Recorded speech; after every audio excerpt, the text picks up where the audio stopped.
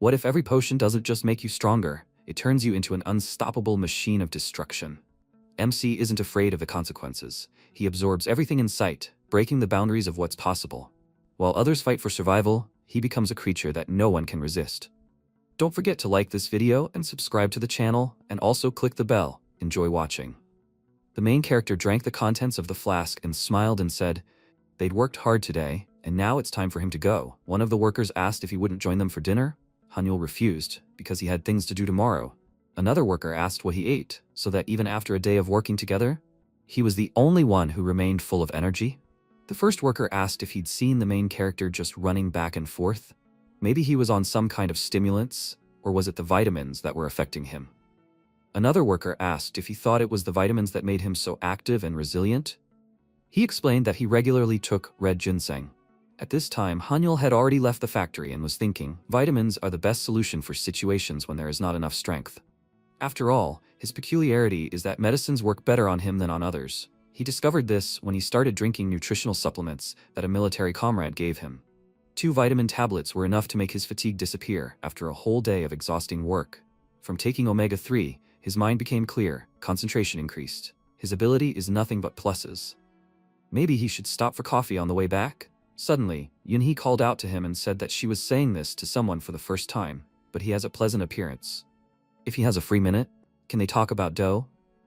The main character began to leave discontentedly. She excitedly chased after him and noted that she is not a bad person. Her name is Yunhee. She is from the 38th parallel north of the Korean peninsula. Hanyul backed out and ran away from her. Tearing himself away, he thought she had to ask him specifically about do.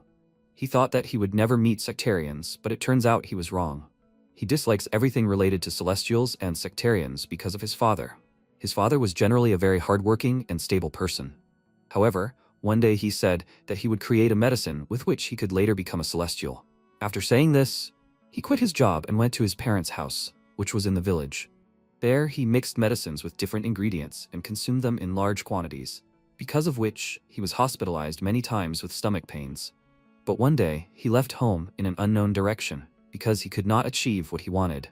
He left a letter where he said that he would return as soon as he regained his energy, but 20 years had already passed. The main character was 2 years old when this happened. Hanyul went into the store and thought it was so long ago. His mother had a hard time after the sudden disappearance of his father. Father could just take vitamins and dietary supplements like him, and not try to create a magic medicine. Hanyul left the store and noticed an incomprehensible huge object in the sky. He thought in bewilderment. When he entered the store, this had not yet happened. He doubts that this was done with the help of filming equipment. Is this really a spaceship? Suddenly, a powerful earthquake began and a demon crawled out of the hole. The main character, having drunk coffee, thought in horror, should he also run away? Suddenly a system window appeared, which said that the nutrients were absorbed. Active components, caffeine, sugar, providing the body with energy, stimulating the nervous system. Senses and reflexes are sharpened. The demon swung his club when suddenly everything slowed down for the main character. He wondered, how did this happen? Did he really have similar abilities before? Is it because of the coffee he drank? With such powers, he can easily escape from the monster. Suddenly he heard people screaming for help. Hanyul started to attack and thought, in this state he feels that he can resist them. He kicked the demon and abruptly ran for the club that he dropped. The monster also ran for a weapon, but MC got ahead of the monster and dealt a powerful blow. Having dealt with one, several more monsters attacked him. The protagonist began to throw them left and right with a club. Having dealt with all of them, MC asked, "Is this all yet?" He saw a huge monster with an equally large club in front of him. The protagonist excitedly grabbed his weapon and thought there was nothing to do. He needed to join the fight, because he could be much weaker than it seemed at first glance. The monster swung his club and prepared to deal a powerful blow, and MC stood rooted to the spot and thought the effect of the caffeine had disappeared. At this time, the store employees were arguing about who should lower the shutters. Suddenly, the protagonist flew right into the glass, followed by the demon. MC lit a cigarette and with one kick threw the monster out of the room. A system window appeared, which said that the active substance is nicotine. Hyperstimulation of the central nervous system, saturation of the body with energy, release of adrenaline. The protagonist threw away the cigarette, quickly went on the attack, and began to beat the monster. At that moment, the monster decided to counterattack, but MC dodged and kicked. After the enemy fell, the protagonist trampled him into the asphalt with his foot. He noted that cigarettes also work. He hopes that his mother is okay. Suddenly, the monster slowly got up and, grabbing him by the head, pressed him into the asphalt, and then swung for a powerful blow. MC abruptly grabbed his fist and powerfully counterattacked. After the monster fell, he noticed that he was tired as a dog. He can't move a finger. Suddenly, he heard more cries of civilians for help. MC tried to get up, but noticed that he did not have enough strength. Where do they even come from, and why do these monsters attack defenseless people? One of the monsters grabbed the chubby one, and he started begging for help. The protagonist shouted furiously, "Let them stop!" Suddenly Katya appeared in the sky and, throwing a magic scroll, destroyed all the demons. MC thought, in one moment all the monsters died. Who is she? Is she really a person? She approached the protagonist and noted, his skills are impressive. He managed to destroy one of these monsters without any preparation? Who is he? She wants to look at his abilities and potential, let him give her a hand. In an instant, his limb itself stretched towards Katya. She began to study and thought in surprise, he does not have a heavenly or earthly basis, and not even a human one. This is a real inexplicable basis, although someone like him could not be chosen as the bearer of an inexplicable basis. But since this happened, she cannot just leave him alive, because with such powers, he is capable of causing a catastrophe. She must destroy him now. MC thanked her with a smile and noted that if it weren't for her, something bad would have happened. He didn't even know how to thank her. Katya threw the remedy into his mouth and said that she was sorry that he was wasting his talent and pure energy. This is a remedy used to seal the center of his energy, although it was originally used to seal demons so fierce that they could not be controlled. But this remedy is the only way to save his life. Because one day, the uncontrollable abilities of his inexplicable base will destroy him and turn the world into chaos. His body may be in a very bad way now, but soon he will understand that it was for the best. Let him not hate her for this. If it is destined, then they will meet again. Katya, without really explaining anything, flew away. Confused, MC asked, "For what merits did she give him this medicine? And what other inexplicable base? Is it really related to his feature? Let her not make him laugh. If not for his ability, he would already be lying on the ground with a fractured skull." The main character came to the store and, having drunk the contents of one of the bottles, thought, this is why he uses his ability to survive. A system window appeared, which said that the stimulant was taken.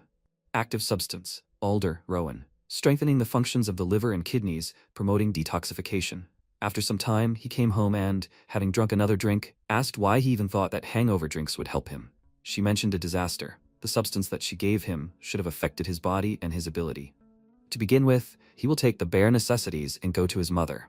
Suddenly, an emergency alert came to his phone. The message said that a special department for emergency situations informs. They earnestly ask citizens not to go out on the streets until further notice. Let them download the application from the link, fill out the form, and follow the instructions. You can find out more about the emergency news in the app. The protagonist followed the link and asked, "Is this Special Measures 24? It looks like they developed this app in a hurry. Since the SMS came from the emergency department, they were not scammers after all. To authenticate, you need to scan his ID. After a while, MC completed the authentication, when suddenly various hieroglyphs flew out of the phone. A system window appeared, which said that the presence of a divine basis in his body was confirmed. An analysis of the type of his abilities was started. MC wondered, isn't this what that girl was talking about? If something related to the inexplicable pops up now, then he guessed right. Suddenly, he felt very sick and he excitedly grabbed the can of drink, noticing that the effect of the substance she gave him was still in effect. The protagonist drank the drink and noticed that it got a little better. Suddenly, he noticed that information appeared in the system window. Empty blue. The color of this substance is blue. It symbolizes wood. In very rare cases, it is based on water, and this is called empty blue energy. Among the various types of ingredients in the surrounding world, this is considered one of the best. After a while, MC felt bad again and began to drink drinks. Empty blue energy was part of the pill that the celestial goddess had previously given to Hanyu. The hangover drinks helped neutralize the toxic ingredients of the pill, and only empty blue energy remained in his body in its pure form. After which, something interesting began to happen to the main character's body. MC noticed that he was suddenly thrown into a fever. It was better to wait until the temperature dropped. He tried to take a comfortable position, but all was in vain. In the end, he sat in a meditation pose and asked, "Isn't this the pose people sit in martial arts movies? But at least it is comfortable. He will sit like this until he feels better." MC looked at the system window and wondered if he had an unexplained base. Why did it say earthly? He read that he had a strong tree energy. Let him pay attention to training according to his type. MC noted in confusion, but the celestial gave him medicine because she saw an unexplained base. And what does tree energy mean? The poison seemed to be neutralized. Maybe some components of her medicine remained in his body and changed something in his predisposition and ability? Either way, it was good. If an unexplained base had been displayed, then he would probably have to run away. Suddenly, another system window appeared with the president's speech. He informed that everything he said next was the pure truth, for the safety of all citizens of their country. 10,000 years ago, the world was a much more impressive place than their current world. The creatures they now call monsters walked the earth, while creatures from other worlds crossed galaxies to come to their world. During that time, humans were brutally exploited and had no rights. Amidst all the chaos, a select few gained godhood.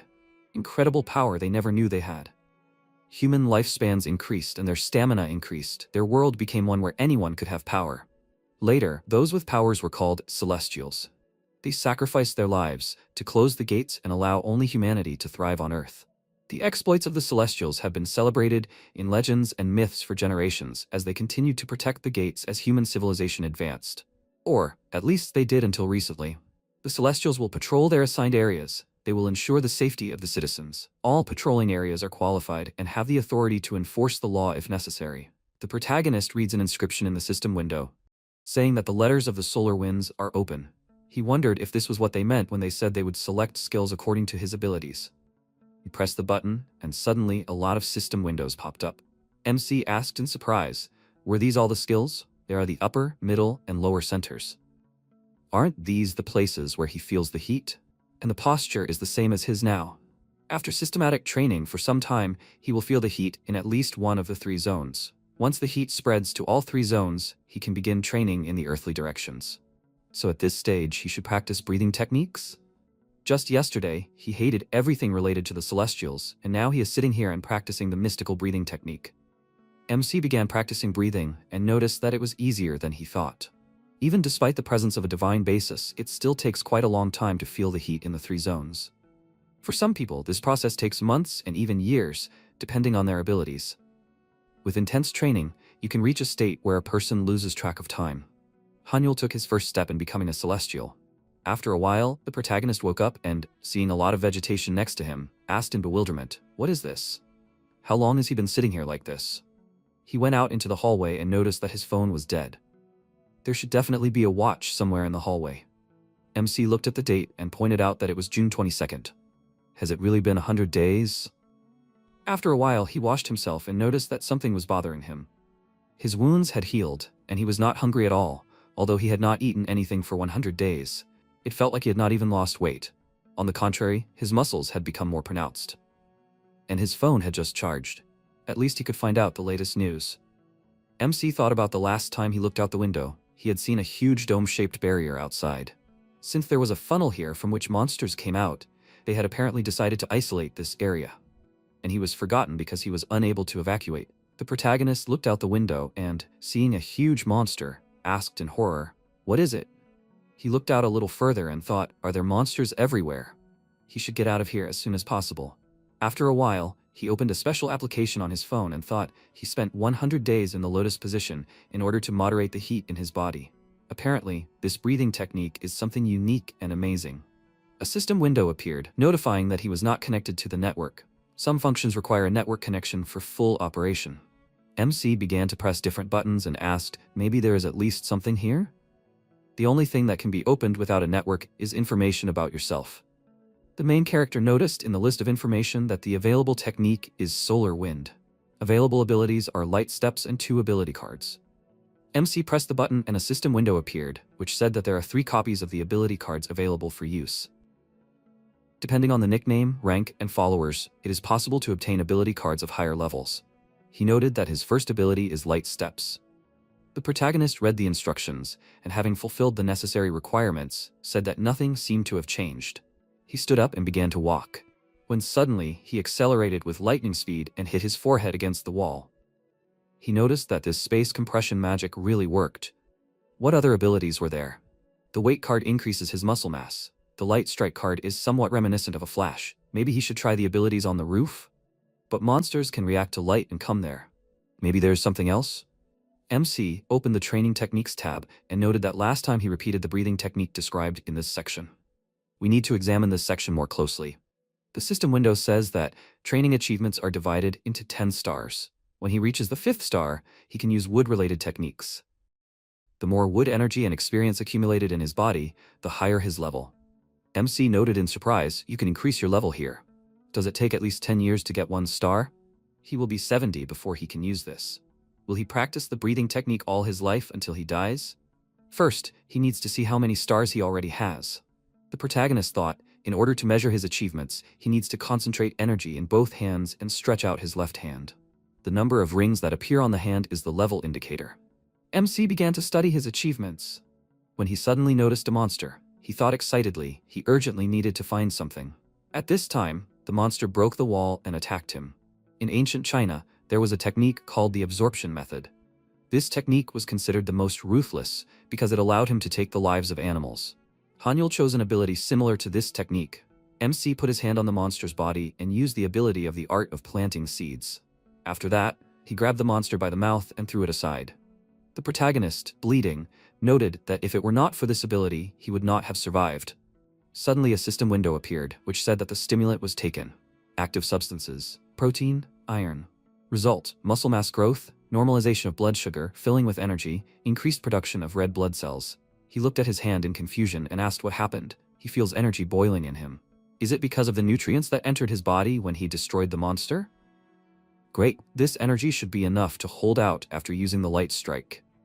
Suddenly, MC noticed that plants sprouted from the body of the dead monster. He noticed that they were not there recently. He will take a couple with him. Suddenly, it will be useful. He can use the skill of planting seeds on the enemy only once. If he has time to absorb the energy of the monsters before he kills them, it is better to avoid meeting several monsters at the same time.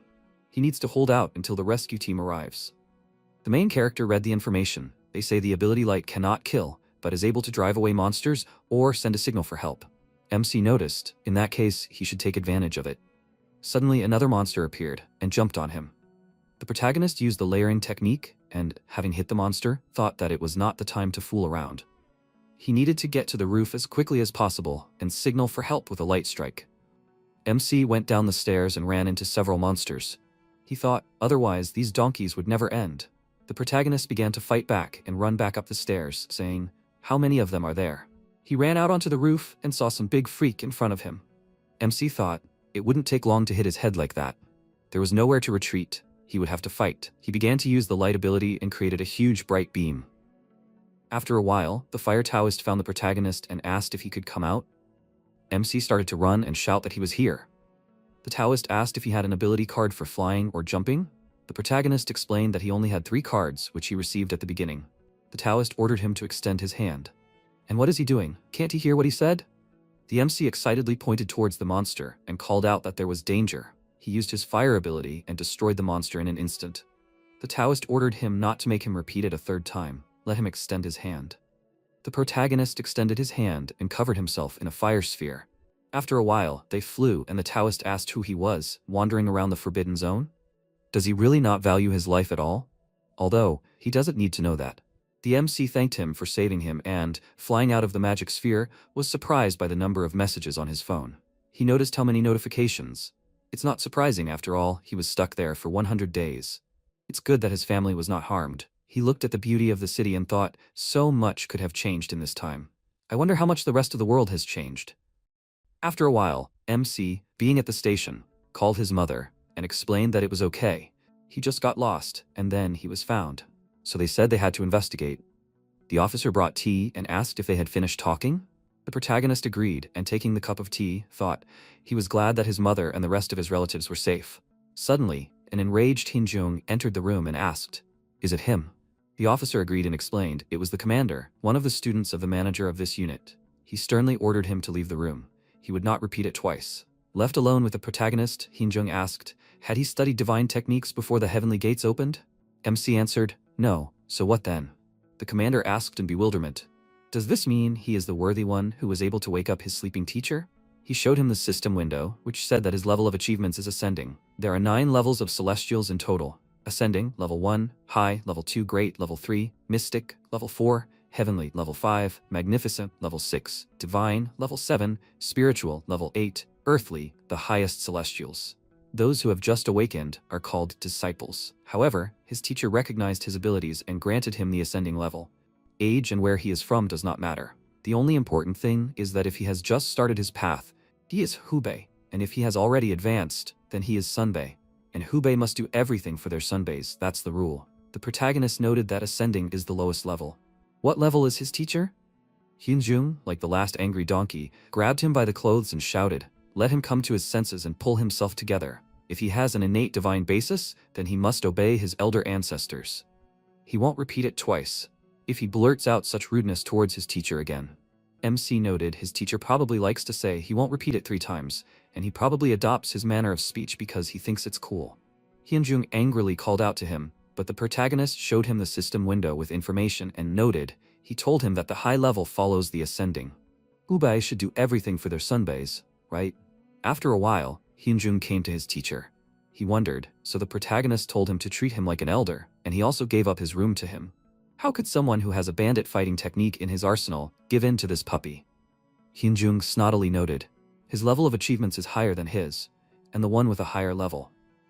The Taoist, without listening to the end, said, apparently it was all about the constitution of his body. The commander noted, if this is so, then it means he has an inexplicable basis.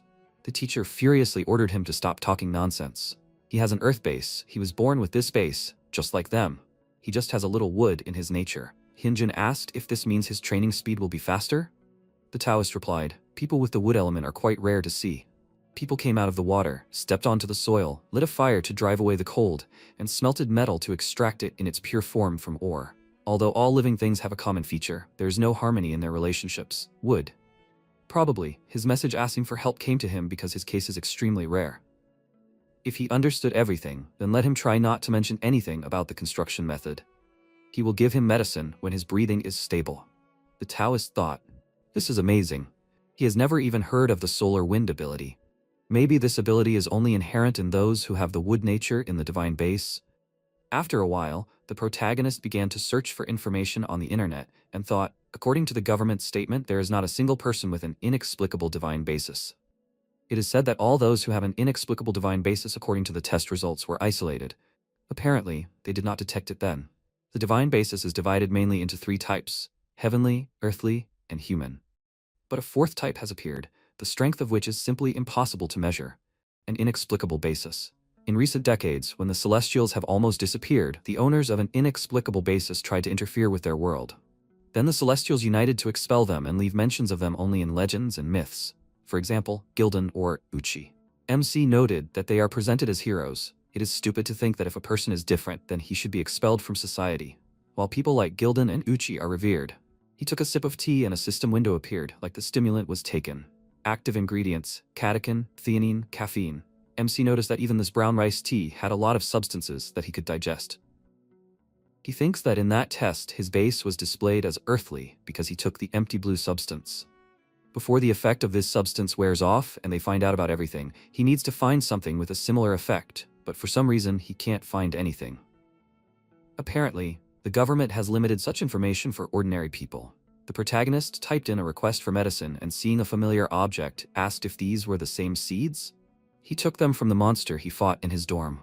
Apparently, these seeds are more common than he thought. However, he has never seen where these seeds sprout. After a while, he found a request on the forum and noticed that these seem to be the same seeds. Purgatory grass is a wild plant that grows near the Sanzu River. If you eat it raw, you can get sick, but the sprouted seeds are an elixir that gives dark energy. MC wondered if they are difficult to sprout. He thought about it, the seeds he had quickly sprouted. He put the bundle of seeds on the table and said that he would try to experiment with the seeds that did not sprout. The protagonist thought about it if he followed the solar wind breathing technique. In an instant, the seeds in his hand took root. After a while, Hyunjun furiously entered the room and asked where he went. He couldn't go far anyway. Did he steal anything from him? He opened the refrigerator and, noticing that one peach was missing, he remarked, he knew it was a thief. After some time, MC, sitting in the garden, grew a whole tree. He noticed in surprise, 2 hours of breathing was enough for the seeds to sprout like that. The protagonist approached the plant and thought about it. With the help of breathing, an exchange of energy with everything that surrounds him occurs. His solar wind ability helps plants grow faster. If he continues to grow medicinal herbs like this, he will be able to live with an inexplicable basis without any problems. MC put his things aside and noted that he would try to eat them now. He deliberately put the things away so that the effect of the plant would not ruin it. He ate the sprout and a system window appeared, which said that the stimulant was taken. The active substance is a sprout of the purgatory herb. The protagonist thought, like last time, heat began to spread throughout his body. If the absorption continues in this way. Suddenly he cooled down sharply and asked in bewilderment. What did he do wrong? MC tried again, but all to no avail. He wondered, there seemed to be an effect, but why does he feel it only in the stomach area? Because the empty blue substance as a medicine is much better in quality. And how can he get it again? He thought that he would try again, although he does not know if there is any difference at all. The protagonist ate the sprout and felt a powerful heat throughout his body. He wondered what was written on the internet? That's right, dark energy. This plant has a dark nature, and the blue substance has a wood nature. The solar wind breathing method is a method of absorbing wood energy. Does this mean that he should learn this breathing method to absorb the dark nature? No. If someone finds that the energies have mixed, then his life may be in danger again. It's still good. The efficiency, of course, decreases, but the power increases. MC stood up and, tearing out a sprout from the ground, thought, judging by the description of the power of the solar wind, if he uses this. Suddenly, an emergency alert for a level 2 natural disaster came to his phone. The 65th son of Poseidon of the Western Sea has passed away. Due to the farewell ceremony, heavy rain is expected along the entire coast of the Han River and the west coast today. Residents near these places are urgently asked to evacuate until the end of the ceremony. NPCs running nearby began to shout, why did they only receive this message now? They need to evacuate faster. Suddenly, the clouds suddenly tightened and a heavy rain began. After a while, the protagonist and several NPCs hid indoors. They shouted that there were huge worms lying on the ground. MC calmed them down, saying that they only live where there is access to loose soil. Let them just leave them alone. And while they are here, they will not come here. He noticed the dome and wondered, are they attached to the buildings? Then it is good that he followed the others here. Suddenly, a huge monster appeared, which ate a couple of worms, and next to it a woman pitifully begging for help. Suddenly, the monster grabbed the woman and threw her into the air. She fell right into a horde of huge worms. The NPC noted that if he had hesitated at least a minute more, he could have been in her place. He called out to the man and asked if he also smelled cigarettes. At this time, the protagonist lit a cigarette and thought, this should not be. Even if all these terrible events happen because of grief-stricken Poseidon, ordinary innocent people can't be left to die. He rushed to attack with lightning speed and, swinging a branch, struck the monster. The monster immediately flew off into the building like a feather. MC thought in bewilderment, was he always this strong? Or was it because of that purgatory grass? No, it's the rain. Those are Poseidon's tears. A system window appeared which said that the stimulant was taken. The active substance is Poseidon's tears. Water nourishes trees, thereby making them grow faster, which makes them stronger, by activating and enhancing the energy of the wood element. The protagonist thought, now he is capable of a lot. He created a demon-banishing sword from an ordinary branch. The harpy fiercely flew into the air and began to attack him. MC, blocking the attack, thought, if he now even a little loosens his grip, the monster will immediately throw him back. We can't let this happen, there's only a little bit left to the protective barrier. The harpy tried to strike, but the protagonist deftly counterattacked and threw the monster back with one blow. He thought in surprise, despite the power of the attacks, there was not a scratch on the weapon. Is this the peculiarity of this sword? The monster can't take his eyes off the blade. Maybe because this tree is peach and they say they drive away ghosts? The harpy focused on the wounded woman, but MC quickly ran up, struck, and caught her in his arms. The monster screamed furiously and threw the protagonist back with incredible force. He flew into the wall and thought how lucky he was that he avoided fractures due to the substances he took. He hopes that the woman managed to run to the shelter and is okay. The harpy hung over him, getting ready to attack. MC noted with a smile that when a monster of such size, attacking in flight is absolute cheating. He thought that he wouldn't make it to the evacuation point because the stimulants were wearing off and he was losing strength. Maybe he should plant the sprouts? They would be hard to use against the flying monster. And whatever he chose, it would be a gamble with little chance of survival. In that case, he would use a weapon. The demon exorcist blade wasn't just an ordinary sword, it had the properties of a plant that was rooted deep in the ground. This weapon needs a lot of time to exchange energy to become sufficiently developed and strong. Now, when it is raining Poseidon's tears, you can increase its durability with the help of magic that absorbs this rain, and also store the demon's subjugation energy in it. The main character charged the sword with magic and used the ancient technique of lightning strike. He attacked the harpy with lightning speed and dealt a crushing blow, from which she flew into the building. The monster turned around, when suddenly MC dealt a powerful final blow, from which the harpy's head flew off. The NPCs who were nearby began to film what was happening on their phones and say that this bird was the favorite of a powerful deity. Therefore, even when someone died from its mouth or claws, the government did not react to this in any way. And in such a situation, someone appeared who did not care about this. The one who saved a person in danger without hesitation. He is like a superhero. Suddenly, a powerful fire charge flew into the back of the main character. The Taoist called out to him and asked if he had any idea what he had done. He had just killed the lady's favorite creature. Wow, and ignorance does not exempt him from responsibility. Burning him for something like that would be enough. After a while, all the citizens watched the video and began to write comments, like, "Isn't this the monster that simply devoured people, and no one could do anything about it? What did this guy do to deserve this? And where was this bearded Taoist when the girl was dying? He just showed up when everything was ready. Why is the old man worried about some deity?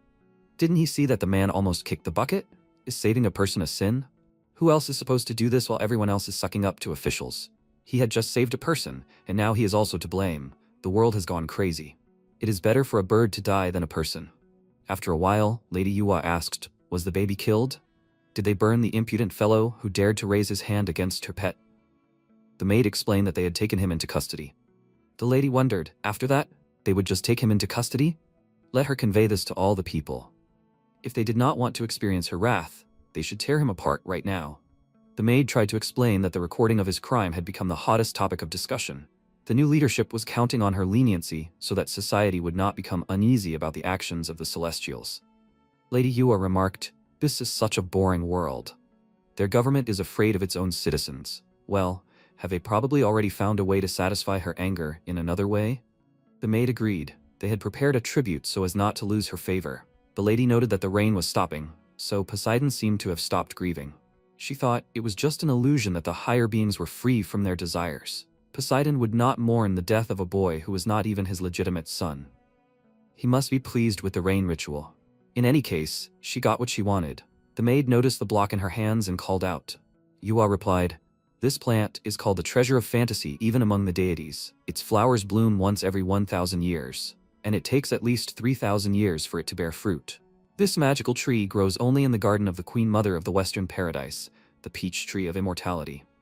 No one desired the peaches of immortality after the Monkey King and show, because the orchard disappeared after the Queen Mother of the Western Paradise sacrificed herself to close the gates of paradise. If she can make it grow, she will become the new Queen Mother of the Western Paradise. Sometime later, the protagonist was walking down the street.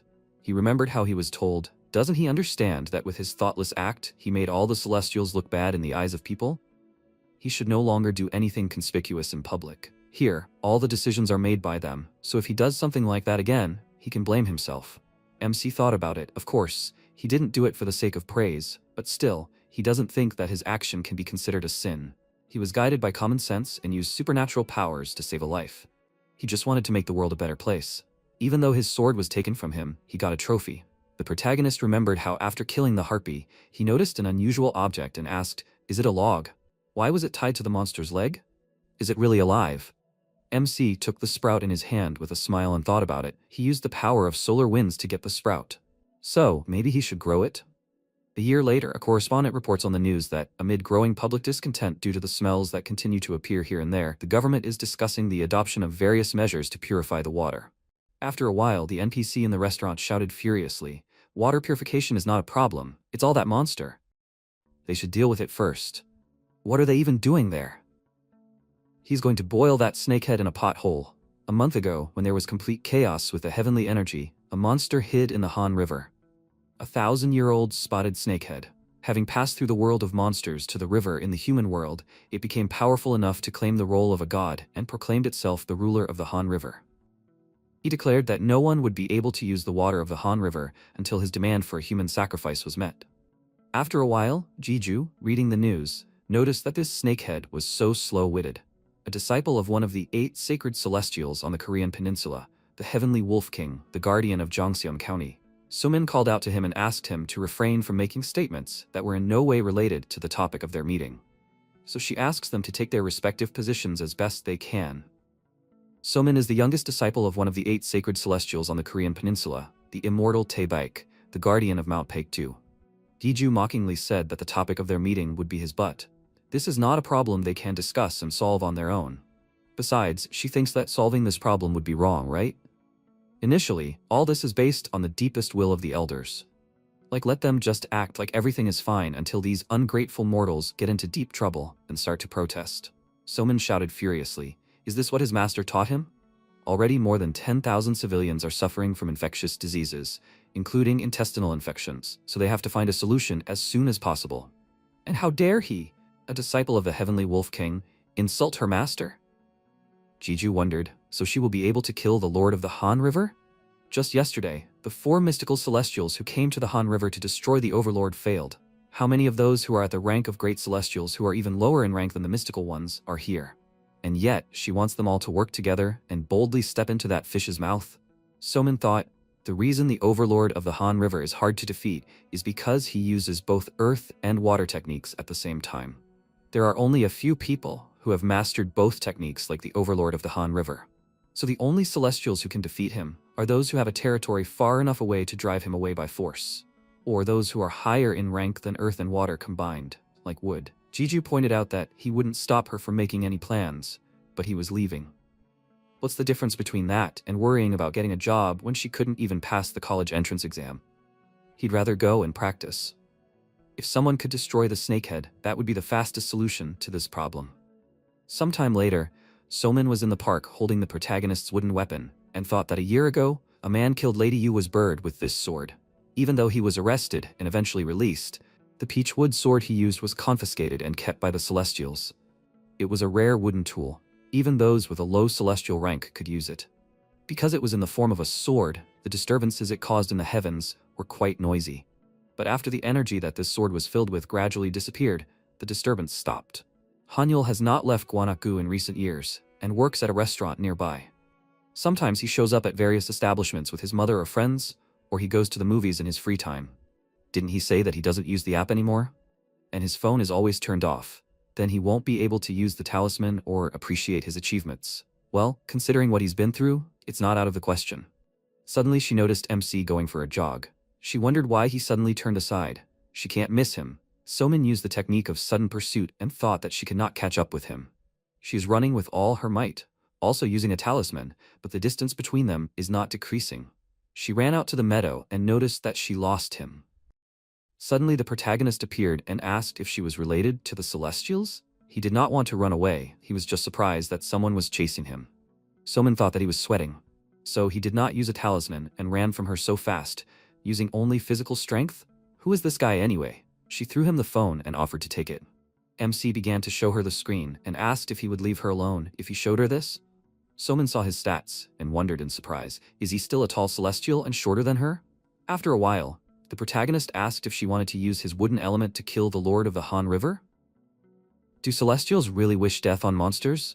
Maybe this is just his perception of the situation, but he perceives it as willful ignorance.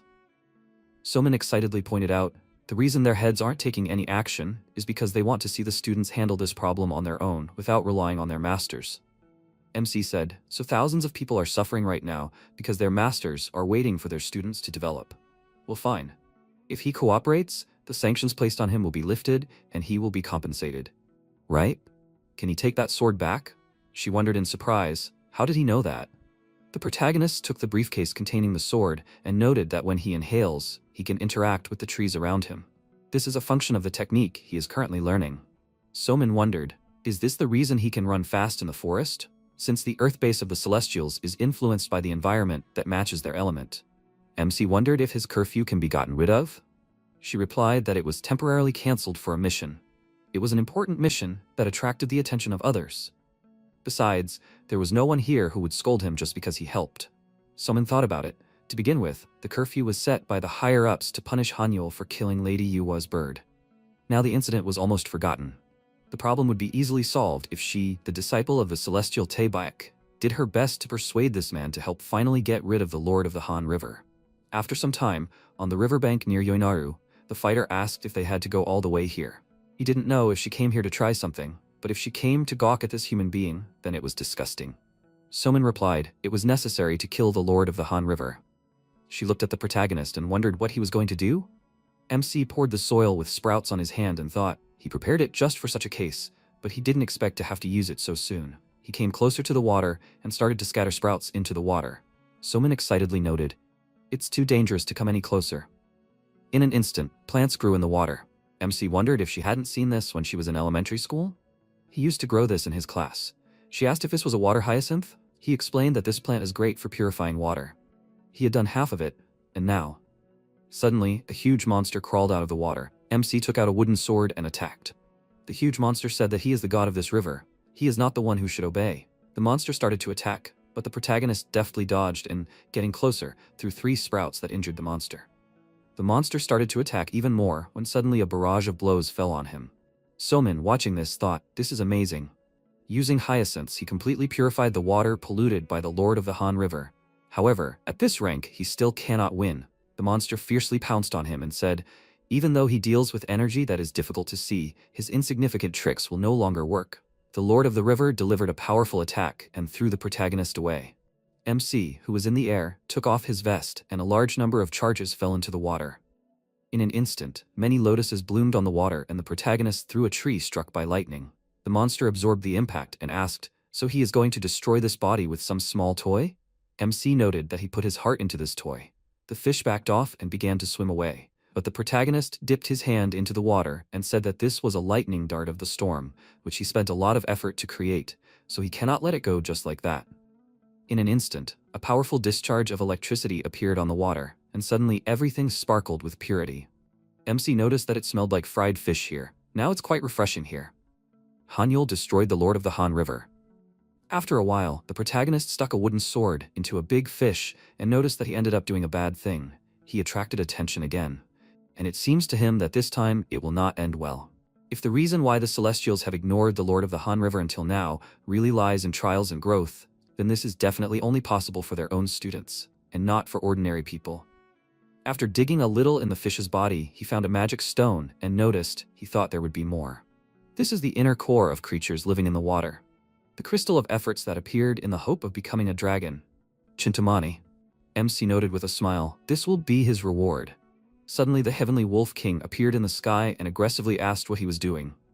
He used a technique and instantly tied up the protagonist with chains, asking if he even understood what he had just done. One of the 8 sacred celestials on the Korean peninsula, the heavenly wolf king. Somin, watching what was happening, thought in fear initially. All of this was based on the deepest will of the elders. The fact that they appeared at the same second, when the Lord of the Han River was defeated, means that they were just thinking about the time to kill this monster. But because of Hanyul, this can't be. She quickly ran up to them and, after greeting them, noted that she didn't know how they got here. But the Wolf King interrupted her and asked, did she want to tell them how it would be safer and what they were allowed to do? Wasn't she Taebek's disciple? Somin agreed and he asked, so she wanted to say that the disciple of such a brilliant master doesn't understand the seriousness of this situation? The guy she brought here has only been training for a year, and he doesn't even have a master. Even though the wood element is rare, a guy with no master mastered a technique in just a year that was enough to kill the Lord of the Han River? And she didn't doubt his intentions? If she opened her mouth one more time, she would bring Taebaek to great shame. The protagonist smirked at his words. The Wolf King asked if he had lost his fear. The protagonist asked, what should he be afraid of? Did he do anything bad? Are they doubting him because he has an unusual base? Unfortunately, this is not the first time something like this has happened. Besides, it was already verified using the app. Speaking of which, about 3 minutes have passed, so they appeared right after the fish died. Right, just as they planned. They must have been watching that fish pretty closely, since they appeared right after he killed it. Did they think that if they killed that fish, the public would show them favor? And after he destroyed the stage that his disciple was supposed to ascend, they ran here as fast as they could. The Wolf King said furiously he had enough of this chatter. He fired a powerful blast at him and remarked that it was his own fault. The protagonist, having withstood the blow, noticed with a smile that it was a blow to the stomach. Just like that time. He pointed his sword at him, and the Wolf King asked furiously, does he understand what it means to point a sword at him?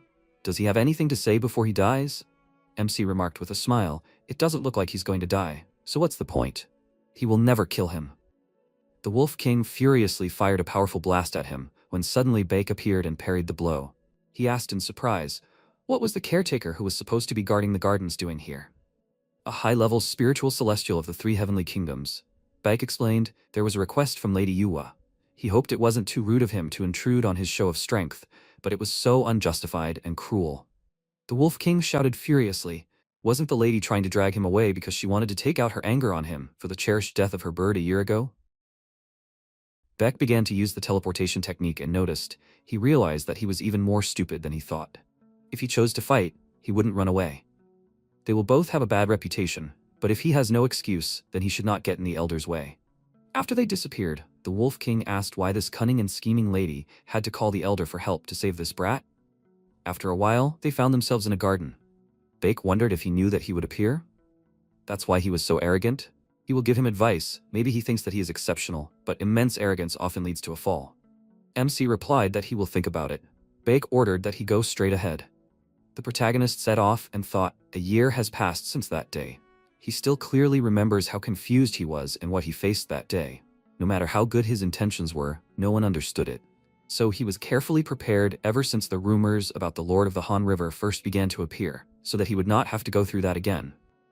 MC entered the room, and upon seeing Lady Yuwa, he thought that he would not act rashly now and allow himself to be treated like a fool. A maid approached him, and when she handed him the purgatory grass seeds, Lady Yuwa pointed out that they rarely sprouted. These precious seeds were found on mortals who were buying them on the black market. She asked about the seller so that she could punish him severely in the future, and let him guess who he was. The protagonist fell to his knees and shouted he had sinned madly. He begs for forgiveness, he had no choice, and he didn't really have any money left. Yuhua said he had already paid enough for his sins. Even though she spared him, he still had to be punished. The price for killing her bird was not that small, but she would spare him again. Why doesn't he work in her garden? She has one garden with trees and herbs. He was able to grow the purgatory grass, and he had enough skill to purify the water polluted by the Lord of the Han River with ordinary aquatic plants. He can make her garden smell good too, right? MC replied. He was very grateful that she thought so of him. He knew, and it was called the solar wind. Using the technique would make an ordinary plant bear fruit in a day or two, but the purgatory grass wouldn't grow further than these sprouts, no matter how many times he tried. Yuwa noted that he was so confident that he didn't have enough skill. But his guts weren't as thin as they seemed at first glance. She couldn't believe that he was already arguing with her. Fine, she would send him back with some medicinal herbs and provide him with the necessary tools. He would work with the youth to achieve success quickly. Now that he was subordinate to her, she wouldn't skimp on him with power. The protagonist bowed his head with a sly grin and thanked her for her mercy. After a while, Yuwa called out to Jejumbi and asked what her verdict was. She replied that he was suspicious. He was so obedient, as if he wanted to see the garden in person, and not because of her orders. She heard that he was the one who killed her treasured bird. He was the one who defeated the Lord of the Han River. He was inexperienced, but the fact that he achieved all this means that he was either a genius or a crazy person. She knew that he was up to something, but she still accepted him? That's probably why she asked him to keep an eye on him. Yuwa replied that she shouldn't worry about it, since she would only let him manage the 6th garden at first. Even if he had bad intentions, he wouldn't be able to steal a single seed from her garden. And if he was truly useful, he would be a great fertilizer for her plants. Jejumbi thought. They agreed to work together because of the peach from the peninsula, but she is the kind of person she would never like. She hopes that he will be more useful than ordinary fertilizer. After a while, MC, being outside, thought the strength of the celestial who was hiding there was more than 300. And Lady Yuwa was almost 400. He achieved 10 solar wind stars in a year, so he can roughly calculate others' strengths, but he is not sure about these two. The Heavenly Wolf King, that hot-tempered man, had 600, and Bake was about 400. The protagonist took out his phone, and, after seeing his stats, noted that he deliberately lied to Soman about his rank, but if he is rated as a mystical celestial, then he is about 45. He thought that he secretly learned all the solar wind techniques in the past year, but all this is just a theory. MC walked up to a large cherry blossom tree and said that he had brought him something today. It was the Sintamani of the Lord of the Han River, and since he was giving the tree the stone, let it give him something in return. After a while, he sat down to meditate when he suddenly noticed that the smell of peaches was simply delicious. He thought that ever since he learned to strengthen his attacks with his breath, he had been training all year. But it was only a week ago that the flowers on the tree had blossomed and produced fruit. MC touched the peach and noticed that it was still quite small. He thought that the fruit looked so juicy and ripe. Why couldn't he eat it? Suddenly, a bear called out to him and pointed out that he should take his time. The protagonist, confused, asked who he was. Guanak introduced himself, and the protagonist noted that he was the god of Mount Guanaksun. He thought that after the gates of heaven opened, the deities stopped hiding their presence. The master of Mount Guanaksan was not such a happy spirit. Hundreds of years ago, when Hanyang was made the capital, the officials on Earth believed that the fire energy of Mount Guanaksan would have an adverse effect on the city. By adding water energy, using the mythical horned lion statue, digging the southern pond, and so on, they terribly damaged the energy of Mount Guanaksan. Is that why he is so small? MC noted that he had been training here for over a year, so he was hoping to meet him sooner. Guanak explained that it was because he had previously seen no reason to interfere with such a devoted disciple's training. The protagonist thanked him and thought he was willing to bet that the master simply did not want to tarnish his reputation even in front of him. Maybe the reason was this peach. But after the tree distorted the area, he couldn't get through the barrier. The protagonist asked him to wait because he needed to eat something. Guanak called out to him in fear and asked if he hadn't heard what he said. That would be completely reckless. The tree's energy is inside the fruit. If he picked the peach now, the protection would stop working. What would he do if the people who had their eye on the tree took it away? The protagonist asked if he meant himself. Guanak said with displeasure he wasn't just talking about himself. Sooner or later, people would start to find out about the existence of this tree. Right now, someone was waiting for him at the bottom of the hill. MC noticed a lot of dark energy in the sky. Guanak noted that if they had destroyed the barrier that much, they definitely wanted to catch him here. Perhaps they had come for the peaches of the holy tree he grew. The protagonist asked if this was the peach that was mentioned in Journey to the West?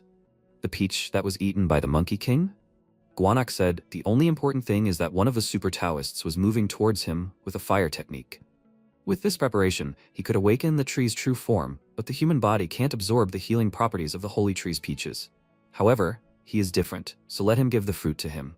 Then he can get his power back, protect him and the tree from these guys. MC plucked the fruit and ate it. Guanak wondered furiously, who is he? But it is still the peach from the holy tree that made the Monkey King and Bangsak Celestials. I wonder what will happen. A system window appeared, saying that the nutrients have been absorbed. The active ingredient is the peach of the sacred peach tree. Guanak wondered if he felt any changes in his body. MC said in admiration, the peach was very juicy and fresh. He thought that the heat was starting to spread. But no matter what technique he tried, the heat did not concentrate in one point, but continued to spread throughout his body. What should he do about it? By the way, this warmth doesn't compare to what he felt last time. It's much warmer and more gentle. Guanak pointed out, technically it takes 3,000 years for even the smallest level peach to grow, but what effect will the one he grew in a year have? MC said that, after all, he stopped listening to him when he talked about death. His student is in trouble, doesn't he want to help? Guanak shouted furiously. He can't help even if he could, because he doesn't have his old strength. The protagonist threw a sprout at him and hit him right in the forehead. The teacher furiously asked, since he can't help, did he decide to throw stones? He took the sprout in his paw and asked, isn't this a seed of the purgatory grass? And what's more, it sprouted. He gives him this precious thing? The protagonist gave him a few more and noted, this is all he has now. He will replenish his strength thanks to this, right? Guanak agreed delightedly and began to eat the seeds. MC wondered what he could do now. He happily replied that he could sell caves from now on. Just 3 purgatory grass seeds wouldn't be able to bring back his powers. The protagonist asked if there was anything else he could do. Guanak confidently shouted, isn't it time they put those hunting him in their place right now? MC took out his phone and noted that he could check their location with it. Yes, it really did have that function. Guanak pointed out in surprise. It was a map of the area. The protagonist agreed and warned that for now he would have to deal with the guy approaching them. The teacher asked excitedly, is he going to fight now? MC replied that if he didn't do anything, they would just take his tree. Guanak thought about it. It was obvious that with his preparation he would lose now, but what was he thinking and why was he so calm? After a while, Giju ran up to the protagonist. The protagonist asked, is he the disciple of the Heavenly Wolf King? Did his master order him to bring him? He agreed with a smile and took out some rag on a stick, noting that he even gave him this. Guanak, sitting fearfully on a tree, explained, this is a 9-tailed fox fan. Even the 5-tailed fox has only been seen once, and that was over 300 years ago. He can't believe that such a treasure was made from a 9-tailed fox. It is truly rare. Since it is valuable and the tail is still intact, the energy of the cloud ghost must be enormous. The protagonist asked, even though his master is the Heavenly Wolf King?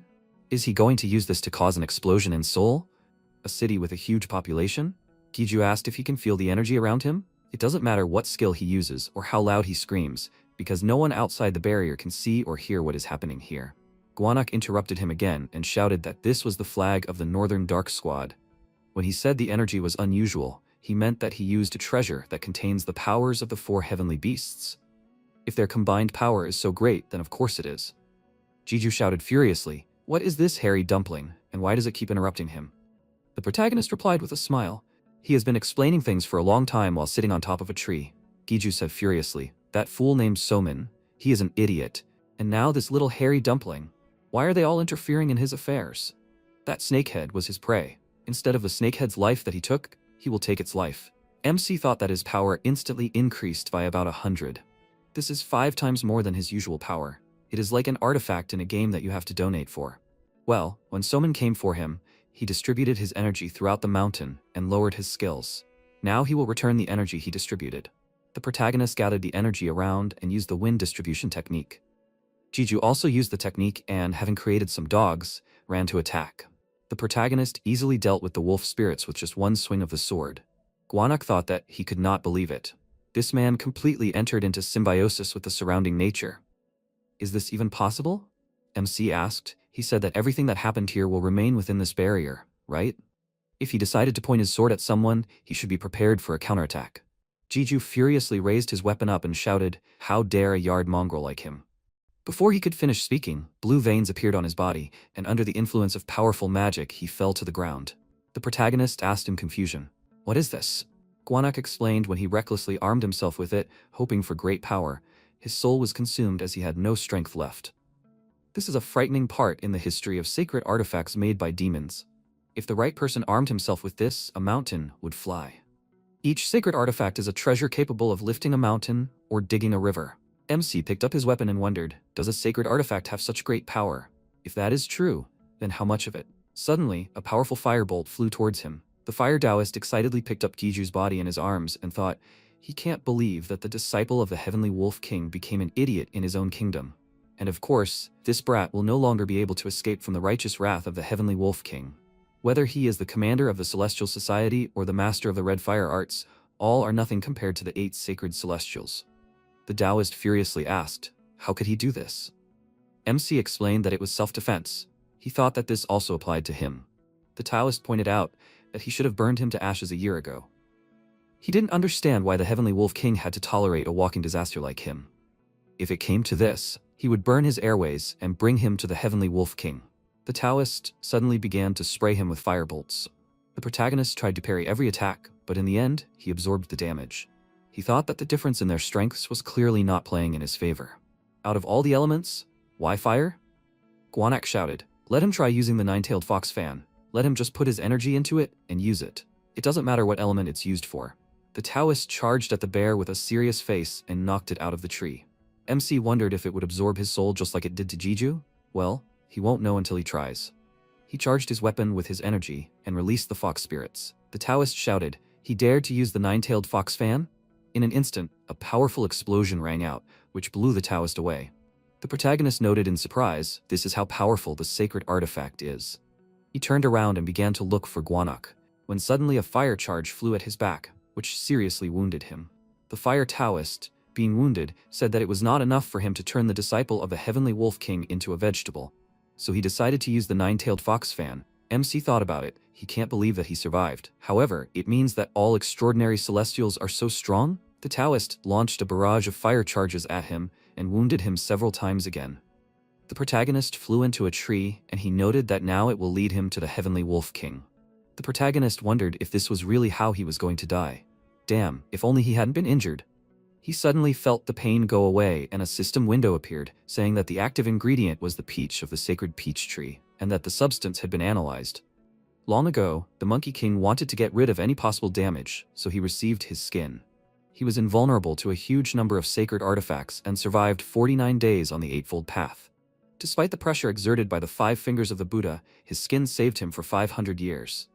Bangsak wanted a body that would make him invulnerable to death, so he received the cells of immortality. Even the most brutal techniques devised by the messengers of death could not kill him, and eventually, even the king of the underworld stopped trying. The system windows say that the nutrients have been absorbed. The active ingredient is the peach of the sacred peach tree.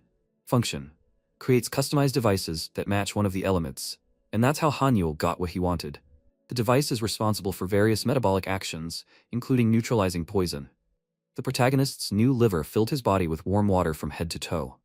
The Taoist wondered in fear, how the hell could he have water energy? Suddenly, it dawned on him, and he said that he had an inexplicable basis. MC explained with a smile. He didn't know how it happened, but he felt good because the fever was gone. Water waves appeared around him, and he, armed, sent the fox's water spirits at the enemy. The Taoist asked in fear, how is this possible? The spirits flew into him and completely destroyed him.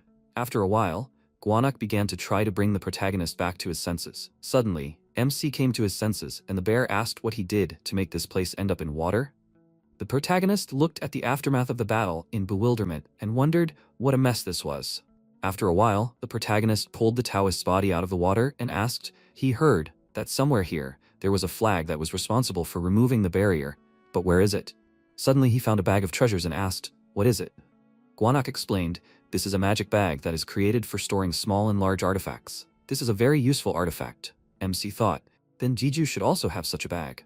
The bear shouted excitedly, now is not the time to do this. He is sure that the others are rushing here to help. The protagonist grabbed the Taoist and threw him next to the peach tree. Guanak fearfully noted, if he stays here, they will find this tree. MC used the Solar Wind Execution ability, the second star of the art of chanting, the compilation of falling leaves, with a smile. Guanak wondered in surprise, is he forcing the tree to absorb the body of the superthermal Taoist in order to ripen a new fruit? After the technique was finished, the protagonists noticed that they were not too late. Suddenly, the others appeared on the horizon, but quickly turned around and left. Guanak said that the peach tree blossomed and reopened the barrier. What a bummer. If only this Taoist did not have the element of fire, he would have grown a new fruit. MC wondered if it had any medicinal properties? The bear explained that he did not know, but considering that it was a precious and secret treasure, only a few people knew about it. Since nothing changed for him, the fruit was not fully ripened, so it had no effect. The protagonist wondered, does the fruit's effect change depending on its size and the amount of time it ripened? Even now, if he passes the power through the liver, the water energy grows, and quite intensely. I wonder what will happen if he eats a fruit that has been ripening for a long time. Guanak wondered if he could show him the outside. He can walk around outside. He just needs to release his alter ego. However, he needs his powers to do so. There is nothing he can do. Even if people come here, no one brings offerings. Now that their paths have crossed, he will be able to see the world and cool things through him. MC agreed, but asked for something in return. The bear brought him an item and explained that for a long time, someone strange appeared in East Asia, including the Korean peninsula. A fantasy race with intellectual abilities, the goblins. Not only did they have excellent physical abilities, but they were also born with a spiritual foundation. Their nature is quite outstanding. They created special tools that made their abilities more precise. And this is the goblin helmet and mace. The protagonist asked if he could use it. He had read somewhere that only the owner could use it. Guanak explained that it was true, but it was an important treasure that could be exchanged for anything with the goblins. The helmet and mace were not artifacts that could be created twice. Losing either meant that the owner had lost half of his power. He could force the mace owner to do anything by blackmailing him with the mace. MC pointed out that since he was just keeping it, he had no idea who the owner was. The bear hesitated, looking worried, and replied that he had picked it up by accident. The protagonist thought about it, and judging by his words, it didn't sound that bad. He hadn't expected much anyway. The protagonist invited him to go with him, and Guanak thanked him admiringly. The protagonist asked if they should go and work in the ladies' garden. After a while, MC was riding in a taxi. The radio announced that due to the upcoming new year, the Seoul Summit would be held on the 31st of this month. The government is preparing hard to welcome the heads of state and the highest celestials. The driver asked if he had heard that the reason for this summit was the Tower of Babel. The protagonist explained that the Tower of Babel was a unique tower built by humans to reach the heavens. Although the history is slightly different from the myths, the Tower of Babel existed before the gates of heaven were closed. And thanks to the current dynasty of celestials, it will be reconstructed in the style of Babel. The radio said that if the Tower of Babel is reconstructed according to the Babel design, won't they unify all the languages of the world? They say that this is the future, but the consequences will be very difficult. For starters, there are a lot of businesses related to translation. MC thought about it. This is a completely different world history. He thought that this would never affect him. Suddenly, the car turned sharply to the side, and Jae Jongbi appeared on the road. The protagonist got out of the car, she introduced herself and explained that she was asked to be his partner for a while. This is the lady's order, so it is none of her business whether he will toe the line or be useful. But if her name is involved in some stupid thing he did, the protagonist said with a smile, he will be careful. Gwanak warned in a whisper he is sure it will not be easy for him. Does he want him to tell him her weaknesses? This girl likes cute guys. Long ago, famous for his elegance on Doryong Island, the son of a deity named Goksan was rumored to be a very handsome man. One day, Jae-jungbi, an ordinary girl, accidentally saw Doryong bathing and awakened her spiritual basis, even though the heavenly gate was closed. The MC asked in confusion, "He is lying, right?" "This is completely impossible," Gwanak replied. He heard that there are people who awaken their abilities at a time when their mind and body were in a state of shock. These people were chosen and raised by the deities from the human world. Because Jae-jungbi had the same foundation as Doryong's family, Gokseon decided to accept her. That's why this cheeky girl was chasing him. But isn't it obvious how Doryong perceived Jae-jungbi, who was an ordinary young celestial with no connections or support? The protagonist asked, did he take advantage of her and give her hope for something that could never be? Gwakwang explained, in less than 100 years, Jae-jungbi conquered Jeju Island. She became known as the flower that would reach the heavens and sweep away the entire world if a person plucked it, the withering flower of Asura. After establishing a dynasty, Jae-jungbi formally proposed to Doryong to tie the knot. However, he and his father, scared of her, came up with a plan to drive her out. When she was preparing for the wedding, dreaming of a happy future, the father and son discussed the plan with all the people of Jeju Island. On the day of the wedding, while she was hastily drawing herself Yeonji and Gongji, the one who came to find her was not her beloved Doryong. Instead, she saw an armed army. She was angry, and although they attacked her, thanks to Sura's ability of the withering flower, no one was able to escape from her. The battle of that day was documented as a great battle that almost swallowed Jeju Island. But in the end, it was Jae-jungbi who lost, since she was the one who was betrayed by her love. She was approached from many places because of her ability. They sent various bachelors with beautiful faces to her, since there were rumors that she liked handsome men. But none of them survived. If Princess Baradeji, who was her acquaintance, hadn't intervened, Jae-jungbi would most likely have been banished from the Korean peninsula. Didn't he feel better? She would have no reason to hate him. The protagonist wondered why that was. The bear explained his appearance was objective. The MC began to threaten, saying that she would return him back to the mountain. Jae-jungbi called out to him, and, standing in front of the palace doors, asked why he didn't hurry. They went inside and she explained that there were a total of 6 gardens in the lady's castle. Each of them takes care of one, starting from the first and ending with the 6th. Among them, the 6th garden is the only place where he can be. The MC wondered, maybe the 6th garden is not the most important? Well, she will not let him get to the precious medicinal herbs so soon. They entered the room of the 6th garden, and the protagonist saw a dried-up field in front of him. He thought about it. He can't believe it. There are 2 suns here. But why is this place so wretched? Jae-jungbi said that each gate of a certain garden is in a different time period and exists in a different part of the world. From now on, he will be the lord of the 6th garden and will be able to grow crops here, but he also has to protect this place from the creatures of this world. MC wondered what about the former lord and gardener of the 6th garden? Jae-jungbi asked, does he think they exist? This place has been closed since the death of the last lord hundreds of years ago. The protagonist thought about it. As the world changes and the number of celestials increases, the importance of ordinary herbs must have increased in accordance with the increased demand. The 6th garden, which was closed hundreds of years ago, is open again. Jae-jungbi pointed out that this does not mean that he has to work without pay. When it's time to harvest, he'll earn as much as he grows here, since there are no other gardeners here and he won't have to share with anyone. Suddenly her phone rings and a specific ringtone with snotty music plays. She drops the object on the ground and the protagonist thinks, he needs to be careful. If he says something wrong now, he'll be killed. MC quietly said that he respects her. After a while, he woke up on the ground. Gwanak noticed that about 2 hours had passed. It was a good hit. For the first time in his life, he saw someone perform this hit without using any technique. Better let him see it. Even though this garden was the worst, only well-planted seeds sprouted, so their quality and taste are excellent. MC thought about it. Anyway, she said that they will keep an eye on how well he is doing until the next harvest season. He thinks if he shows a few of his abilities, they will definitely ask him to grow more significant plants, like a peach sacred tree or something more precious. He should use this opportunity to become even stronger than he is now, so that he does not fall victim to their games again. He will not let anyone touch him or his family in the world of unruly celestials. In order to do that, he first needs to do something about this stagnant field. MC takes out his wooden sword and thinks about it. It turns out he went a little overboard last time. He sticks the weapon into the ground and notices, this sword has saved his life many times. He thanks the item for that. Gwanak thought about it. He can't believe that the protagonist is sincerely praying for this. It's just a plant, but he could take it to the heavens without any regrets. In an instant, a tree grew in the place where the sword was stuck, and it took root all over the field. The bear thought, the peach tree that was burned and needed a month of rest, now it only took 4 seconds to grow like this.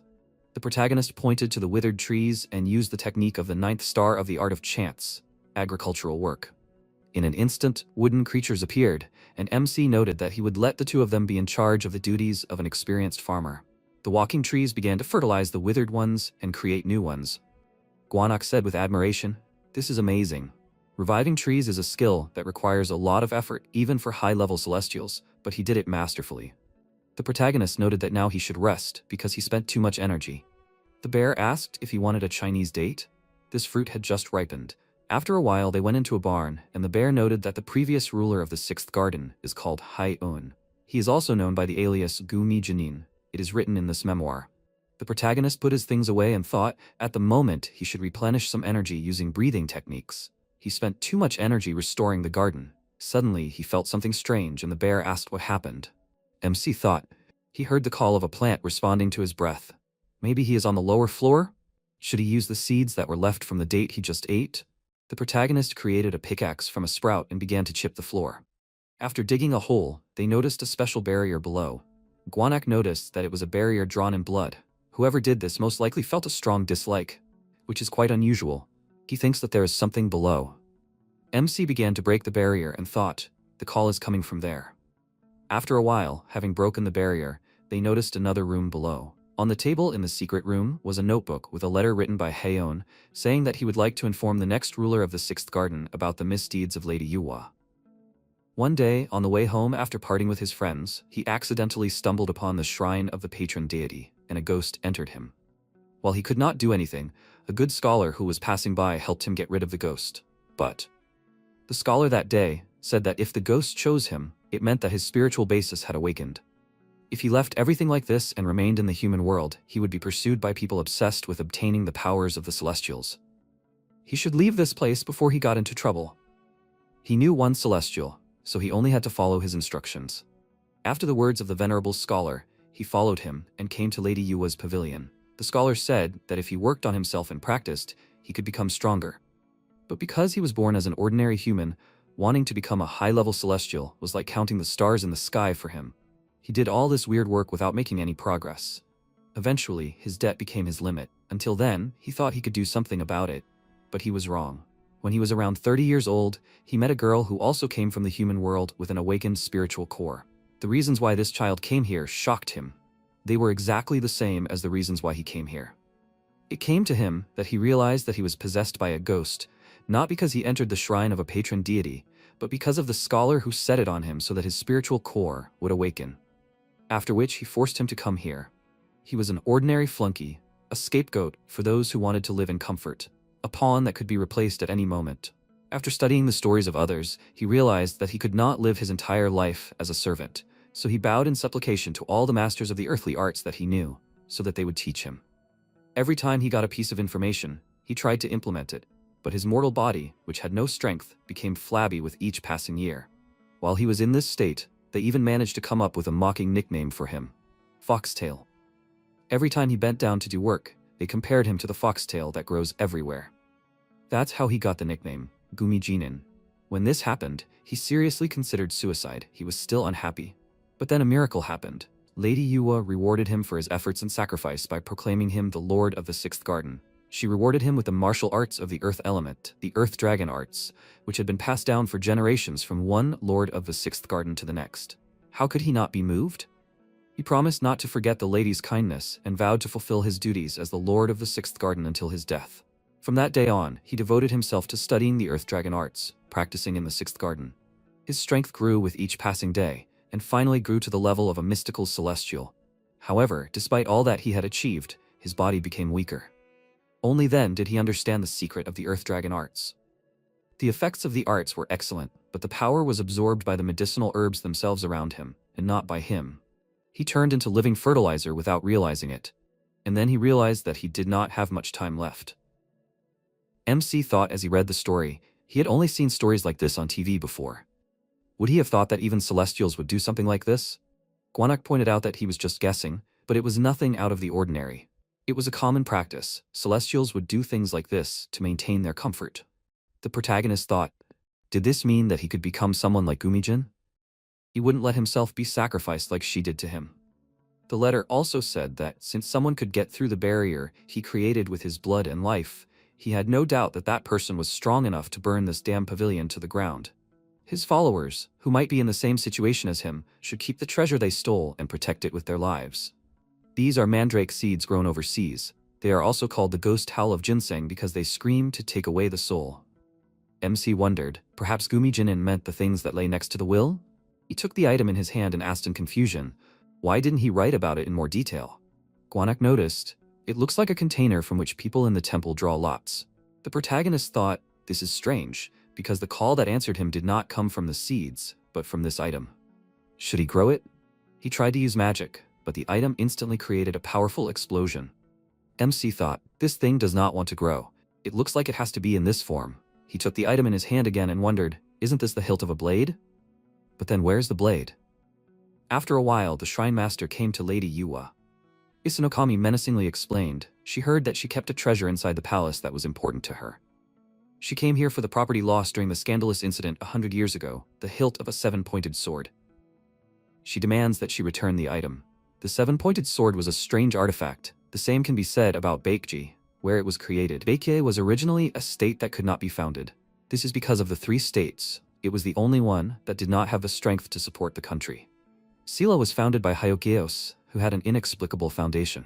The state of Goguryeo was founded by Saint Jumong, the son of Lady Yuwa, with the blessing of the spirits and ancestors of the Korean peninsula. However, King Onjo founded Baekje with human strength, without any support in the background. He awakened his earthly base and obtained the gold element belatedly. And he created a martial art simply by studying on his own. King Onjo was not just a man, but a rare genius.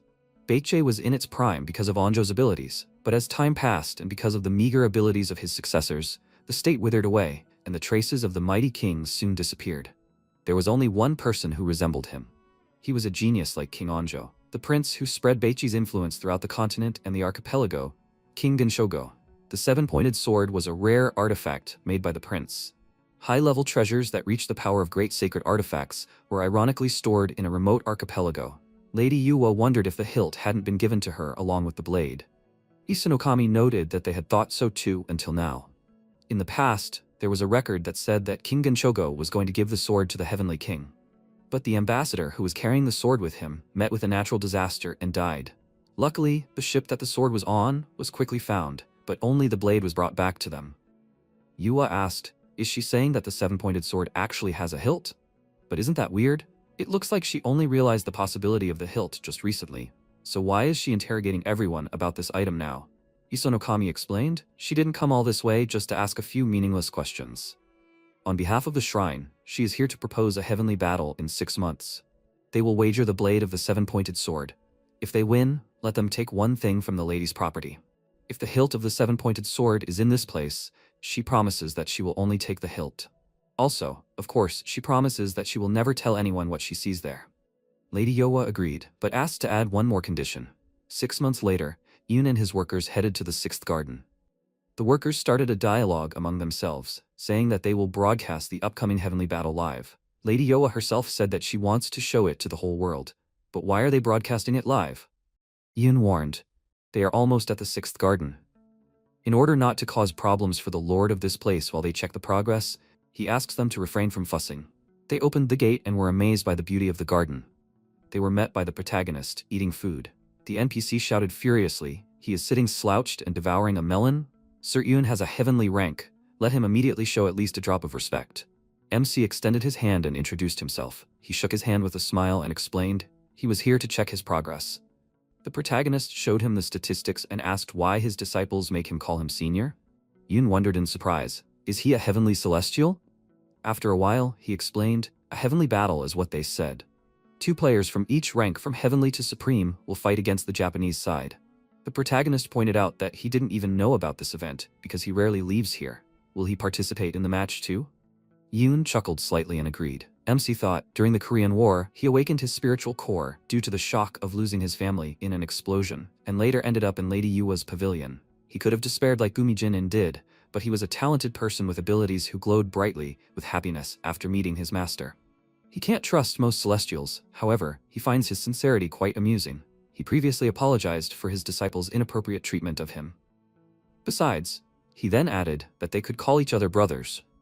The protagonist remarked that he couldn't believe that he would be participating in this celestial battle. He must be one of the strongest Celestials. Yoon chuckled and explained that he was still learning, so Lady Yuhua gave him the opportunity to practice.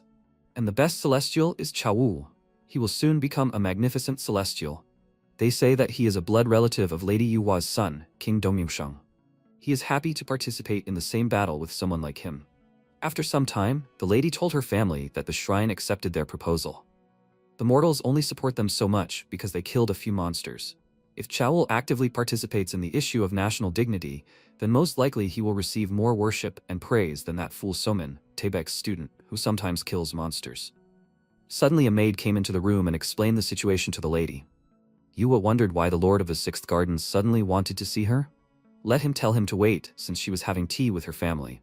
The maid whispered the information to her, causing Chawul to shout furiously. This newbie dares to challenge him? Hinwa pointed out. She thought that there was nothing wrong with fighting him. There was a rumor that he intentionally stayed at the rank of a heavenly celestial because he was afraid to fight the magnificent in this heavenly battle. Is that true? If he doesn't like such rumors, Lady Yuhua pointed out that she was right. Will he be able to handle the Lord of the Sixth Garden?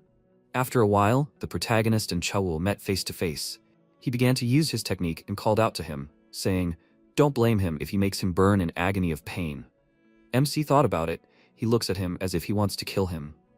Well, it will be an advantage for him if his mind is clouded with anger.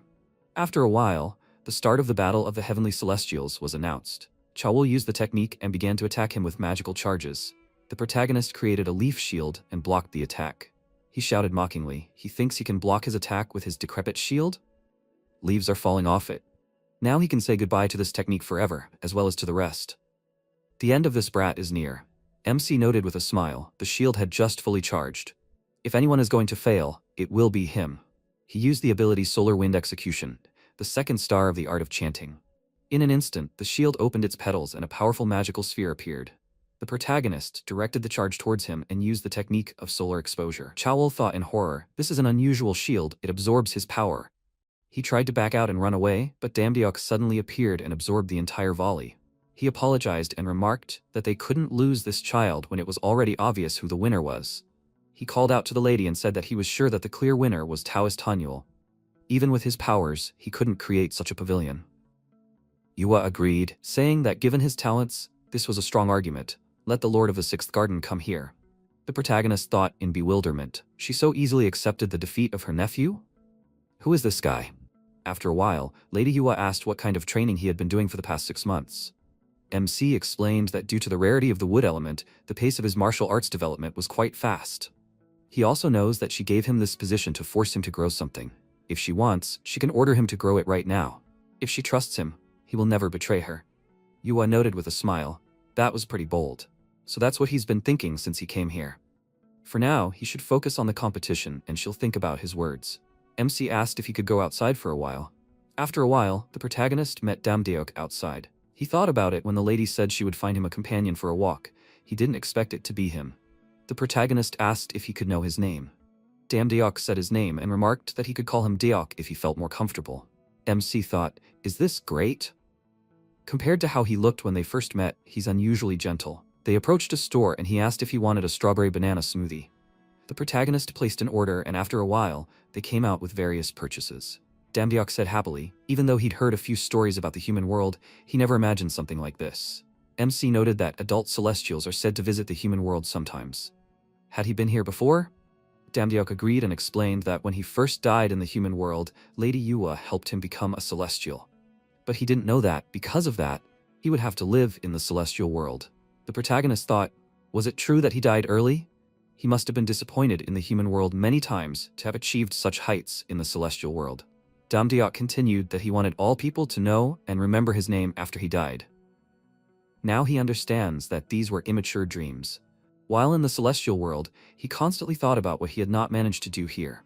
In the end, he remained a mediocre ruler of the past. Even if he didn't have a hand in it, they made this world wonderful. He ranted for a long time, thank him for his attention. Thanks to him, he was able to enjoy the human world, just like he wanted to in the past. MC pointed out that if they went like this, they would be able to see Gwanghamun. Suddenly they noticed NPCs who came out to protest against the government, saying that they should stop turning a blind eye to the deaths of innocents. Human sacrifices are murder. They will make those sky bastards respect their rights. Even if it is the Dragon King, let them stop these sacrifices. Damdiok called out to him and asked if he understood what he was seeing right now. He couldn't believe that the head of this country was killing his own people. How can such degenerates continue to exist? This can't be. They should go to their head right now. MC stopped him in fear and, pointing to a black spot on the sun, asked if this was a solar eclipse. Suddenly, a barrage of magic projectiles began from the air, flying straight at civilians. Sign appeared on the horizon, who sternly noted that these were creatures that did not know their place. The protagonist used his ability and hit his opponent, who disappeared. He looked around and noticed that people were calling for help, while the enemies were beating them up. Suddenly, an enemy attack made the protagonist dodge. Sign stated that she did not expect to find him in a place like this. He is a wanderer of the wrong world. She will take his life in the name of Hualbin. MC noted that she is one of the minions of the Heavenly Wolf King. The protagonist thought that he recognized this unfavorable yin energy. He had felt it since the explosion of the statue. She does not hide her desire to kill him. MC asked, was she close to Giju? Sign shouted that she will make him pay for all his evil deeds. The protagonist stated using his ability that the only one who should pay for her evil deeds is her, including her minions. The Ents, the protagonist's tree assistants, rushed to attack the minions who were beating up ordinary people. Sign shouted, why don't they use Shutterwalk? They have to destroy the man who killed her dear husband. MC thought that Shutterwalk was a very evil spirit, so he couldn't get rid of it easily with the Ents. Due to the larger number of opponents, using the nine-tailed fox fan against them would be ineffective. He didn't plan to use it now. However, it was lucky that he bought a small smoking pipe from the store before. The system window reported that the substance was absorbed. Active ingredient, mandrake. Concentration is improved, sensory and reflex nerves are maximized, as well as muscle cells. The protagonist used the wood element, and tree branches began to grow around him. He then quickly attacked his opponent, defeating the evil spirits. After each strike, the protagonist changed weapons, pulling out a new stick from the ground. Sign stated that no matter how many of these wooden sticks he summoned, it would be as useful as piercing a rock with a toothpick. Then he ordered his minions to summon more evil spirits. Shutterwalk. Sign shouted, when will they catch this flying one? Suddenly he grabbed his throat with his hand, coughing up blood, and then the same thing happened to his minions. They begged for salvation and shouted that they could not move. Sign fell to the ground while black smoke spread around. The protagonist asked if he was crazy enough to fight him with swords. Sign said that it was probably because of the smoke. A system window appeared with information that the substance was accepted. Active ingredient, mandrake. MC said that this smoke is not dangerous for him. After all, it causes a detoxification process with the liver and extracts only useful components from it. However, for them, it is real poison. With a grin, the protagonist noted that passive smoking is so harmful. Sign called out for her father with her last strength, and a bright star shone in the sky. Suddenly, the Celestials landed nearby with a deafening roar. Diok asked, holding the beaten Celestial in his hand, was she calling for this father? The protagonist thought that this was the Heavenly Wolf King. After a while, the Heavenly Wolf King asked, did he even know who he was? Diok asked, what did it matter? The only important thing was that he had sinned unforgivably against humans. His attempts to resist were meaningless. The Heavenly Wolf King declared, covering his body with dark energy, that he had been wondering all this time what nonsense he might say. However, now he must remember what he was about to say before he sent him to hell. Because of him, he will not spare anyone here. The protagonist thought that he was absorbing not only the bodies of the dead, but also the power of the living around him. Why were they crippling innocent people? This terrible art of chanting, he was too strong. He did not know how to stop him. Would the fan of the nine-tailed fox help against him? Even if it doesn't work, he has no other choice. Diok asked, is this an ancient art? He can't believe that the reincarnation of the bloody Maitreya is here in the human world. He believes that the elders are grieving. He then asked, turning to the protagonist, if he could borrow his sword? The protagonist realized, throwing his sword into his hand, that if it really is Diok, then he has the ability to stop this. Diok used his ability and cut the space in two with one swing of his sword. He noted that he has no right to execute someone who is a celestial, even despite his sins against innocent people. However, if it comes to what he will do to his subjects, then he, as one of the Celestials, will take responsibility and carry out the necessary punishment. The Heavenly Wolf King screamed in agony from the pain. Daok dealt the finishing blow to him using his ability. After some time, Yua watched the stream, where they reported that thanks to the quick response of the celestial public, all the terrorists were arrested. The identities of the dead and injured are currently being established. According to the news, the celestial public has sorted out this incident, but photos from the scene have appeared online. They will understand who their heroes are if they watch this video. Doesn't this man seem familiar to them? They remember him, right? He was the one who became a hero a year and a half ago when he killed a huge bird. Yua said, removing the broadcast, that this is enough. Daok said that he caused her great trouble. He does not even have the qualifications to confirm that he is a celestial. He committed an unforgivable sin by descending to the human world. He is ready to accept any punishment. Yua asked, turning to the main character. After what they did, he dares to look her straight in the eyes? The protagonist apologized to her with a bowed head, and then he thought that she wasn't even mad. She seemed to be smiling slightly. She was clearly pleased that Daok had defeated the Heavenly Wolf King, so she scolded him for no particular reason. Yua stated to Daok that she wouldn't say that his actions were wrong, although she advised him to be more careful. However, Hanyul should prepare for disciplinary action. With a satisfied grin, she noted that they could leave now. Sometime later, in the 6th garden, the protagonist noted that it was as if he hadn't been here for a long time. He could finally check his find. MC thought that he didn't expect someone to hide this in the statue of Sejong the Great. The protagonist doubted that this item had any powers. The statue was built in 2009, so the history of this statue is short. Gwanak asked, "Isn't this Yido's handwriting?" The protagonist yelled, "Can this be true?" Gwanak pointed out that Yido was nicknamed Sejong after his death, referring to that nasty little boy from the Yi family. The protagonist asked, "Did he do something bad in the past?" Gwanak yelled, "What is he talking about? He looks like this because of the Yi family. It's because they suppressed the energy of Mount Gwanaksan when they founded the country there." The MC thought that Hyang had wiped away the blood that was spilled today. Hyang's real name is Moonjong. The author of this writing is undoubtedly King Sejong. The writing says that he knows that he doesn't have much time left, but he is not afraid at all. Yet he is troubled by the thought that he will be the first to see his son close his eyes forever. Rest is his concern for the people he will have to leave behind. He has to watch in horror as Hyang loses more and more weight every day due to the curse of the deity. He regrets that after they die, someone protected by the wrong immortals will seize power of the state and cover the island with the blood and tears of innocent people. Long ago, there were countless people who gave their lives for the deities. Before the era of the Celestials ruling over humans comes again, the people who have not yet awakened the spiritual foundation need to gather strength and courage to resist the Celestials. On a distant northern island, there are letters called runes. It is rumored that if used correctly, they will show their true power. It looks like a poem with great power inside the words. If he could write a text with these runes, then maybe he could change his fate. After a while, Gwanak said that he wanted to create power from a language system similar to the Oracle's bone language. This guy's intelligence was popular and respected even among the Celestials. If he lived 100 years more, he would probably be able to achieve greater heights, but humans have their limits. MC stated that he succeeded. The protagonist read Sejong's scripture, that if someone can read and write, then by learning how to activate the power, that someone will be able to use the power of the runes. His last wish is to not let these 28 symbols fade away. And for people who can achieve their goals with ease, they should accept his congratulations. The protagonist noted that the future that the great king longed for has arrived. After a while, the protagonist used his powers and thought that this was his true attack power. It was all about the power contained in these words and sounds. The key was to pronounce them as in the instructions for humans. It said that if he could visualize the words in his head, he could use their power by simply saying them out loud.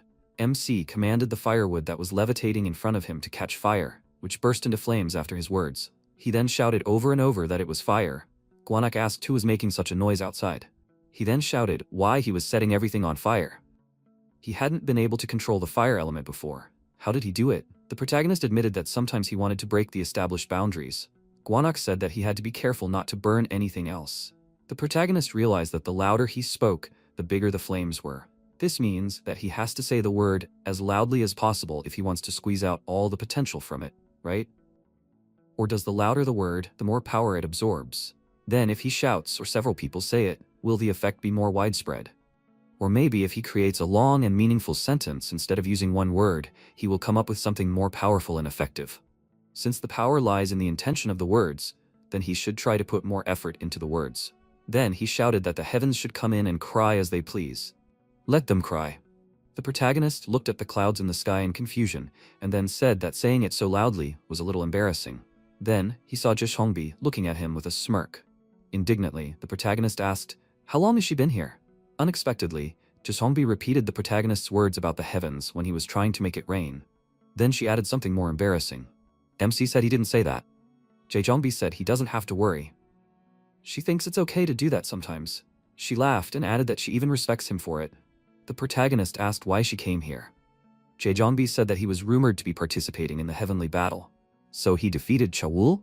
She admits that he's improving fast. She's also participating in the heavenly battle, so she argued with On. She went outside to prepare for the heavenly battle and get a better understanding of it all, but she found something for him. Moreover, she was ordered to keep an eye on him, even though she didn't do it. But it seems like that's no longer necessary.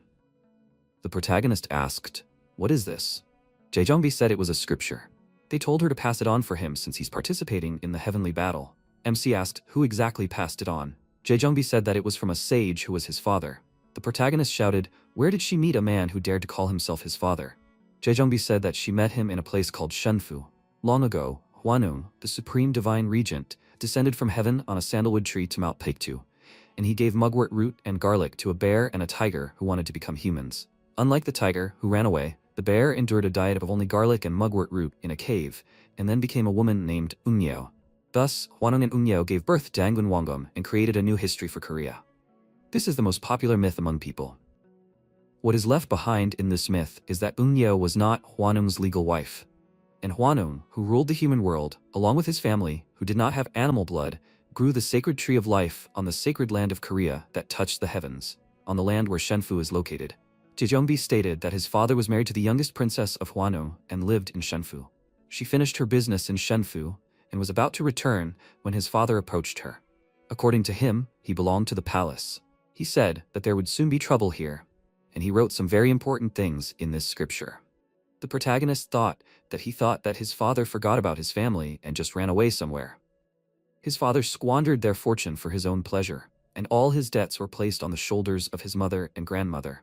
Despite this, his father did not take the blame, and in the end, his grandmother died, and now it turns out that he found himself a new family. He has no idea how his father was accepted there, but since he is now part of the Huaneng family, a very influential person, his past family should not mean anything to him. Jishongbi said that he should open it. She can assure him that it is a very good item. After MC asked, "Is it a closed mystical bamboo fan?"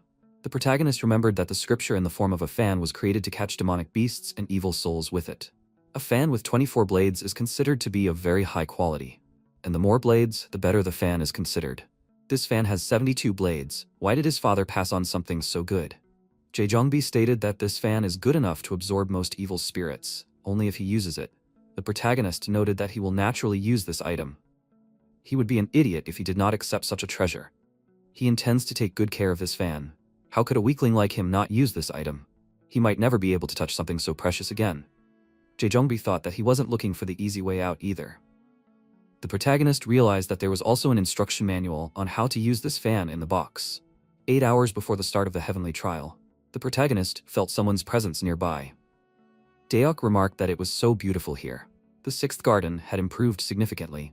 It was only because of his diligence that this garden would never wither. MC thanked him for his kind words and then asked why he came here. Daeok stated that he came here because he had a favor to ask of him. He asked for his help in creating a flute. History records that the flute that eliminates all the troubles of the world and brings peace was created after the unification of Silla. But in reality, this flute was created much earlier. Even during the time of the great King Guang, it was due to his power that even the venerable sages could not interfere. It was a perfect human age.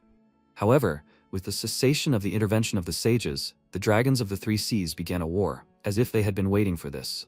There were a huge number of victims.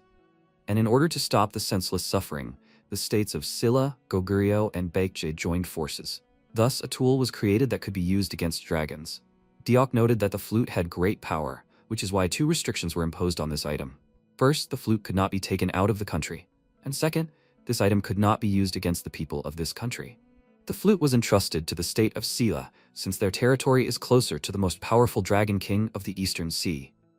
However, at the moment, the location of this flute is unknown. Perhaps this item broke due to the restrictions. The protagonist asked, is this why he wants to create this item himself? Deok said that he decided that since he is the master of the sixth garden, he should know what ingredients are needed for this. Since the heavenly battle is coming soon, the borders of the flower garden will weaken. At this time, he is going to infiltrate and get the black jade bowl. However, everything will work out. Then, with the appearance of a new flute, one cannot rule out the emergence of suspicions from Yuwa about the fact that the black bowl has been obtained, as well as the possibility of a war with dragons who want to destroy the flute. MC realized that Deok was going to take full responsibility, because last time he saw a strike on Gwangamun. After all, he is different from the other sages. The protagonist said that he is ready to help. As a man of the people, he is glad that there is a person like him. On the contrary, he is afraid that he will not be very useful to him. Deok noted that he can be relied on. He is a really good friend. The protagonist thought that he should find a place where a tree grows that is suitable for a flute. Deok said that they should go right now. The protagonist realized that if the tree branches or even the bark in this place could be used as a precious medicine, then he could get his benefit from it. After a while, the protagonist noted that the island was fluttering in the sky, and he did not know that it was possible to get here through the door of the garbage dump. Deok said that the pavilion itself was a collection of these spaces, so if he touched the structure of the formula, he would be able to enter this place. Then he said, using the summoning Garmi, that it would not be easy for them. He should take his hand. After a while, they were moving towards the island riding on Garmi's riding familiar. Deok said that he promised that they would not be able to touch even the tip of his hair. The protagonist asked, "What's the matter?" Then he turned around and saw a horde of sea monsters, after some time on the island. Deok said that because of those monsters, he will not be able to enter the island. After the protagonist noted that there are monsters here too. The protagonist said that while Deok covers him, he should quickly finish here. A system window appeared that the active component is Mandrake. MC thought that the correct pronunciation and instruction for humans, the longer and more meaningful the sentence, the more their power is amplified. The protagonist cast acceleration runes on himself and rushed forward, ignoring the monsters on the way. The protagonist thought that there is an unusual aura coming from two places. MC said that it would be nice if there was a jade cup there. Suddenly, a monster hit the protagonist, who dodged the blow. The protagonist thought that this is a heavenly level monster, 5th level of immortality out of 9. He is not in an advantageous position. Then he said, opening the fan in his hand, that he had already used the mandrake, but it was still difficult for him to pass here. He still had one good trick left. The protagonist waved his fan, and an enraged Gwanak appeared, destroying the monsters in front of him. Then he shouted that he should wave his fan more. The protagonist thought that Gwanak did not want to enter Bonmachukseong, but in fact, he was happy that he could use power. And it is not for nothing that he is called the mountain deity of fire. This is also not his true image. Evil implies a large mountain. Among the mountain spirits, those who rule mountains with the sign of evil make up a smaller part. One of them is Mount Gwanak, has the shape of a mountain peak that looks like fire, which makes it a volcano.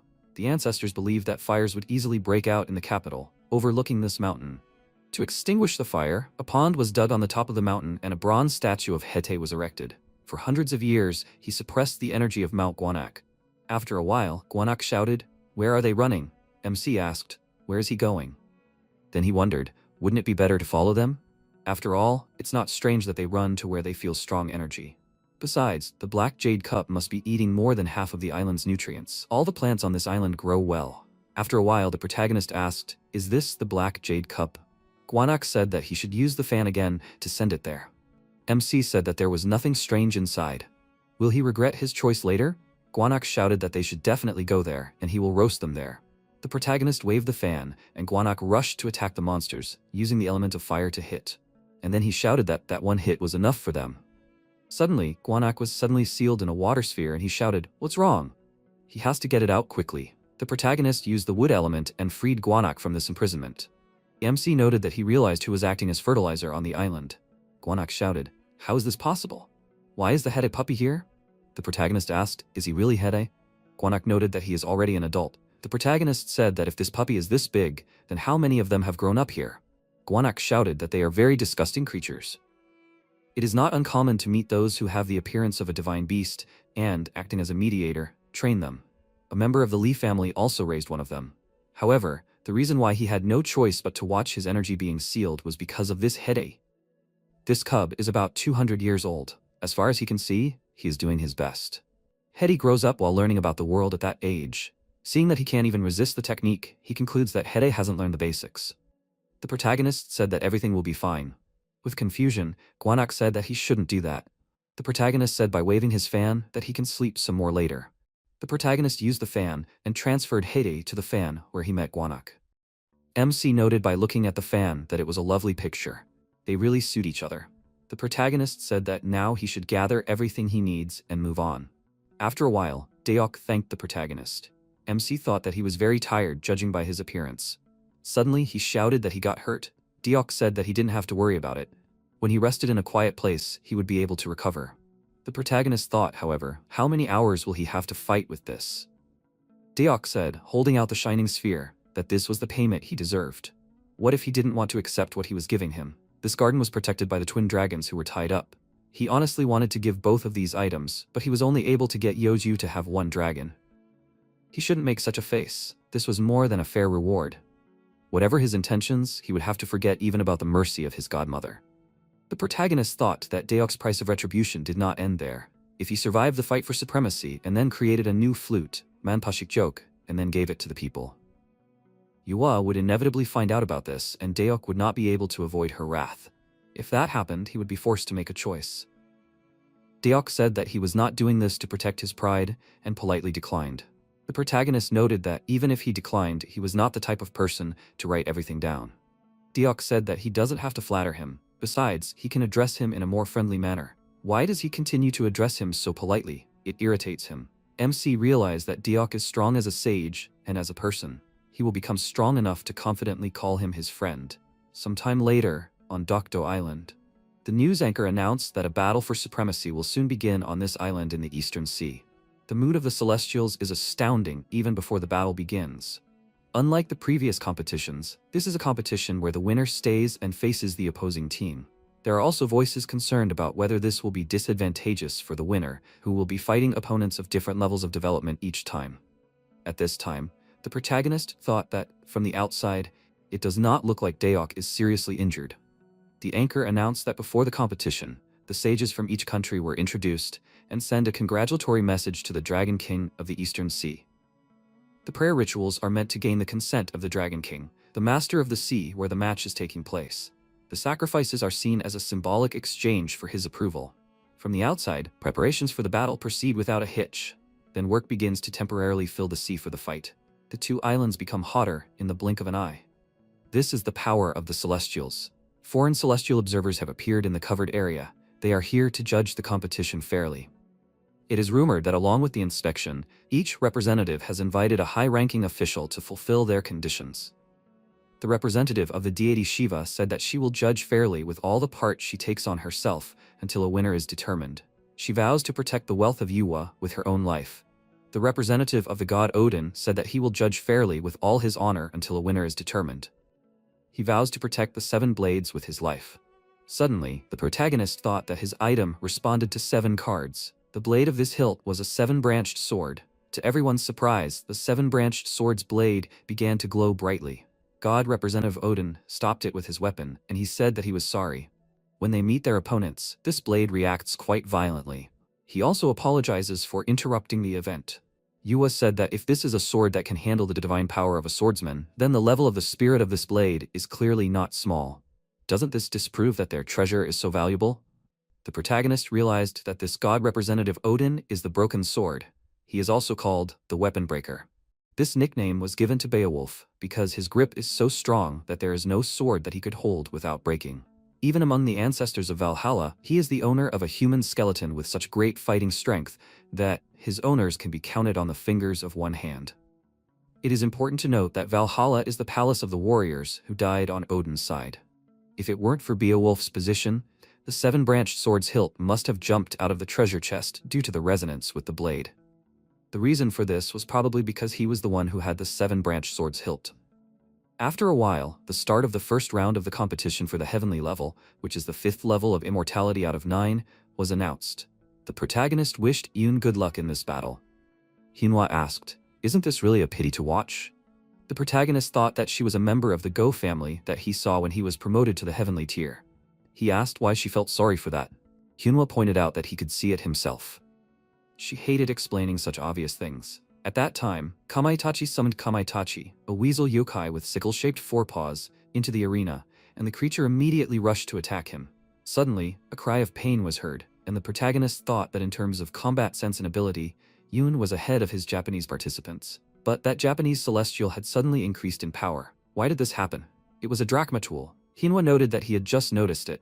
The original teacher was a wanderer who was constantly absent, but always returned. The MC asked why she took on a student if she did not have a single drachma tool to pass on. Hinwa said that even if they did, they would get rid of him. The next attacker must have been Brother Chowwool, who was armed with drachma tools. The protagonist thought that the battle in Dokdo was also a place to test the skills of the Korean and Japanese celestials. It was a battle that people all over the world were watching. The hidden purpose of this competition was to make an active performance worthy of their memory.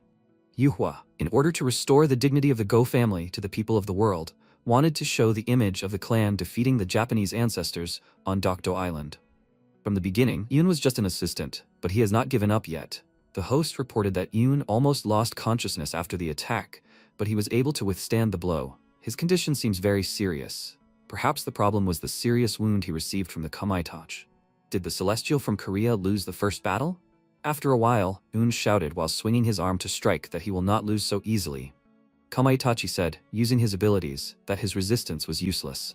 Yoon fell to his knees after another blow from his opponent, and then collapsed face first onto the ground. The host announced that Japan was winning the first match. The organizers of the competition hurried to provide first aid to the loser. Hinwa asked, turning to the protagonist, shouldn't he be happy about this? Thanks to this, a stage appeared on which he could stand out even more. Of course, if he could still win. However, he should try to lose gracefully and quickly, so that she could stand out even more against this background. The protagonist noted that he would try his best, but she would not be able to stand out because he would be the winner. The host announced that Hanyul was next. He is known for killing Yua's beloved pet. Will he be able to perform well? Kamaitachi said that he was a worthless person again. They had already seen what he was capable of, right? Then he would feed him to his yukai. In an instant, the protagonist closed the distance and punched his opponent in the face. To everyone's surprise, the host asked how this happened. The Korean contestant had won with a vengeance. However, there was concern that he might pass out from lack of blood like Yoon. Jejongbi yelled that he was crazy. Why didn't he defend himself at all? Doesn't he value his life at all? Deok said that he thought this was a brave and very effective decision. Jejongbi asked why he was rushing under attacks as if he were immortal. Besides, how did he know about the fast movement technique? Deok noted that he was just learning the skills like a bottomless cup. A system window appeared that the stimulant had been taken. Active ingredient, folic acid, calcium, vitamin D, increased cell viability, increased blood production. The protagonist thought that iron and folic acid had weakened his bleeding. He wanted to use something that would stop it completely. With this, he can only pretend that everything is fine. The host asked, how long can Hanyul take hits? He should start attacking back. Koktakoksi, a member of the Japanese team, used his ability. The protagonist thought that these were puppets in a protective amulet to avoid close combat. Then he will try another approach. Koktakoksi thought, is he going to use Shikuchi again? He thought he was something, but it seems that this is all. He will easily win. Suddenly, the ants that the protagonist summoned attacked the enemy puppets. The protagonist announced that they can now sing a battle march. The MC used a buff that strengthens the creatures he summoned. The ants pounced on the enemy puppets and crushed them with their attacks. Koktakoksi tried to fight back, but it did not work. The host announced that the participant from Korea instantly won his second victory in a row. Then the protagonist thought that he had only used one move in the battle, which made his next opponent unable to appreciate his strength. This competition was just a show to raise the prestige of the Yuwa clan. Most likely, they expected him to become a victim like Yoon. However, he was not going to play by their script. He wanted to become the main character of this show. The host said that due to the fact that 2 level 5 Celestials from the Japanese side had lost, the next one to fight from Japan would be a magnificent level 6 Celestial, and from Korea, Hanyul. A shinobi appeared in the arena, and the audience asked why a shinobi was involved in the affairs of the shrine. The protagonist thought that it was really strange. The power level between the heavenly level and the magnificent level was very different. This time, his opponent would be a level 6 Celestial. Naburai Suzuki, a shinobi from the Japanese team, suddenly threw kunai at the protagonist, which were stopped by the ants. The protagonist then dodged the enemy's attack, but the kunai exploded behind him. MC used the art of chanting to create a protective sphere around himself. The protagonist stated that he almost cut him in half. After all, he is on a different level of power. MC thought that he should do something. He then waved his fan and summoned Guanak to the battlefield, who furiously charged at the shinobi. Guanak mentally asked, how could he leave him with hate? Why is he like this? Was he beaten? He recognizes this shinobi. There are few who wear the emblem of the three-legged gate. He can defeat him. The protagonist mentally told Guanak that his opponent is of an excellent level. Guanak stated that some level 6 can't do anything against him. In addition, his armor is made of gold, so he is very vulnerable to his fire. He can already see how his armor is melting. After a while, Guanak shouted that he has already lost.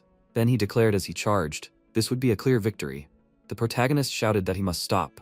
Suddenly, Naburai used his ability. Guanak shouted, how is this possible? He used the forged iron technique, which allows you to manipulate the shape of metal. This armor melts from the heat and binds him even more. It is necessary to use cold energy to cool the metal. The protagonist noted that he does not have cold energy. Suddenly, he realized and announced that the cold is already on its way. Guanak noted that he has already found a solution. Strange, he feels a familiar feeling. The protagonist waved his fan and released Heitai. Guanak shouted, why him? He must put it back. The host said that they must look at this. It looks like the national flag of the Republic of Korea, Taegyeokgi. This technique that Hanyul showed them painted the battlefield in the colors of Taegyeokgi. Naburai fell to one knee. The protagonist thought that his opponent's eyes showed that he wasn't giving up. Defeat could be quite a humiliating thing. Although his opponent was exhausted, he might still have a few tricks left in him. Isanokami declared upon entering the arena that they would end it here.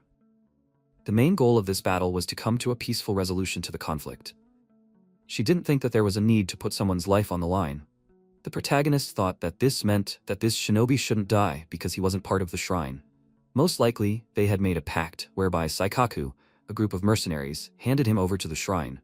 Yua declared that she was putting her in an awkward position. If Isanokami decided that a student's life was more important than winning, then they would follow her example and also admit defeat. She then turned to the protagonist and said that he had done a great job. He was able to reach the third battle. She never imagined that he had such amazing skills. The MC thought that, although she was pretending to grab him, she was actually insulting him. She deliberately raised her voice so that everyone could hear. The protagonist said that if she had warned him, he would have made the show much more interesting. Yuhua asked what he was talking about. The protagonist noted that she was clearly worried that he was attracting too much attention from the Bumgol, the ordinary people. However, he is sane, an ordinary person who became a celestial being, so he understands what ordinary people are thinking better than her. After a while, Jaejongbi praised the protagonist, moving her chair closer to his seat. The MC noted that he was fine. Jaejongbi said that she was not worried about him. He knew that in idol elimination shows, guys like this were called the producer's choice. Regardless of their abilities, they would be promoted further. They would resort to any tricks. This guy needed to show his best side to earn a reputation, even if the end result of his efforts was a loss. She wants ordinary people to worship her, but she does not understand their nature at all. He did not understand anything she said, right? The protagonist thought that if we draw a parallel with football, it was like replacing a striker who was still strong. The audience would not actively support him no matter how cool he played. The MC noted that he did not expect her to know such things. Jaejongbi said that she did not see it herself, it was just often written about on social media. She decided to clarify that she really hadn't seen it. Did he understand her correctly? The protagonist said that he respected her. Jaejongbi hit the protagonist on the head. The host announced that Hyunhwa would be coming out on the Korean side for the next fight. Suddenly, everyone felt a strong pressure that shook the ground around them, and a tsunami fell upon them. The sons of the Dragon King of the Eastern Sea shouted, "Where is Yokdo? A group of traitors who dared to rebel against the royal palace?" Jaejongbi asked, "Why are they here?" The eldest son of the Dragon King shouted that they will not listen to their excuses. They dared to deceive the Dragon King, the ruler of the Eastern Sea. Did they really think that they could hide the location of the seven-branched sword blade? Did they really think that they would not be found out how they wanted to exchange other treasures away from the eyes of the main palace? The audience asked, "What other treasures are they talking about?" The Dragon King's eldest son pointed out that even drowning them would not be enough to atone for their sins. However, he told them the merciful words of his father. They must hand over the blade and hilt that they used to bet. If they apologize with their sincerity and give them back what they stole, then the Dragon King will take pity on them. Jaejongbi declared that he was talking nonsense. Beowulf grabbed his weapon with his hand. The Dragon King's eldest son shouted, "Is this their answer?" Then he declared, using his ability, that he would then send them all to the bottom of the sea. Suddenly, water dragons descended on everyone, engulfing them in water. The protagonist thought, what's going on? He could take advantage of this commotion to steal the blade. However, where is Beowulf? The protagonist looked around and saw him, as well as the box with the blade of the seven-branched sword. MC took out the handle and thought that if they began to resonate like before, the blade itself might end up in his possession. Suddenly, the entire island was flooded with seawater, and the protagonist thought that he had not yet managed to get the blade, although the resonance had already begun. After a while, the protagonist jumped out of the water holding the seven-branched sword in his hand, but then fell into the water again. The protagonist thought that the sword was dragging him to the bottom. He had to get out of the water faster. Suddenly, the seven-branched sword began to shine in his hand. MC realized that the sword was emitting the most powerful and pure energy he had ever felt. Did this energy really belong to the seven-branched sword? Perhaps, because the artifact was divided a long time ago, the sword began to emit so much energy, and this energy began to flow into him. Damn it. This energy is too much. His body cannot withstand it. He must release as much energy as he can. Suddenly, after swinging the sword, the space changed. The protagonist thought that the seven-branched sword's strike had made a crack in space. He then said that it was sucking him in. After a while, the protagonist was thrown out of the crack in space into an unknown place. The protagonist asked if this space was formed by the seven-branched sword. Apparently, he had entered another dimension because it was like he was passing through the pavilion gate. MC wondered if he would be able to return to where he came from if he swung the sword again. However, he wanted to explore this place first.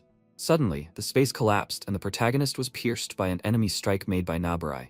The protagonist wondered if this shinobi had followed him after his defeat. Nabarai said in his native language that there were many more torture instruments than he could imagine. He had the opportunity to choose which instrument he should use for torture. The protagonist noted that he did not understand Japanese. Nabarai stated that he would then make the choice himself. The protagonist activated the wood element, but the shinobi suddenly grabbed the branch and asked if he really thought he was doing it stealthily. After all, techniques are just techniques. They helped him that time, but now it became clear to him that he was just an amateur. His attribute is wood, right? He will make sure nothing goes to waste. MC asked if he picked this to eat, however it is not fit to eat. Suddenly, the mandrake screamed in the shinobi's hand, who then collapsed to the ground. The protagonist said that he should be careful with plants he has never seen before. He then said that he dealt with the shinobi, but he cannot move. However, he must try to do something. The protagonist used his powers, and Guanak appeared in the form of a man. Guanak shouted that every time he summoned him, he looks terrible. Then he said that everything will be fine. If he takes the medicine and practices breathing techniques, it will help him recover faster. The protagonist said that his face shows everything. He must tell the truth. Guanak said that his dantian was badly damaged. The protagonist thought that this is why he felt like his energy was leaking out of his body. If he left things as they were, his power would disappear. Although not only his power, but also his life would end. After a while, MC said that there was no other choice. He had to use it. Guanak said that he could not use it. He already said that this is not something he can handle. The pearl he received from Diok contains divine or even supreme level 9 energy. This energy contains the power of an emugi who has not yet become a dragon. This item is imbued with the tenacity and determination of an emugi who is willing to do anything to evolve into an adult dragon. Will he be able to handle such a volume of energy who has not lived and has become a T? After all, being absorbed by this power is worse than death. Even Diok didn't let him eat it. The protagonist changed in front of him. Guanak shouted he summoned him because he was going to use the pearl by controlling the closed mystical bamboo fan. Sometime later, in the pavilion, Yua ordered everyone out of her room, throwing a tray of medicine towards her maids. Then she said that she would tear them apart. They don't even know what they've done. Yua thought that they were in their territory, but they attacked them, all because of the rumors about the flute. Why did she help them if they still stabbed her in the back? Even though the only one who would suffer losses in the end would be the Dragon Palace, she would do anything for this. She remembered that the eldest son of the Dragon King said that there were treasures other than the seven-branched sword.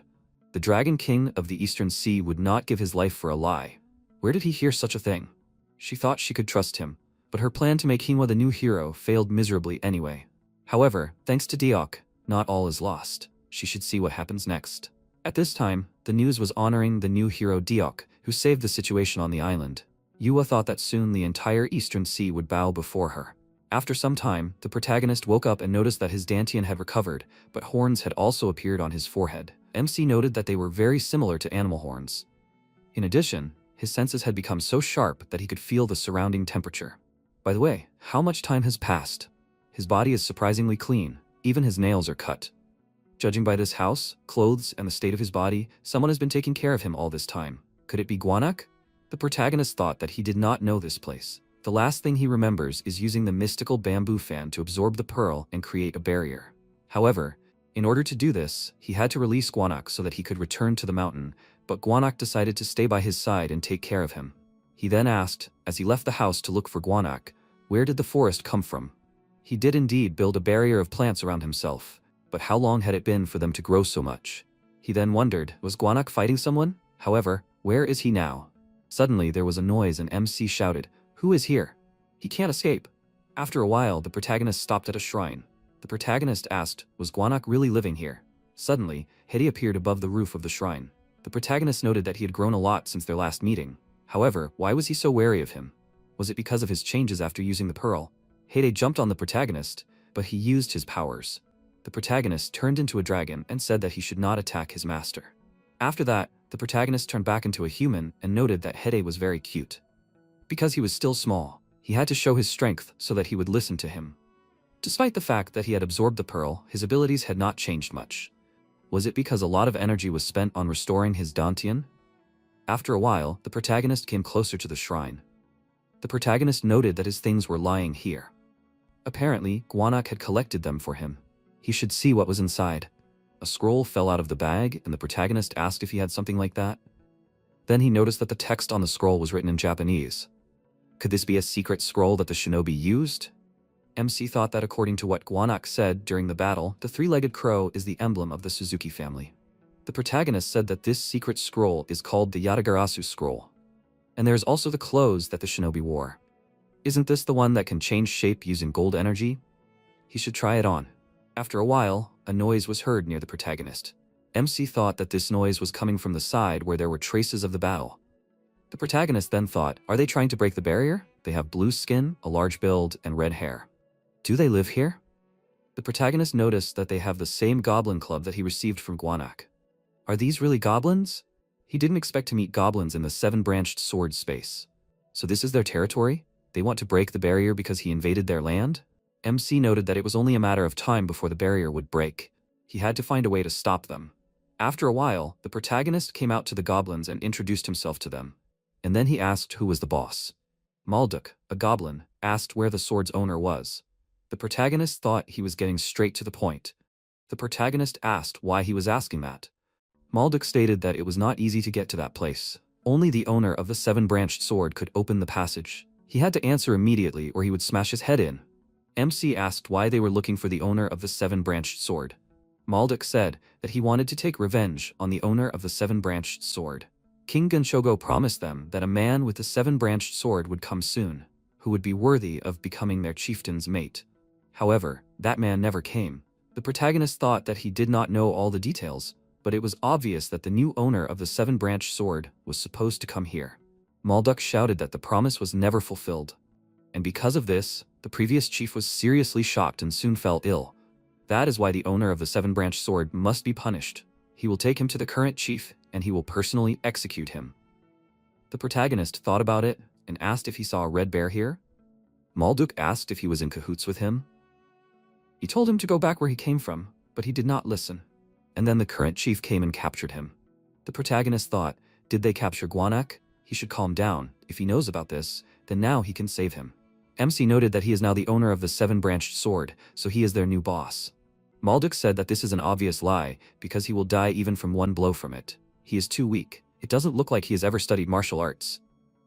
Is he even a man? Maybe they should make him take off his pants. The protagonist thought they were just trash. Malduk said that in any case, if he can open the passage, he should get out of here. If he does not interfere in their affairs, he will stay alive. The protagonist shouted using a fan that they should not underestimate him. Hide appeared, spitting out a red mixture at the protagonist's command. The goblins ran away in fear in different directions, but many fell to the ground. After a while, the protagonist said that if they do not get up right now, he will pour red bean porridge on them again. Malduk, kneeling, begged him not to do it again. They are ready to obey him. MC said that they liked the taste of the porridge. Then he asked, is their leader really that strong? Malduk said that their chieftain was the best with a club. The protagonist asked if that was the only reason he was able to defeat Gwanak. Maybe they missed something. They should tell him everything they know. Malduk said that the chieftain had a shield in the form of a golden pumpkin. The protagonist asked what power this shield had.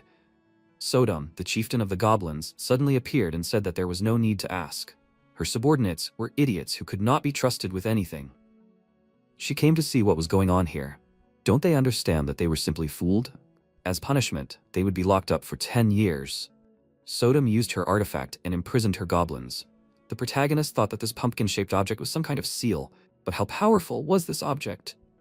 Let her try some red bean porridge first. Sodom dodged the red bean porridge, and then she noted that this was a very obvious attack. Perhaps her subordinates fell for it, but it would not work on her. The goblin chieftain used her ability. MC thought that her ability was ridiculous. The enemy was too strong, he must give it his all, and he must end this as soon as possible. The protagonist ordered Haida to attack the enemy cartoon demons, who sank his fangs into one of them. Sodom screamed she had not had this much fun in a long time.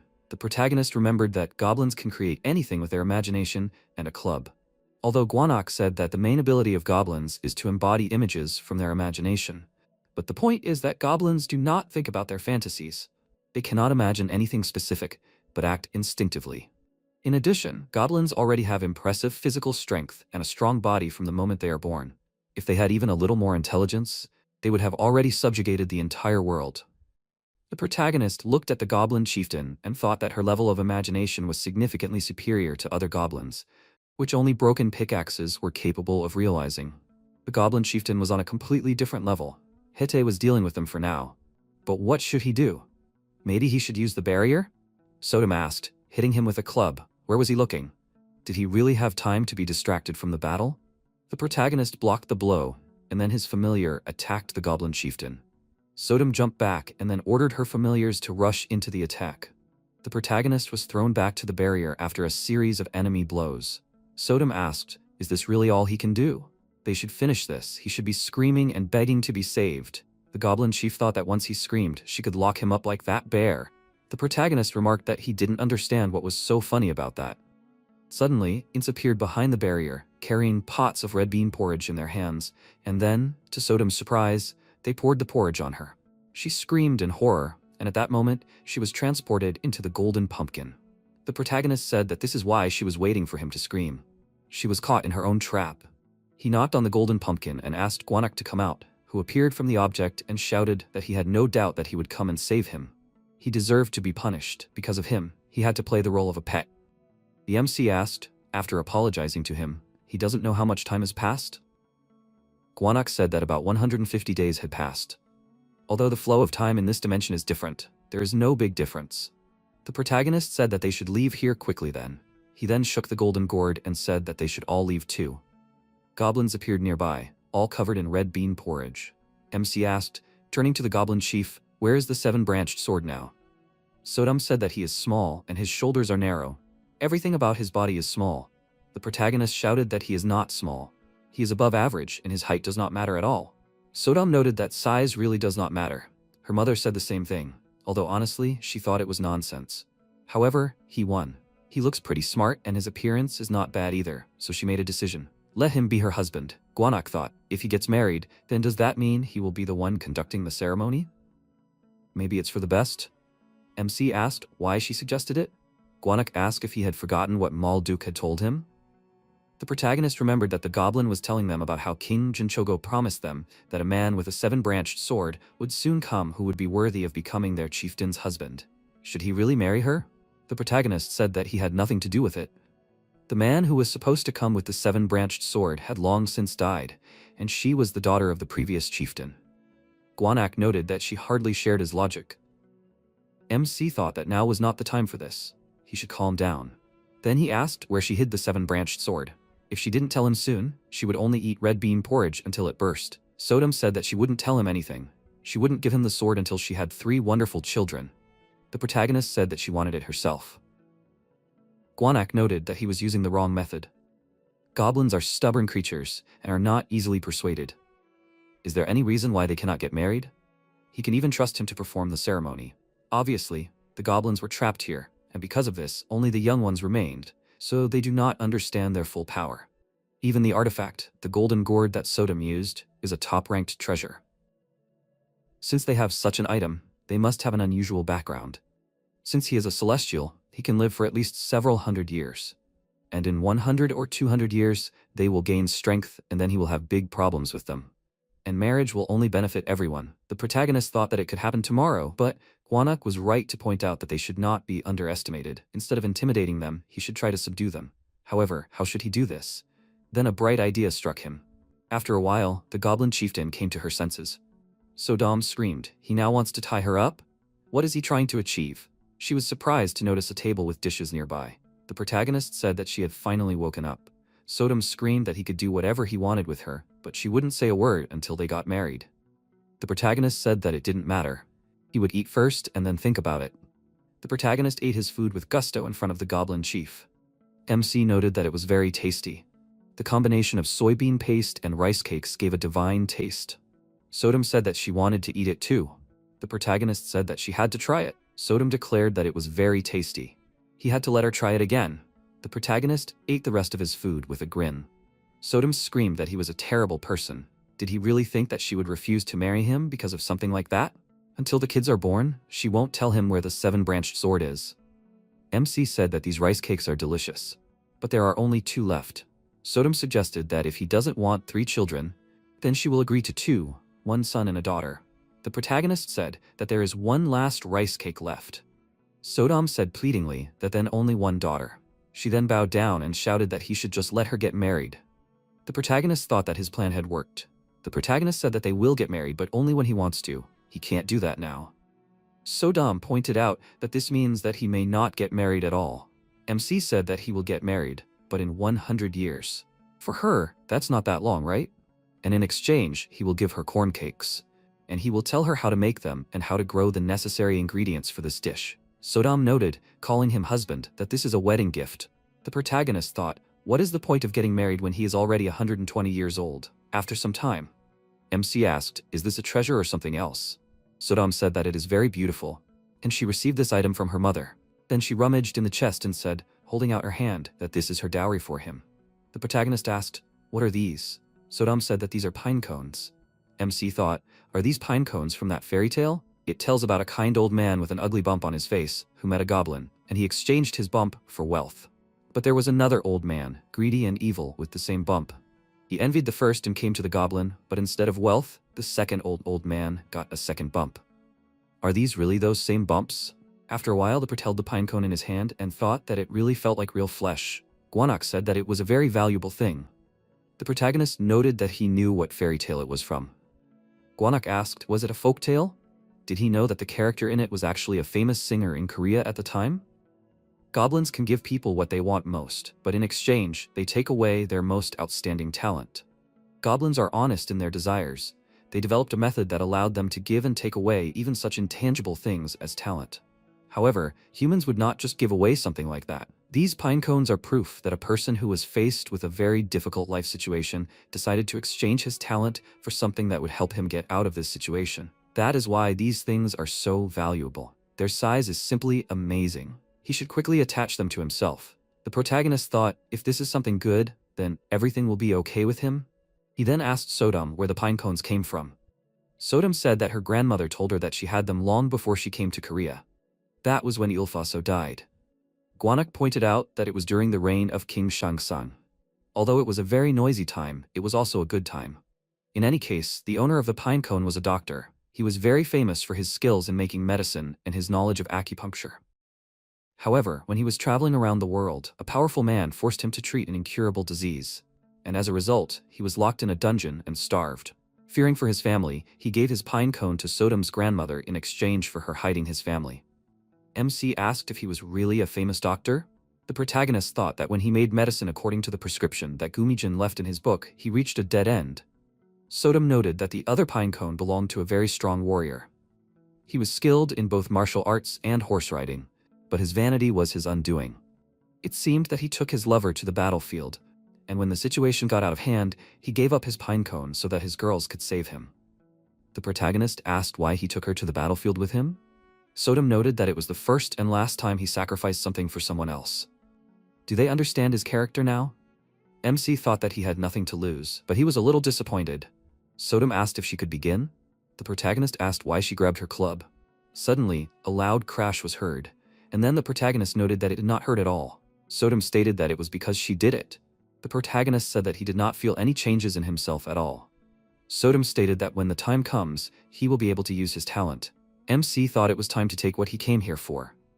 Guanak said that usually a treasure of this level would have self-awareness, and this one would be especially arrogant. In addition, its main attribute is wood. He would have to try hard, because the seven-branched sword has the opposite attribute of metal, although he should not overdo it. The protagonist said that he had to try.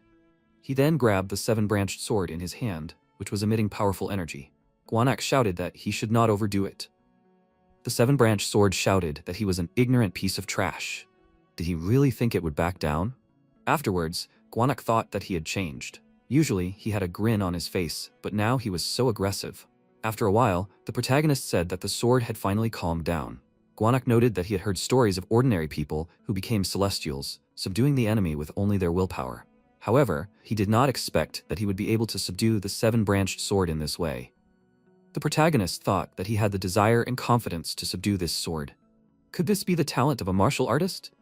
MC asked if it was time for them to go back. After a long time, they returned to Korea, and they decided to stop at an internet cafe. They originally planned to go to Gwanaksan Mountain, but they did not have enough energy to get there.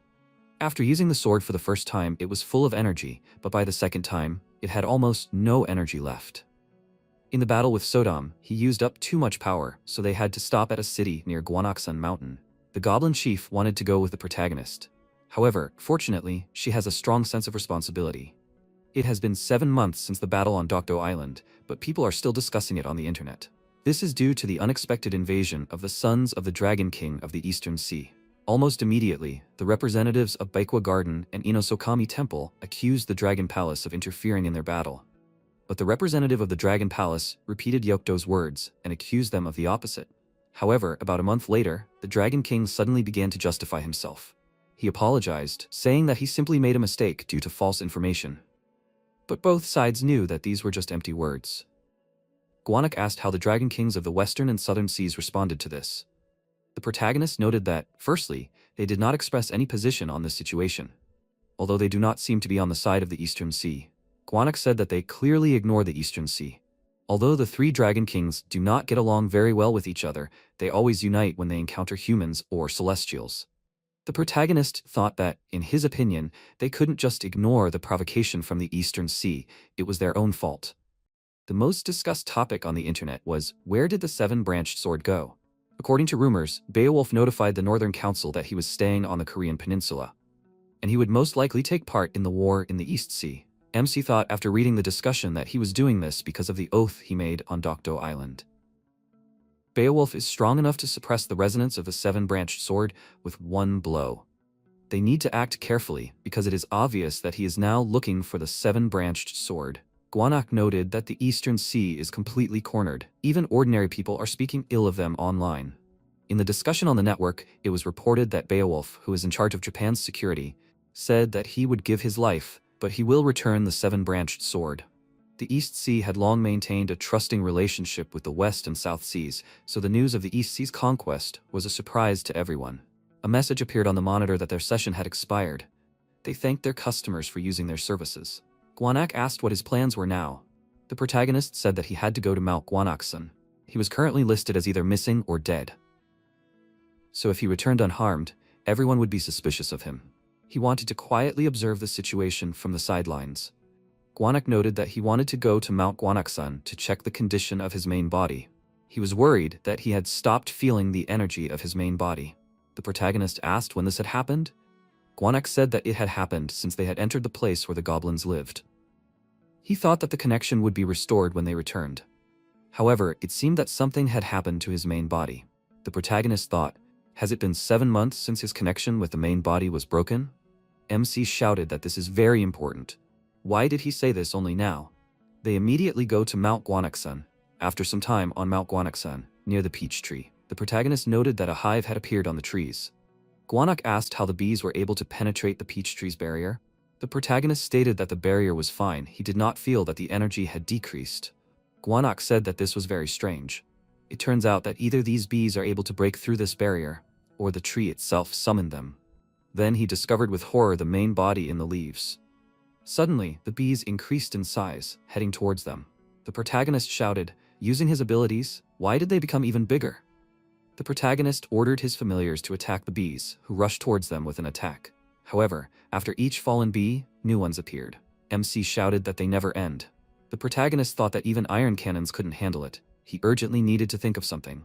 Gwanak turned into a bear, returning to his main body, and unleashed his fire on the bees. After a while, he said that they could easily be destroyed with fire. But he couldn't touch both the nest and the peach tree, and there were a lot of bees in the nest. Is there another way? The protagonist thought, is there a safe way to destroy the bees without touching the peach tree? Then he thought, looking at the bees at his feet, why are they dead if they don't have any wounds? How did this happen? After a while, Gwanak surrounded the tree with his flames. The protagonist shouted, throwing smoke bundles into the fire, that he should step aside. The protagonist then set up a barrier around the peach tree so that the smoke inside wouldn't dissipate anywhere. MC noted that they barely managed to get outside the barrier. Gwanak said that he still doesn't understand where these bees came from here. This is just his guess, but there is a story in which the golden queen bee, the fairy of the elixir of immortality, grew something called gomobong on Mount Gonyansan. However, it has been a long time since this creature was last seen. There is no reason for the golden queen bee to show itself now. The protagonist noted that if he thought about it, the peach tree is a symbol of youth and immortality, the tree of life, so there is a possibility that there are still living bees from that time. They could have lived in another place, but when they smelled the peach tree, they flew here. He then said that since they figured out how to get rid of the bees and the smoke had cleared, it was time for them to look inside. After a while, the protagonist picked a honeycomb with honey. Gwanak said that this is not ordinary honey. It is full of yang energy. If you eat this honey, your body will be filled with strength. The protagonist asked, so, this is honey from the peach tree? He thought that Gumijinin mentioned in his book that you can eat useful things. He found honeycombs with live larvae, so he better move them to another place. This honey has many useful substances that will help in his further development. He waited with interest, having tasted the honey, what effect this honey will give. The system window reported that the substance was accepted. Active component, royal jelly. The dragon's horns are purified and fills the dragon's scales with strength. Growth abilities are increased. The protagonist noted that he thought that since it was honey, it would be sweet. Gwanak asked why his head was glowing. Then he shouted, why are there horns on his head? The protagonist said that they grew after he absorbed the pearl. Gwanak shouted, how is this even connected? He won't turn into a bear if he eats beef soup for 3 days. MC noted that there is something else strange on his body. He noticed the dragon scales when he was changing his clothes. Gwanak asked why it appeared. The protagonist asked if it was because of the dragon pearl. Gwanak said that it was not that simple. Dragons are creatures that are born from water, and after many years of training, they are reborn. However, human nature is different. In order to become stronger, they use other methods. But he became a dragon, although he was a human before. He does not know how to convey this to him, but he has become a real monster. Now he will not be able to live as an ordinary person. The protagonist noted that if he had a choice then, he would not have absorbed the dragon pearl. Gwanak said that the horns and scales of the dragon have their advantages. He should have noticed by now, when he ate honey, the dragon parts grew. If he were an ordinary person, he would not have received any special advantages. Perhaps in the future, he will even be able to become a real dragon. The protagonist thought, can he really become a real dragon? At the very least, since the mountain responded, he should regularly eat royal jelly, which is made by bees. If he leaves the larvae in the honeycomb alone, they will eventually grow on their own, and when that happens, he can collect more royal jelly. And while they are growing, he will not waste time. The protagonist stated that he wants to master a new technique. Due to luck, his first elixir was Gongqing extract, which contains the energy of nature. Initially, it had an unexplained basis, but after learning the techniques, this changed. Because of this, he is forced to absorb only elixirs that have the wood attribute, which in turn is not very effective. If he learns techniques with other attributes, then perhaps he will be able to absorb other elixirs as well. Gwanak asked where he was going to get other techniques. MC noted that he already has them. The techniques that Kametachi's disciples had, Koktakasi, and the Saikashu family scroll that the Naburai shinobi had. If they were forced to hide anyway, he could try learning these techniques. Gwanak asked what he wanted to start with. The protagonist noted that a shinobi technique would be ideal. He already had 3 items that had a metal attribute, including the 7-branched sword. Gwanak noted that he was a good guy and had planned everything himself. They were safe now, so he could begin without any hesitation. The protagonist said that one thing was bothering him. He couldn't get the jade cup. Maybe there was a way to contact Deok? Gwanak asked, even if he manages to get this item, how will it help now? He doesn't understand why he's even worried about it. Sometime later, near the peach tree, the protagonist asked why he was so serious. Gwanak said that he had to learn to look at the world from a wider perspective. He knows what the flute is. Does he really think that if they get this item, all their problems will be solved at once? He shouldn't risk his life for the first person he meets. He's still very young, there will always be someone who will do everything for him. The protagonist shouted, does he really know someone who can help with this? Gwanak said that, even if he gets the flute, he still won't use this item, but will give it to Deok. MC noted that he actually wanted to keep the flute for himself. Gwanak asked, is he lying? The protagonist promised that he would never give the flute to Deok. The protagonist thought, why would he give the flute? What if he himself can use this item against the Dragon Palace? Gwanak said that he agrees to help in this case. There is a master he will introduce him to, named Hwadeok Jingun. He has been serving his older sister and nephew for a long time. They must get to Mount Kuwolsun. MC asked where this mountain is located. Gwanak noted that he hardly knows about this mountain, because it is in North Korea. The protagonist asked what his sister's name is. Gwanak said that she has no name. As a mountain spirit, he inherited the name of this place, but his sister is not a spirit, and his nephew is usually addressed as Dangun Wangom. The protagonist thought that Wangom, along with Yuwa, was one of the 3 leaders who ruled the entire Korean peninsula. He still rules in the city of Asadal, near Mount Kuwolsun in Hwanghaenam-do province. After some time on Mount Kuwolsun, Hwanghaenam-do province, the protagonist thought that he never expected to ever go to North Korea, and this place really deserves to be called the sacred mountain of their people. But where is the city of Asadal? Gwanak said that he should not let down his guard. MC asked when they will arrive. Gwanak noted that they are already there. Suddenly, the statue addressed them and asked who they were. The city of Asadal does not accept uninvited guests. Gwanak shouted that the statue should convey a message to her that the red bear from Mount Gwanaksan has come to her. The statue said that they should wait. Gwanak noted that they should hurry up and take off their disguise. The protagonist thought that all this time he perceived him as an ordinary bear, but now Gwanak looks so noble. What disguise are we talking about? The protagonist said that he suddenly felt dizzy. Suddenly, a busy city with happy residents appeared in front of them. MC noted that this place is hidden behind a barrier. It turns out that all the people here have spiritual power. Gwanak said that not all of them are celestials. Before Asadal hid himself from the world, they accepted those who wished to stay here. Although one of the conditions was that all rights to life and death would belong to his nephew, and these people were their descendants. The protagonist thought that heaven on earth under the rule of the great leader was really in the north. Suddenly, a guard approached them and greeted Gwanak, showing respect. Gwanak asked where his sister was now. The guard said that she was waiting for him in the abode of grace. However, who was this person behind him? Gwanak said that this was his servant. He trusted this person. After a while, at the entrance to the cave, the guard said that they had arrived. The protagonist thought, why was his sister in such a remote place? Why would she be here if there was a magnificent palace nearby? The protagonist then thought as he looked at Gwanak's sister that she was very different from Yuwa, even though they had the same godmother. Unyo, Gwanak's sister, said to the guard that he was busy, but they brought her little brother anyway.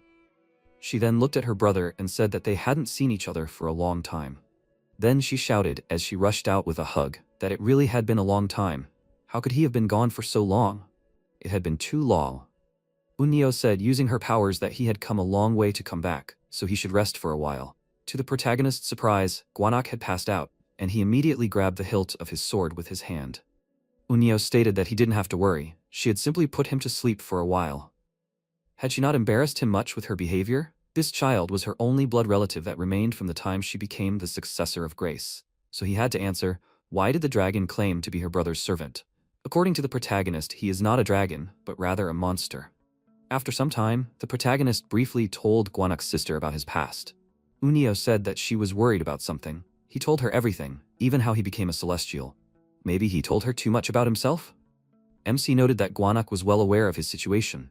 However, he still brought him here, which means that he trusts his sister. Unyo praised him for his insight, and then said that the person they were looking for was not here. He has not lived in Asadal for quite some time. Since he cared for her younger brother, he would make a flute for him if he prepared a small gift for him. The protagonist thought that he was worried a lot, but everything went better than he expected. Although if Jingun has not lived in Asadal for a long time, then Gwanak should have known about it. Why did he decide to come here then? Unyo noted that it finally dawned on him. Gwanak was planning to ask him to join Asadal. Or more accurately, he would take the soon-to-be vacant throne as a member of their clan. The protagonist realized that the soon-to-be vacant throne was that of the Dragon King of the East Sea. After a while, in a floating palanquin, Yua asked what was wrong. Wasn't he satisfied with the meeting of leaders? Didn't he want to lead the attack against the East Sea? Diok thought that when the sons of the Dragon King of the East Sea disrupted the battle on Dokdo Island, they caused significant damage on land as well. Because of their actions, a huge number of innocent people died. He couldn't forgive them for that. They must be punished, no matter what it costs him. However, Yua stood in his way. He then said that he was worried about the fate of the children. Yua shouted, "Why is he talking such nonsense? Has he already forgotten what they did? They are their enemies, and they must destroy them all. If he says that again, she will remove him from his position as commander." She thought that this was the new Dragon King, the reason they brought it up at the leaders' meeting. The problem is that if the vacant seat is taken by a puppet of one of the factions, the consequences could be disastrous. Luckily for them, dragons are rare, so it will be difficult for them to find a suitable candidate. She cannot allow anyone else to take advantage of this situation. She must find a dragon that she can control as soon as possible. Sometime later, in the city of Asadal, the protagonist said that he had a request for Unyo. She could help him leave Asadal without anyone knowing that he is a dragon. Unyo asked why he was asking such a thing. If he ascended the throne of the Dragon King, he would be able to achieve his goal faster. The protagonist noted that even if he ascended the throne as a member of Asadal, he would be nothing more than a puppet. And he doesn't want his life to be controlled by someone else. And if possible, he would like to ask her for advice on his next steps. He doubts that he will be able to meet those among the Celestials who will dare to help him, so he asks her for advice. Unyo said that she was pleased to hear this, although her brother would be saddened by parting with him. MC asked what she was talking about. Unyo said that she would not let Gwanak leave their lands anymore. Once upon a time, her brother had to leave Asadal, although she was categorically against it. He still became the divine guardian of Mount Gwanak-san, but in the end, he lost everything and became like this. The protagonist asked if she really wanted to exchange Gwanak for help for him. Unyo noted that she would not let her brother go, even if he did not ask her for anything. By the way, the throne that a dragon can ascend is not only in the seas. In places where a large amount of water energy is concentrated, a throne can also form. But the level of such a throne will be lower than the sea throne, although there will still be quite pure energy there. And she knows about such a place. She had a close connection with the Dragon King who lived nearby, and when his line died out, she inherited the rights to his lands. She will pass these rights to him, and he will be able to take this throne. Naturally, this throne will not compare with the sea throne, but this will be enough for him. This place is perfect for him, so that he won't be disturbed by strangers, and he can build up his power in peace. The protagonist thought that he should go before Gwanak wakes up, although he wanted to say goodbye to him. MC said that he will never forget what Gwanak did for him. After 3 days in the forest, the protagonist used the power of the item. The protagonist said that he didn't expect that the throne was on Malpaiktu. First, he must absorb the water core of this lake. The protagonist thought that he could easily swim and breathe underwater. He felt like he had become a fish. What incredible power! He just got closer, and he felt himself being filled with power. How strong will he become when he absorbs it? MC shouted that it shouldn't be stubborn. He will definitely absorb it. After a while, the protagonist thought that he felt strange. It must have merged with his dragon pearl. The protagonist remembered Unyo's words that after he removed the barrier, the Imugi would appear and sense the energy coming from there. They had trained hard to become dragons. They would be tough opponents for him. After some time, the lake was attacked by the Imugi. The protagonist shouted, grabbing his weapon, that he was not going to give up so easily. The Imugi blocked the blow and used his powers, summoning a lightning attribute that fell on the protagonist. They noted that this was simply ridiculous. Although they sensed the energy of a dragon in him, he was not able to cope even with his own strength. This insignificant thing could not withstand even one blow. In any case, they had very little time left to become dragons. If they ate him, they would speed up the process. The protagonist dispelled the barrier of peach petals. The Imugi shouted that his resistance was pointless. He could enjoy these petals before he died. The protagonist used his powers and attacked his opponents, then summoned his familiars. The Imugi noted that he still had many aces up his sleeve. They should retreat immediately. MC shouted, "Why are they running away?" The protagonist thought that he used too much power trying to stroke the core. He was already at his limit, but he couldn't leave it like this. After all, he got this opportunity in exchange for Gwanak. The Imugi tried to escape, but suddenly, the protagonist appeared in front of them with a weapon in his hands. They shouted, "How did he get here?" However, he won't be able to use the lightning rod now. The protagonist used the movement through space, which he did with the 7-branched sword. The Imugi said that it was useless. After a while, the protagonist deals a crushing blow to the opponent. The Imugi thought, where did this guy come from? If it stays here, it will also die. It should run away quickly. It thought that it could become the Dragon King. Suddenly, MC appeared and asked where it was going. It is important to note that the plant with which the protagonist subdued the two Imugi is called black Chinese bamboo. Even in ancient times, it was believed that it could be used to fight dragons. If the body is pierced with this plant, the dragon will gradually lose its life force. After a while, the protagonist thought, why is this building here? Is this the Dragon Palace? Perhaps it appears when the owner of the watercore approaches it. He should look around here. The snake-shaped Imugi said that it will do whatever he says, but it asks to pull out these sticks. It can no longer bear this pain. The protagonist said that he will pull it out if it answers his question honestly. However, if it lies, then it should guess the consequences, right? Is there anyone else here besides them? The Imugi said that he means those who guard the Dragon Palace. Now these 5 are hiding in their lair. MC asked how they could appear right after the barrier was removed. Imugi said that they are connected to this place. His name is Yahello, and next to him is his brother Kanbei. They were originally servants of the previous owner of this place. Yahello said that 60 years ago, the owner of this place died. He and his brother trained for a long time to take his place. The protagonist thought that if they were servants, then they should know this place. This means that they can still be useful to him. After all, they know where all the valuables are. The protagonist said that he is removing these sticks as promised, and now he must show this place. Yahello noted that he missed one stick. He should change form because it will be more convenient. He turned into a human form and asked if he could remove this fox. MC said that he will do it only when they are finished. The protagonist thought that he is somehow harmless. Yahello thought, looking at his brother, that they are still lucky to be alive. MC asked why he froze in place. Maybe he should use his sticks again? After some time in the Dragon Palace, Yahello noted that the devices and mechanisms that are in this palace are powered by the energy of the water core. Therefore, the owner of the core can easily manipulate them. Despite its small size, this palace has existed since the Sango era. Until the last owner, no one was inferior to the Sea Dragon Kings. The protagonist thought it was amazing how fish were swimming outside, but there was no water inside. The courtyard in the palace looked spacious. He could move the peach tree here and make a garden. After some time, Yahello said that the treasures of the Pegtu Palace are kept here. Only the owner of the core can open this door, so the treasures remain untouched. The protagonist used his powers and said that he wanted to see what was inside. Then he noted that it was cleaner than he expected. And this did not look like ordinary books. Yahello said that this is a martial art, the technique of the King of the White Sword. MC asked how an Imugi should train to become a dragon. Yahello noted that most simply look for a mentor to guide them. However, he and his brother were mentored by the previous Dragon King, but he died. So they were never able to become dragons. MC thought that the Dragon King was teaching them his technique. If everything Yahello said was true, then if they mastered this technique, they would be able to become dragons. In that case, he could use them for his own purposes, right?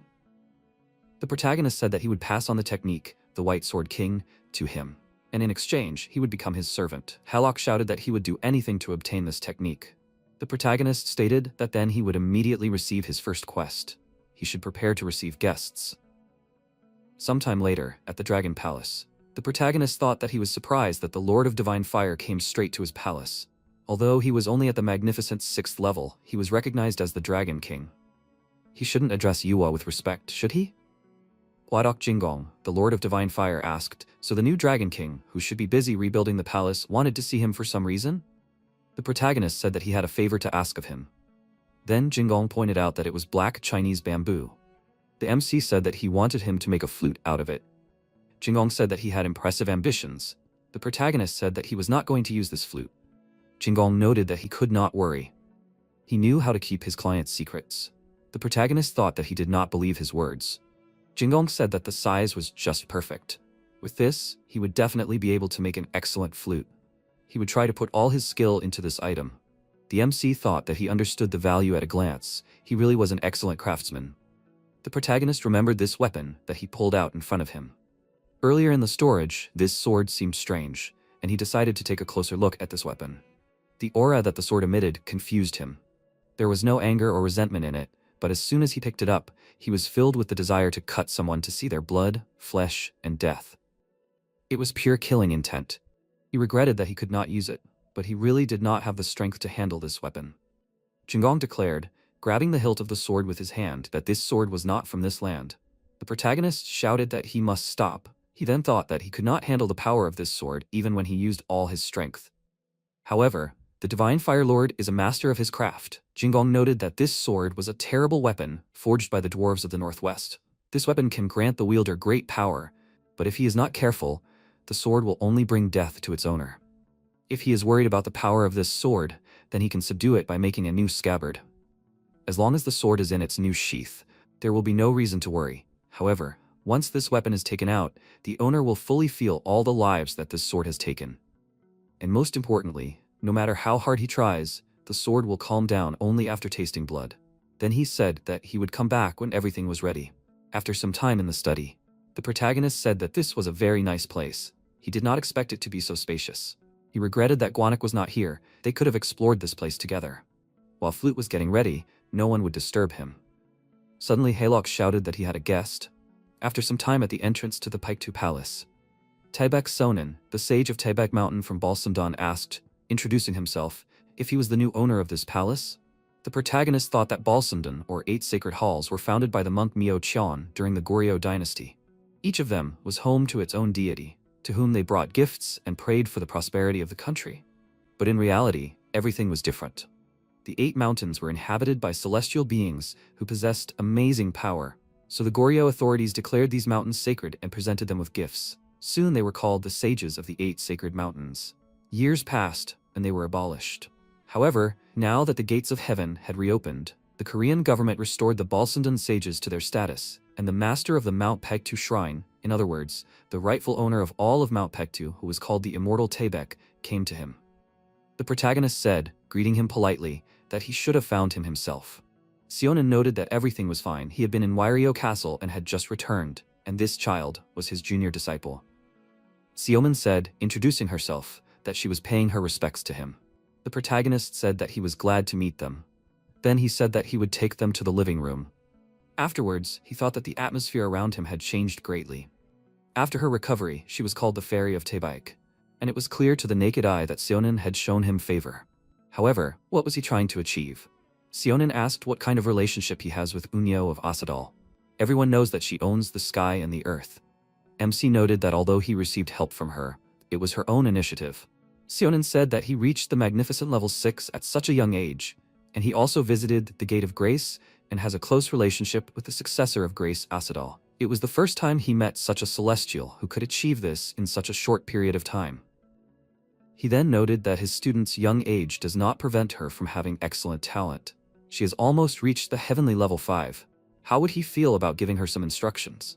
Sometime later, in the living room of the Paektu Palace, the protagonist asked if what he called pair training could be interpreted as training to build a friendly relationship.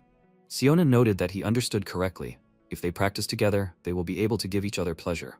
Perhaps this girl can become his concubine in the future. The protagonist shouted in confusion, "Why a concubine?" Sonin said that this was the whole point of pair training among cultivators. Taoist practices are truly mysterious. Correctly releasing qi energy can lead to harmony of male and female principles. Only in this way can one reach the highest path in the shortest possible time. MC thought that he was using Somin to tame him, the dragon. The protagonist said that he did not intend to enter into such a relationship. Sonin noted that he should not rush into a decision. Pair training would help him a lot. Besides, he could become his son-in-law, and he is not one of those who treats his sons badly. The protagonist thought that he had felt this feeling before. This is Gongqing extract. It was thanks to this that he was able to hide his basis. He could never find anything similar to this elixir. The rarer the elixir, the more valuable it is. The protagonist noted that he was already engaged to another woman and was planning to marry her. Sonin said that he was difficult, but this practice had nothing to do with feelings. It didn't matter if he had a spouse or not. As long as they paid attention to each other, there was nothing wrong with that. Besides, he was a dragon. How was he going to remain celibate? The protagonist thought that with all due respect to Somin, he would take advantage of as much as he could. Then MC said that he would agree to have a couple practice with her. A few days later, in the Heaven and Earth study, the protagonist practiced the lotus position. Afterwards, he said that he had succeeded. MC thought that now that he understood the principle, he would be able to make rain using the energy of the air. When he reached the 6th stage, he would be able to combine different properties and create natural disasters. He thought it would be fun. He couldn't wait until he reached the 6th stage. Haylock said that Soman would like to join him in the bedroom. The protagonist thought it was time to use the immortal Taebek. At this time, Soman thought outside the door that the ancient dragon was an amazing opportunity to become part of the Dragon King's lineage. She remembered Seonen's words, who made sure that she understood that if she put in the effort, she could get the dragon, and everything that belonged to her was his. He believed that she would succeed. She thought that it was all for the teacher's sake. Then, Soman went into the bedroom and said that she was sorry for disturbing him. The protagonist asked, "So she did come after all?" The atmosphere should be something like this, so he embellished everything here a little. How about her? Soman thought it was all for the teacher's sake. She said that she was grateful for his concern and attention. The protagonist asked, "She didn't want to do this, did she?" He could see from her face that she didn't like it. He was surprised that such a worthless mortal thought she was his equal. She speaks beautifully. So does she really think that the Dragon King is willing to give away the most precious thing? If he says that she can only get the treasure by turning away from her teacher, then how can she continue to be called Fairy Taebak? Or is it because his situation has worsened? Soman shouted while grabbing her weapon that if he continues to insult the teacher, he will greatly regret it. The protagonist used his power, and Hede appeared and pounced on her. The protagonist noted that a mere mortal cannot compare to the Dragon King. It does not matter what her teacher thinks of him. He is the Dragon King and this is his palace. She can try her best, but she cannot harm him. She must follow him, and he will show her another way. After a while, MC said that she should eat it. Soman thought, isn't this a pill? It seems like this is the 8 Treasures Energy Preservation Pill. This is just ordinary medicine that she does not need. But if she looked at the quality of the pill, it was different from the one she was used to. She would try it anyway. It wouldn't make it worse. Then she realized that the properly prepared medicine had no taste or smell. It was different from the ones her teacher gave her. In addition, the wounds she received from Hide were healing, and her strength was increasing. Could such a basic medicine affect the heavenly level 5? Soman asked what the secret was.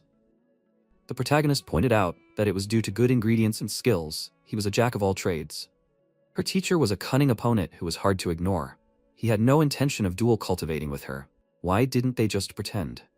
Soman asked, what if the teacher guessed? The protagonist asked, she hadn't thought about that when she took the medicine from him, had she? MC said that he would continue to give her the medicine, and she would give him the gongqing extract. Soman thought that this would definitely work, since the air energy would increase. She said that she liked this option, but she had a condition. The gongqing extract is very valuable, so she wants to know how exactly he will use it. The protagonist asked, taking the elixir, will she really cry and tell her teacher everything if he uses it incorrectly? Soman wondered if she would wish that she had given it away. The protagonist said that they should get straight to the point. Soman asked what business he was talking about. MC said that they should drink alcohol. Soman wondered if she had really miscalculated. After a while, the protagonist noted that the effectiveness of the drug was decreasing. He should increase the dosage, although this was enough for practice. Now he needs to add alcohol to the gongqing extract. Soman said that she wanted to drink more. The protagonist asked, isn't this the second keg already? Soman shouted that she can drink 8 kegs. He should pour her more. MC thought that she must think he was crazy for adding alcohol to the elixir, although he calmed down after realizing that the same trick was used by Pectagon. He then asked Haylock to take Simone away from here. Simone screamed, why does the lizard think of her as worthless? Does he not respect her at all? He can't ignore her. She is her father's daughter. Does he even understand how proud she is of her father? He is a fireman who received an award from the president. She thought that he wouldn't know that she was going to do this alone. The protagonist thought that he seemed to have learned something useful from this chaos. He would decide how to use it later. For now, he should finish this. A few days later, the protagonist said that it should work. The protagonist thought that the aroma was very strong. If the Celestials of Soul smelled it, he might be in a difficult situation. The aroma alone made him drunk. He made a fig peach. He used bee carcasses as a base to make the drink even sour. Would it be much different? Unexpectedly, Yo Dongbin, the immortal sword, said that this aroma could drive a person crazy. The MC thought, is it a celestial? He didn't smell it at all. Dongbin said that he doesn't have to be so careful. He's just a passerby who likes to drink. If he doesn't mind, can he try this drink? It's hard to resist such an aroma.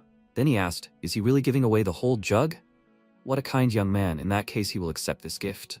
Dongbin took a sip and said that this was a divine drink. He hadn't drunk anything like this for a long time. He even remembered an old friend. The protagonist noted that he told this friend that he would forever forget the taste of alcohol after his death. Dongbin asked how he knew this. The protagonist said that he apologized for the late greeting. The MC thought that, according to the Baektu Gong records, Dongbin is a wanderer who settled north of Mount Baektu after he became addicted to the alcoholic drink Baektu Gong. He is one of the 8 immortal celestials, a descendant of the Thunder Sword technique, who has killed countless dragons and punished evil. The protagonist said that he is glad to meet the master of heaven and earth, the immortal sword. Dongbin said that he was going to greet the new Dragon King. Since he lost the bet with the previous Dragon King, he is now his sworn brother. The protagonist asked in surprise, so he said that he would not drink until he received a drink from the new Dragon King? He asked, so he knew? The protagonist said that he was the new Dragon King, so he did not break the terms, right? His interlocutor shook his head and said that he did not know who he was at that time. So it does not count. The MC countered that he has been keeping his word for 600 years, and although he could tell from the aroma how precious the drink was, he did not show any malice and was polite. Dongbin waved his hand and shouted, "Enough!" He grabbed his head and shouted that he must say that he is a real drunkard. He can't listen to this anymore. The protagonist thought that he decided to keep his word to the end. Either he is too stubborn or too righteous. He then said that it pained him to see his older brother using such horrible words to describe himself. Instead, why don't they sit down and have a nice drink and honor their ancestors? The other man looked at him and said that he didn't mind. He then thanked him and said that he had saved him a lot of trouble. If he ever needed his help, he should just say so. The protagonist asked if he could ask him for a favor. The astronomical sword technique is an amazing martial art learned from a sage named Waryeong Jining. The story goes that he defeated an evil dragon with it. Using even the most ordinary swords in combination with this technique, one can achieve strength far superior to other martial arts. He practices sword techniques too, but please, he must teach him his sword skills. 2 months later, North Korea. A huge centipede was rushing from side to side, terrifying the children hiding in a small building. They hugged each other, trying to console each other, and begged for salvation. At that moment, the protagonist jumped right at the monster and said what a wonderful lamb there was. Then he looked at the children in surprise and thought, are they really being used as a sacrifice? Suddenly, the monster screamed, how dare he touch it? It will tear him apart. The protagonist turned around and then jumped to the side, striking. The boy, who was watching this happening in fear, saw clots of blood and thought that even such a strong person could not cope. Now no one can save them for sure, and they will die. Then he looked up in surprise, seeing how the protagonist was flying rapidly at the monster, while it screamed that he was sure that it swallowed him. The next moment, the protagonist dealt several crushing blows until the monster surrounded him and said that he had nowhere to run now. The protagonist smirked and thought that heavenly escape meant hiding from the heaven's gaze. Then he disappeared, and the monster wondered how it happened. If it was possible to hide one's presence and change the direction of an attack, then the human body, which concentrates the power of the air, can do it too. Then he dealt another attack, causing a bright light to scatter in all directions. He descended to the ground and sighed heavily, and the monster behind him fell to the ground. He abruptly covered his mouth with his hand and said that he could not get used to it. He thought that in order to teach him this, the elder constantly threw him off the mountain. However, it worked, and now he is training in a place where a huge number of monsters live. They will be excellent fertilizer for him. Then the child came out of hiding, holding his brother in his arms, and thanked the elder for saving him. The protagonist was surprised. The elder? They are not from Asadal? The child said that it was so, even though they were expelled, but their family from generation to generation worshipped and revered the gods. Witches are hereditary shamans. After some time, several soldiers looked ahead in surprise when the next moment Hiti gave them headshots. Shortly before this, the protagonist asked the girl, is her mother a shaman? She confirmed this and said that when that creature appeared, the villagers began to make sacrifices to it. It even ate her father. Her mother, to counter it, made an iron spear. But somehow the soldiers found out about this and broke into the village, and the mother was killed because she tried to protect the village. The protagonist thought that this was inhumane, and then patted the child on the shoulder and told them not to cry. He will avenge her mother's death. Hiti continued to rush forward at this point. Then he jumped into the building, filling the entire floor with water. The protagonist thought that he had been doing everything he ordered lately. Maybe he perceived him differently because he became a dragon? It seemed that he and Guanak got along even better than he thought. The next moment, Hede jumped out of the building, holding a dog-headed creature in his mouth. The protagonist said that he expected him to be a celestial or a master, but it turned out that he was just a monster disguised as a human. Then the dog screamed, who was he to attack them? MC said that he came to ask for justice for the murder of an innocent man and to return the stolen name and artifact. He said that he was talking about that shaman. If he was taken, then most likely he is now with the general. The protagonist thought, the general? They assumed a rank and infiltrated the people's environment. He is dressed in an officer's uniform. Using his position, he easily manipulated the government and the people to turn all the villagers into food for that monster. The dog shouted that, judging by the reaction, he didn't even know who he was dealing with. The reconnaissance troops had already reported to headquarters, and reinforcements would soon arrive. The protagonist approached him and, grabbing him by the ear, told him to take him to the lair. The dog said that he was digging his own grave. He thought that even though he was a celestial, he was nothing compared to him. When they, the demons, were fleeing from the celestials from China and South Korea, they settled in North Korea, and they were all led by a 1,000-year-old white tiger. Tong Duryong is a great demon on the verge of reaching the supreme level. No matter how strong he is, he will not be able to defeat him. After some time, they arrived at the right place. The beast-headed creatures were devouring corpses. The protagonist thought that not only were they pretending to be humans, they were openly engaging in cannibalism. He said that it was disgusting. Then he pointed his index finger at them, from which a powerful whirlwind burst out the next moment. And then he told Heda to spit it out. The dog shouted at him not to do that, and the next moment he was already sucked into the whirlwind. Then Tonga appeared on the field and said that he was wondering what all the fuss was about. It turned out that a pathetic human was going crazy. The protagonist thought that he had dispersed the dragon cloud in one fell swoop. Then he asked, "Is he Tanga?" The tiger shouted, "Did he dare to call him by his name so unceremoniously? He will pay for this. They must be hungry. They must eat him." Then he pointed his finger forward, and the other animals headed towards the protagonist. And he shouted, "Since he came, he himself will taste him." Then his beasts were pierced by powerful blows, and they desperately called for the general. Then he looked up at the sky and saw the Imugi. The protagonist said that after all this fighting, he was a little hungry. Halok, Kanbei, they shouldn't keep him waiting. Then he told Helok to collect all the whole corpses. The next moment, his mouth was already filled with corpses. The protagonist thought that he was just like a real snake. Then Kanbei came to him and said that he had collected all the trophies. The protagonist said that he should go first and prepare everything. He thought that Kanbei was very funny. When he saw him drinking alcohol, he immediately burst into tears and said that he reminded him very much of his past King Paitu. And then he went to the cage and decided to see what was in there. As these children said, it was a supreme spirit that feeds on iron. It is able to drive away nightmares and evil spirits. Taking a piece of metal, he pulled it through the bars and turning to the creature, told it to come here. He said that he thought that it would relax if he gave it food. At that moment, heat flew up to him, and he asked if he wanted to try it. Then the creatures looked at each other, and the protagonist thought maybe they could be friends, since they were the same species. Then the creature handed him a piece of metal, and Hide asked him if he did well. The protagonist patted him on the head and said that he was doing a great job. He thought that he had become a real troublemaker. He now had a new friend who would at least slightly replace Guanak for him. Then he waved his fan, sealing the creatures inside, and said that it was time to go back. After some time, he arrived in an underwater kingdom and, looking around, said that this was a dragon palace or a tavern. Somin was unconscious on the ground, and the protagonist thought that she and the teacher had become real drinking buddies. Funny, but she does not know the true identity of the teacher. Then the boys ran up to him and he apologized for making them worry. He handed them their mother's things. The girl took the relic with trembling hands, tears streaming down her eyes, and the protagonist asked if he could find out what it was. She said that it was a family heirloom of their house.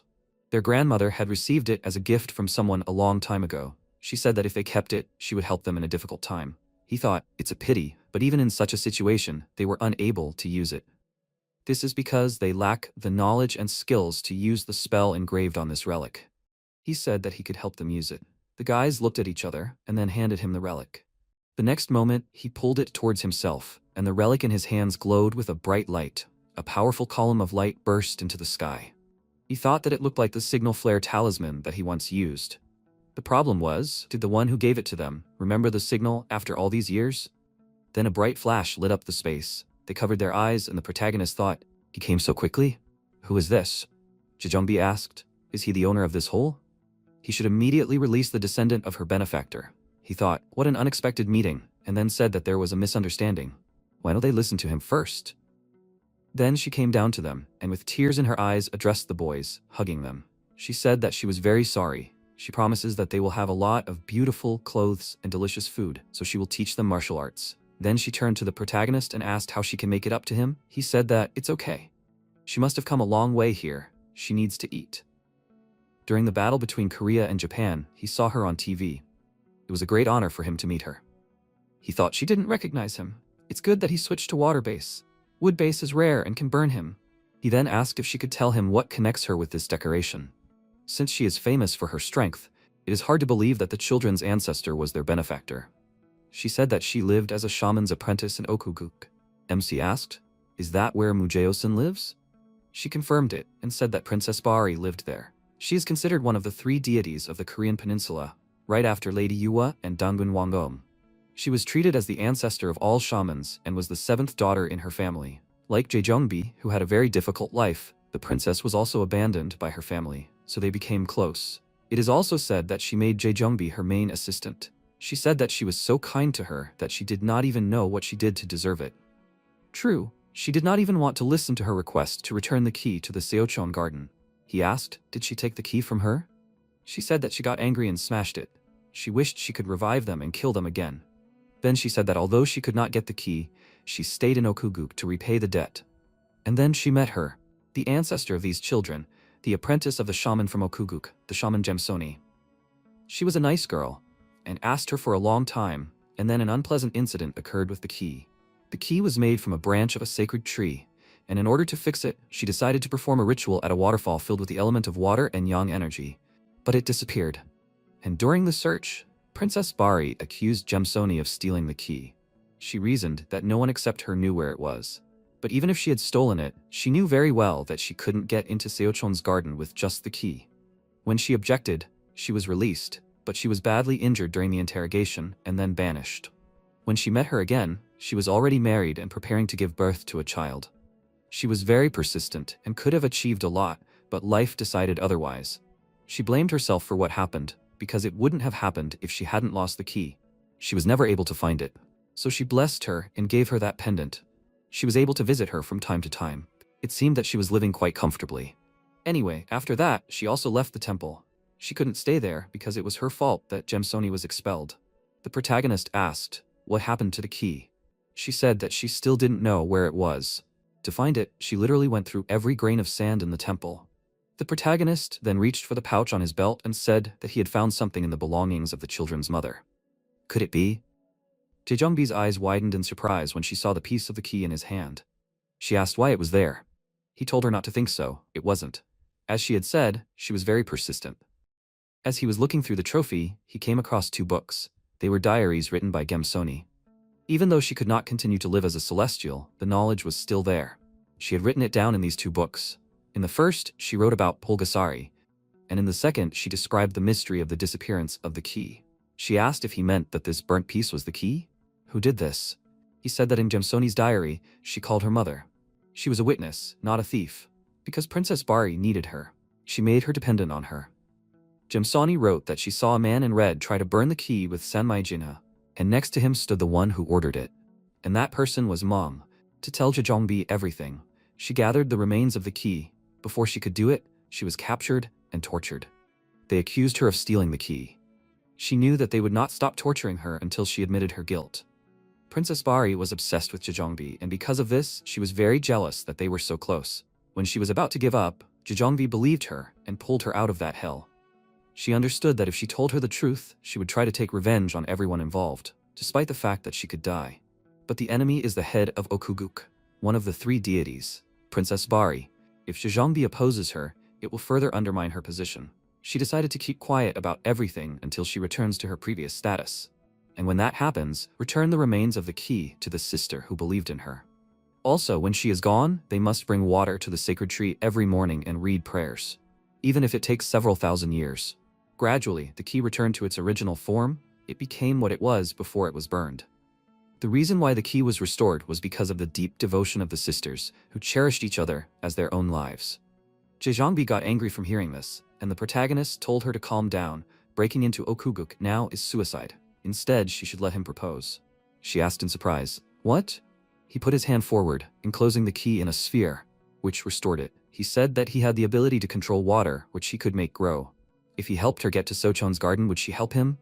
She thought that he used his life energy to fix the key. Even if he was a divine being, he would have to spend most of his energy to fix the key. Since he did this, he really wanted something from her. He smiled and said, "Does she know why he wears a mask?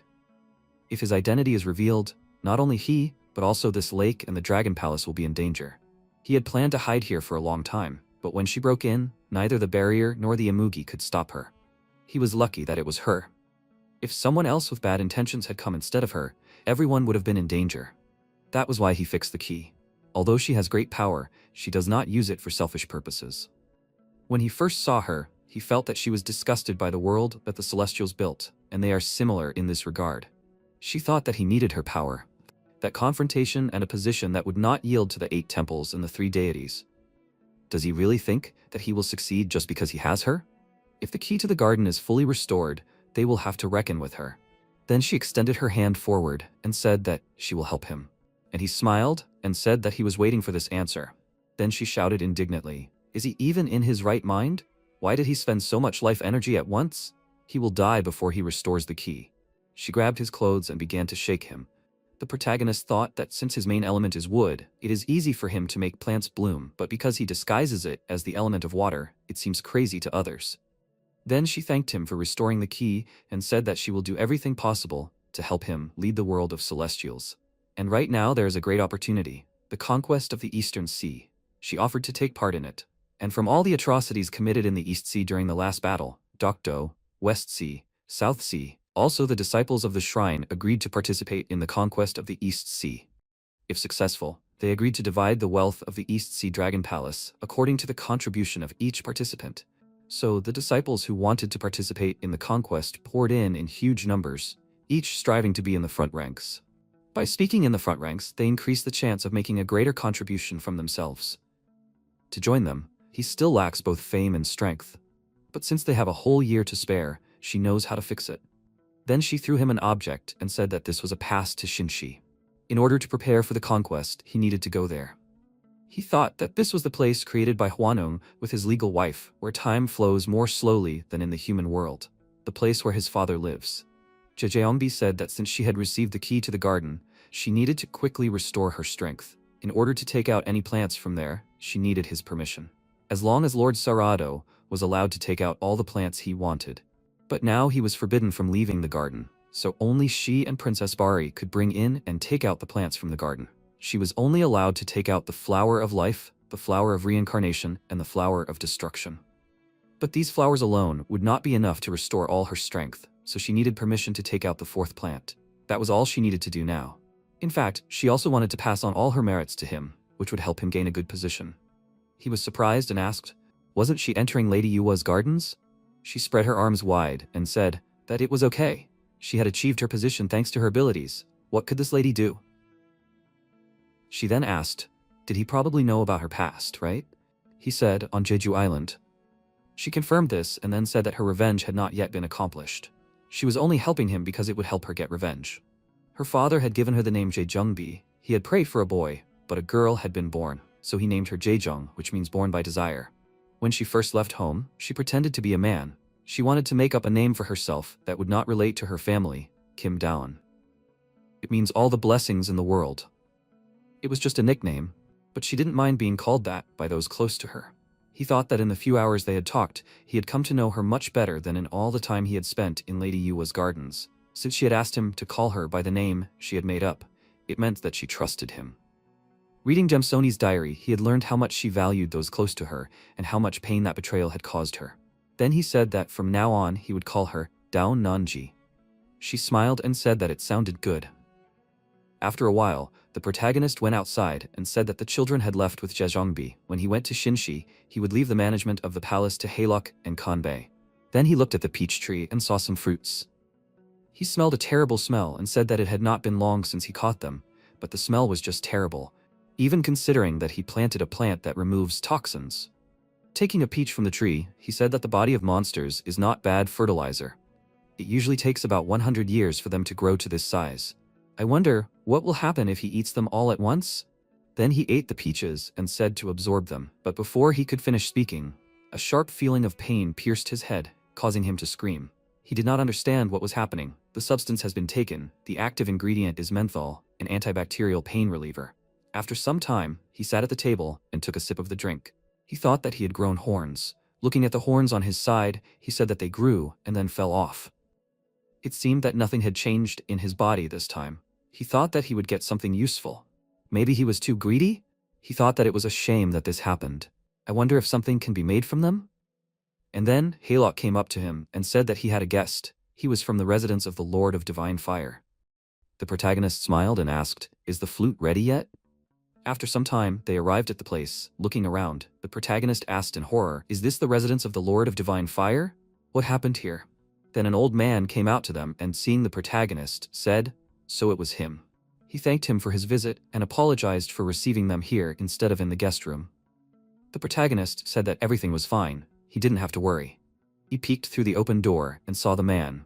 Thinking that there were so many servants surrounding him, it must be some kind of powerful celestial? He was in critical condition right now. Who could do such a thing?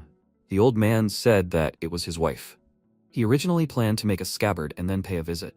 In order to create a scabbard that would neutralize the sword's energy, he used steel imbued with sword energy, and in order to evaluate its strength, he tried to insert a spirit stone that had a fire attribute. The problem was that he underestimated the blade. To suppress the power, he tried using a unicorn horn and even a dragon's fang, but it didn't work. In the end, he invited a craftsman from the Western bloodline. He was known for being able to create the best metal called Biyun. In the process, he had to show off the sword. The craftsman's face changed in horror when he saw how the old man changed when he picked up the sword, his eyes burning with rage. The old man said that when he picked up the sword, his mind became clouded, and he killed the craftsman. The protagonist cried out in surprise, and the old man added that before he died, he was able to tell why it happened. The materials he used did not suppress the sword, but became the source of its power. The sword burst into the manor and subjugated the minds of those inside. His wife tried to stop it, but the girl whose mind the sword had taken over quickly tried to harm his wife. He said that he had no choice, he had to save the others. If not for his wife. MC looked behind the door again and thought that these wounds were left by that girl. The old man said that the sword took over the body of a girl who recently joined their family. Although it managed to shackle her, the sword still controls her mind. Either destroy the sword or create a new scabbard that will be able to pacify it. He regrets that he could not live up to their expectations. The protagonist thought that he used a dragon's fang. Dragon body parts are extremely difficult to find, so they are very valuable. He asked if a dragon's horn could be used to create a scabbard. The old man confirmed this and said that the horn must be in perfect condition, and finding one is very difficult. The protagonist then handed him the horn and asked if this would be enough. The old man leaned over in surprise and asked where he found such a valuable thing. The protagonist said if that was enough, then we should get started. After a while, he went to the forge where a girl was sitting in chains looking at her phone. Seeing him approaching, she asked who he was. Then she smiled and the sword said that he remembered. He was the one who picked it up first. It was funny to watch him tremble when he felt its power. He tried to sheath it, right? Then she grabbed the sword and shouted that he should come closer if he thought his life was worthless. The protagonist thought that the sword couldn't do anything to him, since it was chained. Then he noticed the cell phone in the girl's hand and thought, didn't he say that the sword had taken over the body of the new girl who had just joined them? But why was the sword using the phone? It had just taken over her consciousness. Did that have any effect on him too? He then leaned over and asked what he was doing. The girl started waving the sword and shouting at him to stay away. If he doesn't have a charger, then he should leave. The protagonist thought that he had become just like a modern child. Then he noticed the text on his phone and asked what the novel was called. Sword replied, "I am absolutely not unrivaled." MC asked, "What is this about?" Sword said that the protagonist was originally a loser. How unexpected. After a while, Sword shouted in irritation that the heavenly sword was annoying her. He hacked his friend to death for touching his sword. The protagonist did not know how to react to this. If you compare it to the first time he picked up the sword, now it does not seem so evil. Sword just has a sharp character. Then Sword wanted to read on, but there were no cookies left in her account, and she could not read further. The protagonist asked, did he use it all? Then the battery on her phone ran out, and the girl sat down on the floor. The protagonist asked, is he okay? Sword held out his hand and said, since he does not have a charger, then he should give up his phone. He said that he does not have a phone. The sword in the girl's body became very sad and asked, is it really that bad? Maybe he should tell a story? The sword asked, is it interesting? He said that this is his story. After a while, the sword said desperately, what a horror. He can't accept it. A father abandoned his wife and little son, and then remarried? He saved people, and for that he was beaten and put into custody. How could they kidnap people, force them to look after the garden? To make their family look better, they only show people talented people? Because of the huge number of dangers, he had to leave that cute teddy bear? They should kill them all. If he doesn't have the courage, then he will help. This is the first time he feels such strong anger. The protagonist patted him on the shoulder and said that he appreciated his responsiveness, but now that he is sealed here, how can he help? He shouted that he can ask that old man to release him. He asked, after he smashed everything here? The girl's body shrank in anger, grabbing the sword. He shouted, "How annoying." The protagonist thought he was really on fire and then asked if he wanted to let off some steam. There is one way. He knows how, right? Then he extended his hand forward and the sword, smirking, said, "That's right. After all, the protagonist of his story is better off doing everything himself." Then he handed the sword to him. The powerful aura of the sword passed through the protagonist's body, and smirking, he said, "Wonderful." He took the sword with both hands and said that he would use his body to subdue them. He would cut everyone into small pieces. At this moment, breaking the wall behind him, releasing fiery energy, an old man jumped forward, shouting that this will not happen. He is a damn monster. Powerful flames burst forward, engulfing the protagonist. The old man shouted for him to be patient for a little while. And the sword shouted, "Does he want to seal him here again?" It won't work. He won't be able to stop him anymore. His attempts are in vain. But the old man released the fire with a powerful new force. A creature was formed from the flames, opening its mouth. The protagonist swung his sword, and the sword said, "Does he think this will help? Is he giving up already?" Then he saw an object on the side and asked, "A new sheath? Looks like he hasn't given up yet. Well then, he will break it for him." But at that moment, the sword lost control of the protagonist's body, and he was able to put the sword in the sheath. The sword said, "Did he plan this from the beginning? He must stop." A bright flash of energy pierced the protagonist's body, causing him to fall to the ground tired. After a while, he opened his eyes while lying in bed. When he sat up a little, Yahello ran up to him and worriedly asked how he was. He said everything was fine. His subordinate said that everything went as he planned, but is he sure everything is fine? The protagonist confirmed it again, and he said that he examined him. There are no problems other than being very tired. He needs to get some rest now. He then handed him the medicine and said that his grandfather asked him to tell him this. The protagonist told him to tell him that he was awake. He then took a few sips of the medicine and heard the sword screaming indignantly, calling him names. The protagonist thought that it was now sealed in the sheath. Covering his ears and getting out of bed, he walked forward and said that the sword was too noisy. But since Yahello didn't react, it turns out that only he could hear. Maybe it's because the sheath is made of his horns. If you think about it, the horns are like antennas to study energy, and that's why he is now connected to this sheath. He then said that it is too noisy, he should be quieter. The sword said indignantly, did he hear it? Still ignored it? He thought that it worked. Maybe it was fate that after he ate the peaches, he grew horns? Then he told the sword to try to calm down. He understands why it is angry, but isn't it better for it? If it weren't for him, it would still be lying in the warehouse, and when they sealed it, the old man wanted to destroy it. And if he copes with it, then he will have a chance to personally destroy those scoundrels. The sword asked, will he replenish the account? The protagonist confirmed this. The taming was complete. After some time, the old man and the protagonist with his subordinate met on the street. The old man asked, are they leaving already? He thought that they would stay a little longer. The protagonist said not to disturb them. They would better leave. He still has houses to rebuild. The old man lowered his gaze and said, if he had not given such precious horns, he would not have been able to create this sheath. Everything happened because of his negligence. The protagonist said that they were just horns. If he had not asked him to help, nothing would have happened. He is very sorry that because of his request, everything turned out this way, so the cost of his work and repairs. The old man shook his head and said that everything was fine and that he didn't owe him anything. He was a craftsman. He never thought that he would ever be able to work with a dragon horn in such a perfect condition in his life. Thanks to it, he was able to create a scabbard that could tame even the most ferocious demonic sword. He was able to create the best masterpiece in his life. That's why he won't charge him. He shouldn't worry. His wife is a difficult person and will recover soon. The protagonist closed his eyes and thanked him, saying that he was in his debt. He thought that this man was a real craftsman. Then, he said that he was curious. Did the craftsman say what kind of sword it was? He said that the sword's name was Tierfing. After some time, MC arrived at his domain and was met by Somin, who said that she would go with him. He asked where? To Shinchi? He turned around and said that one wish was not enough to get there.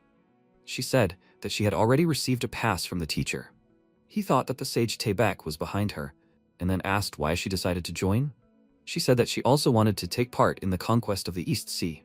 Besides, they should train together to avoid the teacher's attention. They had made a pact, so he didn't have to do everything alone. The protagonist then waved his hand and said that she could do whatever she wanted. A while ago, she asked in surprise, "What, North Korea?" Kongbei confirmed it and said that the master there saved those children when he was returning from training. But isn't he magnanimous? She thought that demons were hunting those children while she was getting completely drunk, and he was saving people? What is she even doing? She doesn't want to give in to him anymore. They currently passed through the barrier, and the protagonist thought that there was a lot of debate about whether Mount Taebaek exists, since it, unlike Mount Paektu and Mount Myeohyang, is hidden behind a spatial barrier. Gual is hidden behind a similar barrier. As he approached the entrance, he saw a crowd of people and wondered if they all wanted to go to Shinshi.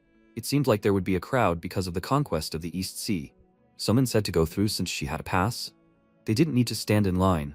The people standing in the crowd paid attention to them and started to talk about Somin. But the protagonist looked at his companion and thought that the local celestials did not like her very much. Then they approached Gomsan, who was dozing at his workplace. Somin greeted him and said that they wanted to go to Shinshi. He woke up and asked if she was Taebaek's student. In response, she handed him a jade pass. Then, he looked at the protagonist, and he introduced himself as the Dragon King of Paektu. Gimsan said that he did not know where he got the pass from, but he was going there, and he should not break the rules. Then, turning to Somin, he said that she could go. Hanyul thought that they only let in those who have a patron, and those who do not have one are forced to wait. He is in a hurry, so he does not have time to stand in line. Then he noticed Gimsan's face. Walking up to him, he told him to check it. The inspector asked in surprise, "What?" The protagonist asked if he was just sitting here to soak up the sun. He turned around and said that he was overestimating himself for a lizard. He concentrated his energy in his hands and shouted that he shouldn't have angered him. The protagonist was about to grab the hilt of his sword when a shout rang out. "Gumsang!" The man shouted. "What's going on here?" Gumsang said, "Father," in surprise. The protagonist thought that he recognized him, since he sees that face every time he looks in the mirror. He wondered if he would look like that in a few years. He knew he was here, but he didn't think he would see him so soon. He then asked if he was the man's father. The man confirmed it, and then the MC introduced himself and said that it seemed like he was no more important to the man than a stone on the road.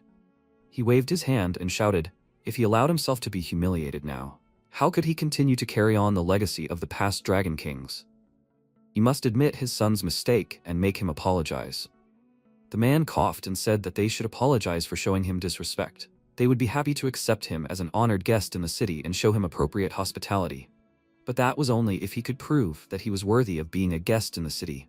For only those with sufficient strength and authority could enter Shinshi. The protagonist asked if he would be the judge. The father said that he would not. And, putting his hand on his son's shoulder, he said that he would be the judge. The problem was that there was no one who could prove his abilities now. Therefore, in order to test his strength, they would hold a small duel. Although his son lacked much, he had already reached the magnificent level, so he would be a worthy opponent.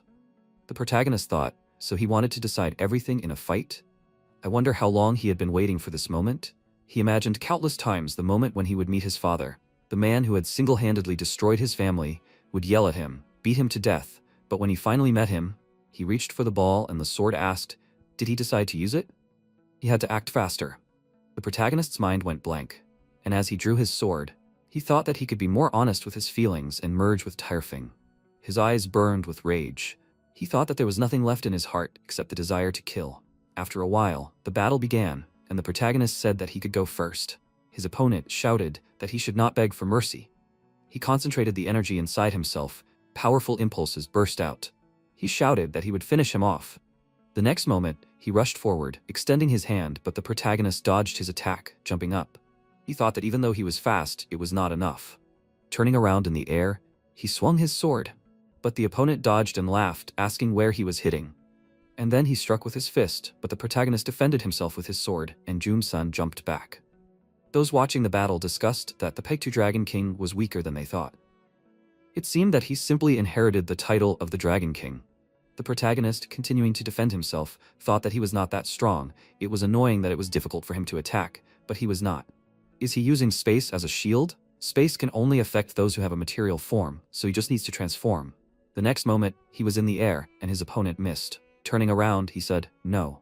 But at that moment, the protagonist had already attacked him with a sword, from which he only managed to put his hands in front of him, and flying back, he shouted, why did the shield not work? The father shouted in alarm, what is he doing? He must surrender. Jumsun told him not to worry, he couldn't be defeated with a few tricks. But before he could finish his sentence, Hanyul cut off his head and arms with a sharp movement of his sword. Those present were horrified by what he saw. His father, angry, shouted, "How dare he!" Then several warriors ran forward, swinging their arms to attack.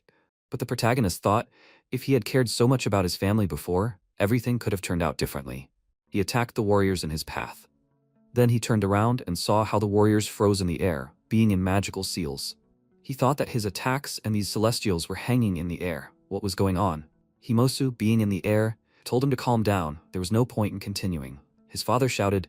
Why was he stopping him? Himosu landed on the ground next to him and said that his father personally gave the order. Eliminate the disorder and meet the guest. The protagonist thought in surprise. An order? Personally received the order from the Heavenly King, whom no one is allowed to see. This time-stopping technique in this face. This man. He sheathed his sword and said, Lord of Heaven and Earth, he welcomes Prince Himosu. He thought that they were similar. He inherited the heavenly blood more than anyone from the Go family. After all, he and his brother Daok have the same face. The people present discussed Himosu's appearance in surprise. Hwangwon descended from the heavens and founded this city. Since the gates of heaven were closed, no one has seen him again. Some believe that he has become a being superior to the Celestials, while others believe that this city is his new incarnation. Many gossips and rumors swirl around him, but the only one who knows the truth is his eldest son, Cheon Wan Ran. The next moment, his father shouted that he killed his son. He is his nephew and the grandson of the Heavenly King. Why is he treating him like a guest? Wang Ran turned to him and said that it was strange. Wasn't he the one who suggested a duel?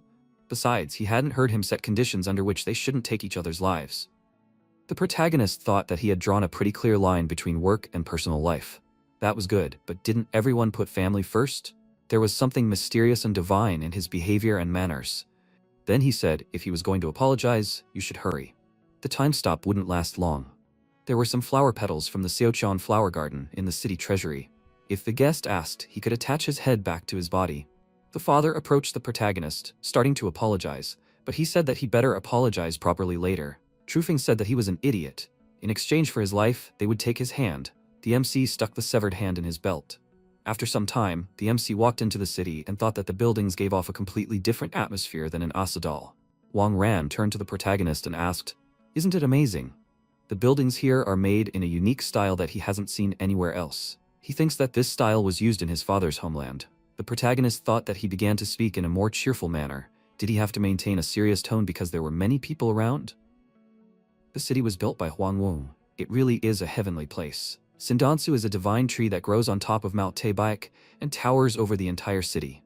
According to legend, when Hwangwon first stepped on Earth, this tree grew in that place.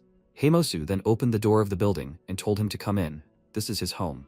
It may be modest here, but he hopes that this will not embarrass him. Sitting down at the table, the protagonist thought that it is indeed modest here. It does not look like the home of the one who rules this city. Then he noticed the empty mug next to him. But the next moment, his companion snapped his fingers and told him not to be shy and help himself. The drink and treats appeared out of nowhere, and the protagonist looked at them in surprise. He thought that he truly lived up to the image he had imagined. It was amazing to feel such elegance in such a humble place. Then he thanked him for his kindness and mercy, and he said that he had thanked him enough. Then he called him by name. This made the protagonist freeze in place and asked how he knew. Wang Ran took a sip of his drink and told him not to worry. No one knew about him except him. 2 years ago, in the pre-dawn hours when the heavenly gate opened, he read the stars and saw a sign. That was how he knew of its existence. No name, no gender, no age, but he could be sure of one thing. The person who woke up in the direction where the star fell would be the same as him. Hanyul said that this meant he was a prince. Wang Ran confirmed this and said that he was also a monster. Monsters are anomalies that do not belong to heaven, earth, or man. In ancient times, those who are not part of the trinity of heaven, earth, and man were called monsters. And they were hunted, believing that they do not obey the laws of nature and negatively affect the general order of things. But at the same time, a monster became the protector of the most sacred place on the Korean peninsula. He asked why he was telling him this. Heimosu said that anomalies are naturally attracted to each other. Once upon a time, he met a man with the same fate and received help from him. That was when he was first told about the laws of monsters. An elder must show kindness and help his kin in order to preserve the future of all. The protagonist said that he did not know that they existed. The interlocutor said that it was because there were so few of them. He had been watching his every move, from the false accusations of Lady Yuwa to his union with Daok and his disappearance during the battle for the seven-pointed sword. For the first time in so long, he experienced pleasure that could not even be compared to Dorak. The protagonist thought with embarrassment that someone was watching over him all the time. It was both comforting and embarrassing at the same time. Perhaps because they were both monsters, he unconsciously reached for it. Then Wang Ran waved his hand, opening the chest, and said that now he should choose what he thought was right. This was his kindness to him. In one bag was the Sword of Dragon Light. In his youth, it saved Wang Ran's life many times. The protagonist examined the weapon and thought that despite all the years, the sword was still in good condition. Tierfing said that the sword was not bad, that he thought it would be an A rank. But that didn't mean he should take it. After all, he was an SSS rank. The protagonist thanked the interlocutor, then thought that if he took the sword, his eardrums would burst. But this sword, he could feel the aura. Since they were both monsters, did it have the same type of ability as him? Then he reached for the second pouch and thought, wormwood and garlic? If these two pouches were of equal value, then he would choose this. After all, he would be able to grow it in the future. His sword said that he knew he would make the right choice. The protagonist then asked how he could repay his kindness. He replied that if he met people like them in the future, he should help them. The MC thought that he was following his principles. Himosu then bid him farewell and wished for him to find what he was looking for. After a while, the protagonist walked down the street and looked around and thought that the city center was a place for the Huang clan, and therefore it was untouchable. And he was able to come here due to special circumstances. I wonder if he will ever be able to visit this place again? A celestial with the same feature as him. He can't believe that he feels so close and comfortable just because they are both monsters. The time he hid it must have been hard for him. He hopes to come back someday to talk to him again. Then Sengo came up to him and asked, "The Dragon King of Paektu, right?" He introduced himself and said that he was waiting for him. He was here to help him settle in. But first, he needs to check his badge. After looking at the token, he said that the token had a value of 10. He could stay here for 250 days, multiplied by the value of the token. The protagonist thought, 2,500 days, that's almost 7 years. Sung Ok asked what level of residence he would like to receive. Han Yul asked in surprise, could he choose? He said, of course, but on the condition that he pay. After a while, he looked around the small room and thought that it reminded him of his previous apartment. Sungok said that the residence he just saw was the lowest class of Chongseo. It is a 6-month residence of the 5th class. There are a total of 5 ranks of residence. They are in the following order: Chongseo, Salk, Solge, Bom, Kirin. Residences of a higher rank are located in areas that promote progress in cultivation. Therefore, the higher the rank, the more expensive they are. Maryongbu is the currency of the Celestials. A certain amount of energy is transferred to the amulet and used as currency. The number ranges from 1 to 9, and the higher the number, the higher the price. The protagonist said, and going outside of Shinshi is prohibited. And in order to leave, he needs to use up all the days or just give them up. Sunok asked how he knew. The protagonist thought, why is this a sacred place? Is the only thing you need a pass to enter the city for is renting a place?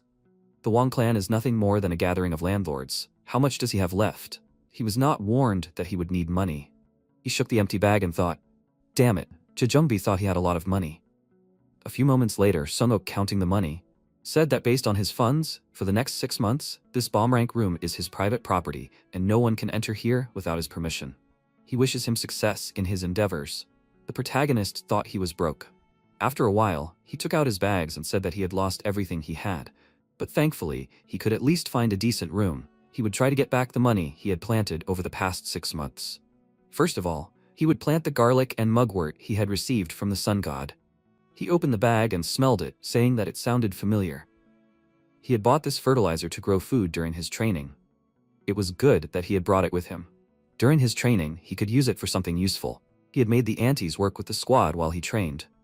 Well, now he felt alive again. It was tiring to constantly use chi water. He could finally practice the star wind breathing technique. Sitting on the floor, he said that he would begin. He thought that he was now at the pure level. Everything was the same as 3 months ago, when he was not yet the Dragon King of the Heavenly Lake. Even after absorbing the energy around the Sky Lake and drinking half of the elixir he got from Somin, why is there still no change? Or is it because he has no talent? Or has he reached the peak and even the elixir can't improve his abilities? He will practice the star wind breathing technique for now. It seems like it has been a long time. Fortunately, he does not need to be discouraged because his skills have not improved. It is quite large, although it is not tall, but it is a wide thing, his strength. After a while, he came to his territory and looked around and said that this time it is the same. He feels like he has been practicing the breathing technique for a long time. Then he called the ant to him and looked at the rings and said that 5 years have passed. Probably, only half a year has passed outside this world. He then said that this is why everyone underestimated time. He looked at the box in his assistant's hand and said that he planted it and it grew well. Should he try it? He bit into the garlic and thought, even if he ate it, he couldn't feel any increase in his abilities. Could it be that the problem was with the star wind technique? This heavenly art, although he was still learning, the first technique, the star wind technique, had reached the final stage and he had obtained the 10th star. Even if he trained more, he wouldn't be able to improve this technique. This technique was easier compared to the others, so he could easily reach mastery level 10. Was this technique originally created for the pure immortal level? Or was it an incomplete technique? Could it be that some parts of the technique were lost? What if he created a new one? In the heavenly art, there was a skill that needed to combine all kinds of attributes. But there was one energy attribute that wasn't mentioned there. The wood attribute. If he applied this attribute to the star wind technique, he thought it was worth a try. He needed to combine all the attributes into the 6 stars of the heavenly art first. But before that, he had to pay again. After all, half a year had already passed. Then he grabbed the basket and easily broke it, his ant flying back from his pressure, breaking several more baskets. The protagonist asked in surprise, "What? Is he that strong?" Then he turned his attention to the garlic with Heimosu in his hand and said that to him. The garlic looked ordinary, but maybe because of this, he was able to throw it all off at once? Can this strengthen any type of body or even give a human physique? A human physique is a physique that allows immortals to use the body of humans.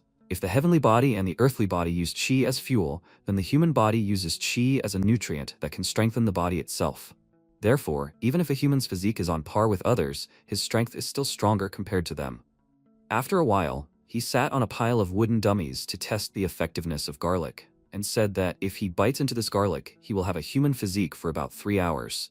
He did not expect that the effectiveness of the garlic and mugwort he got from him would manifest so soon.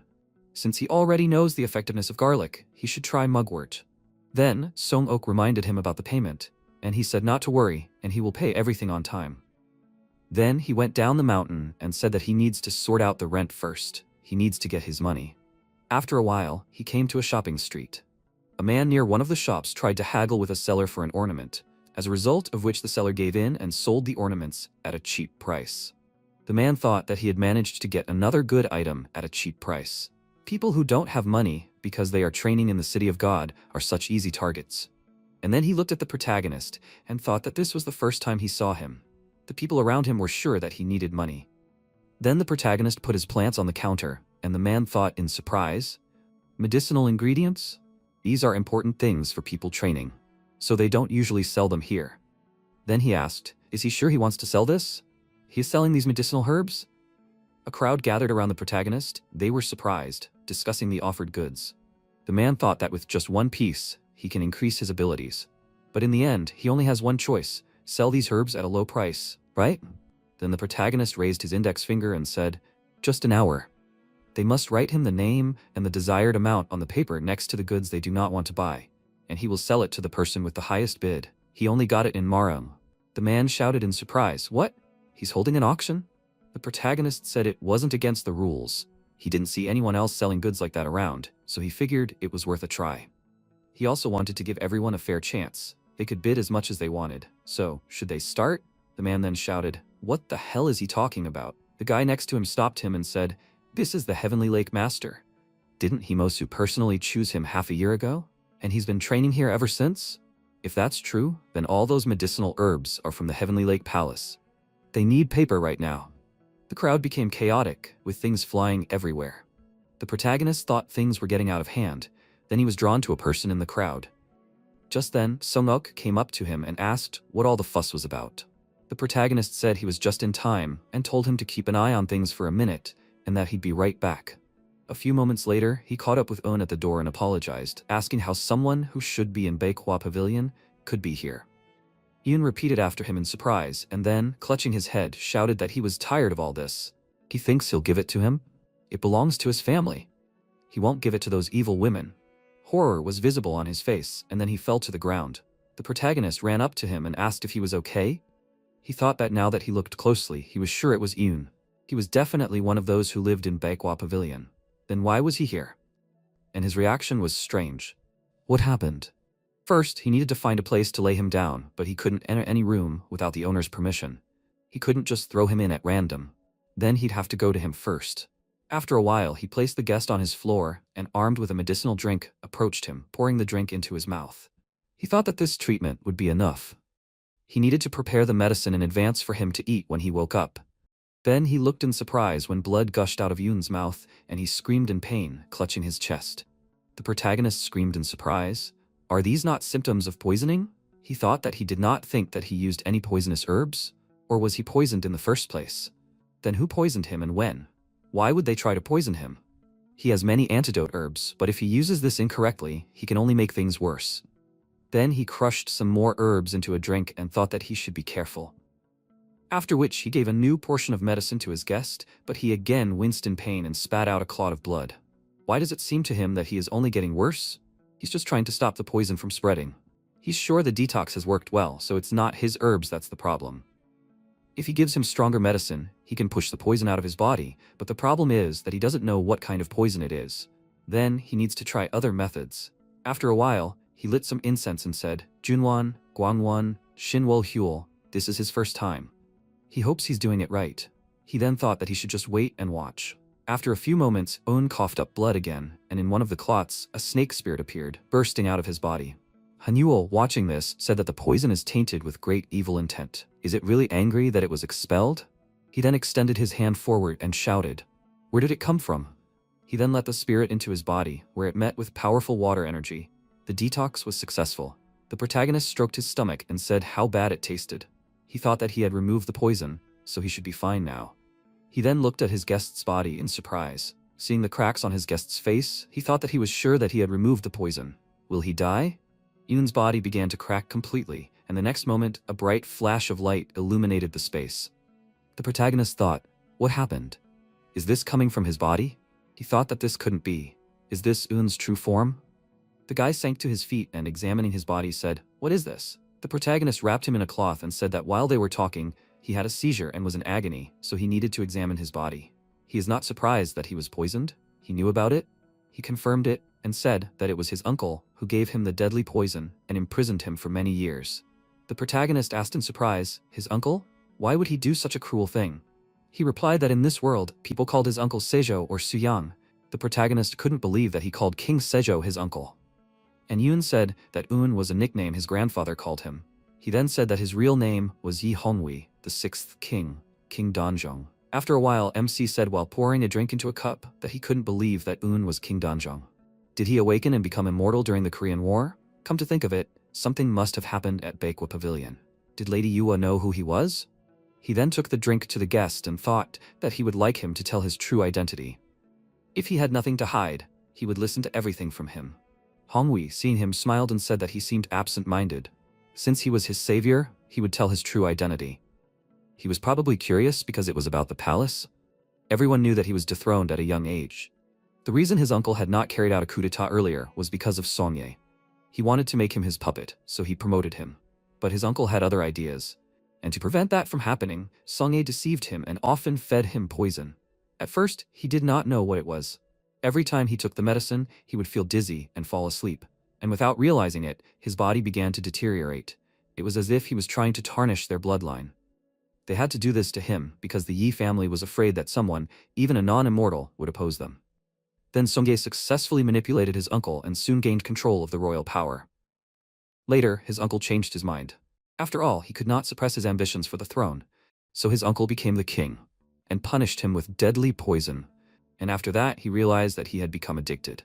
But none of the remedies he tried helped to detoxify. And when he came to, he was already in the ground and realized that he had become immortal.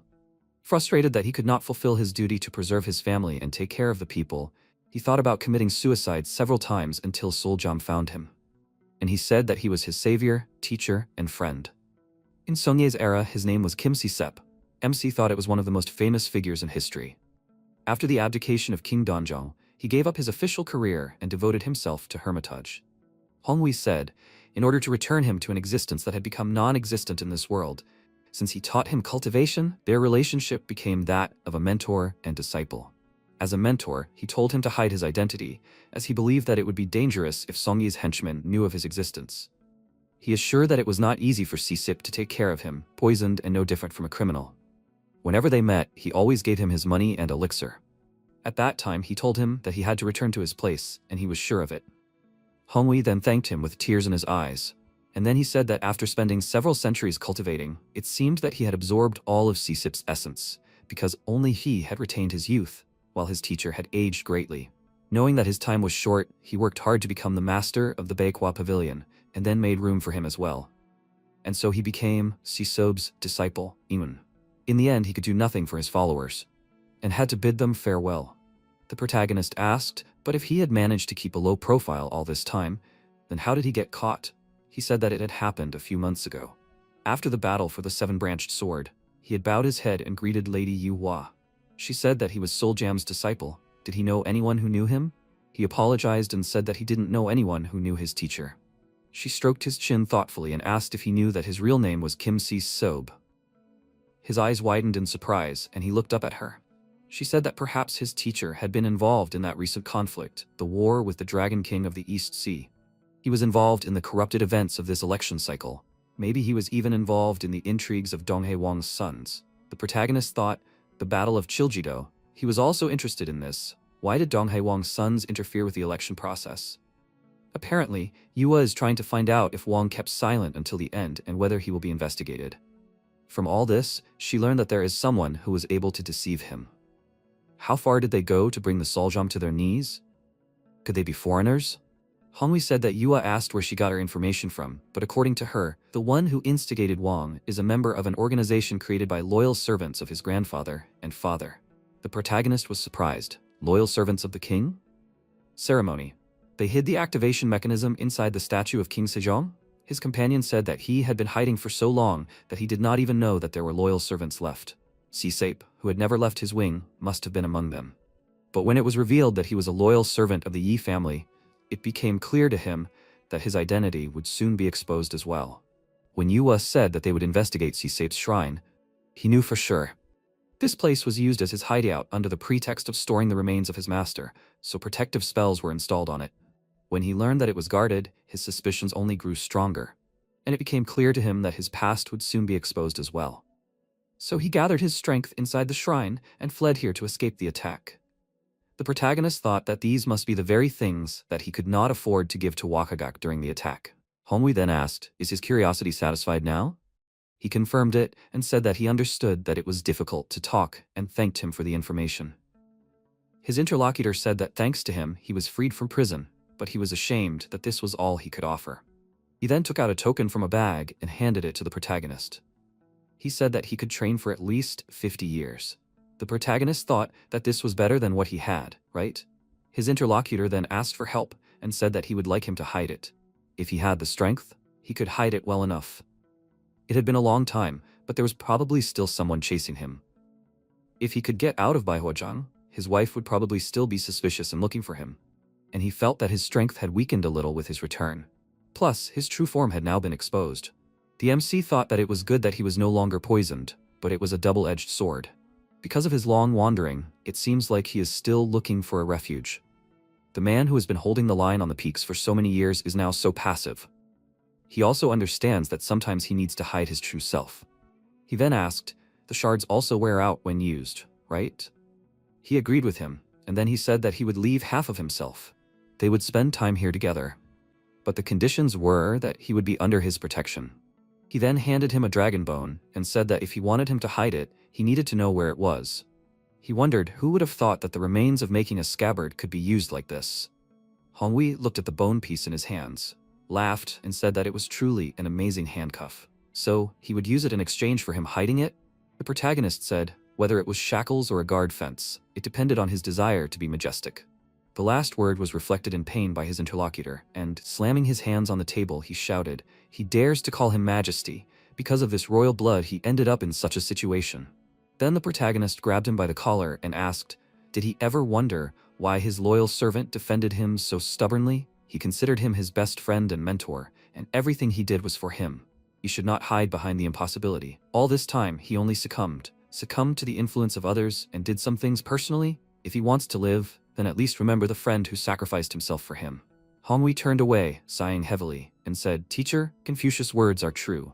He really was only succumbing to influence. He can no longer waste time like this, even for his friend." He then swallowed part of the bone, thanking the protagonist, and said that now he thinks his path has become clear. After some time, they came to the estate, and the protagonist said that it was like kettlebell lifting.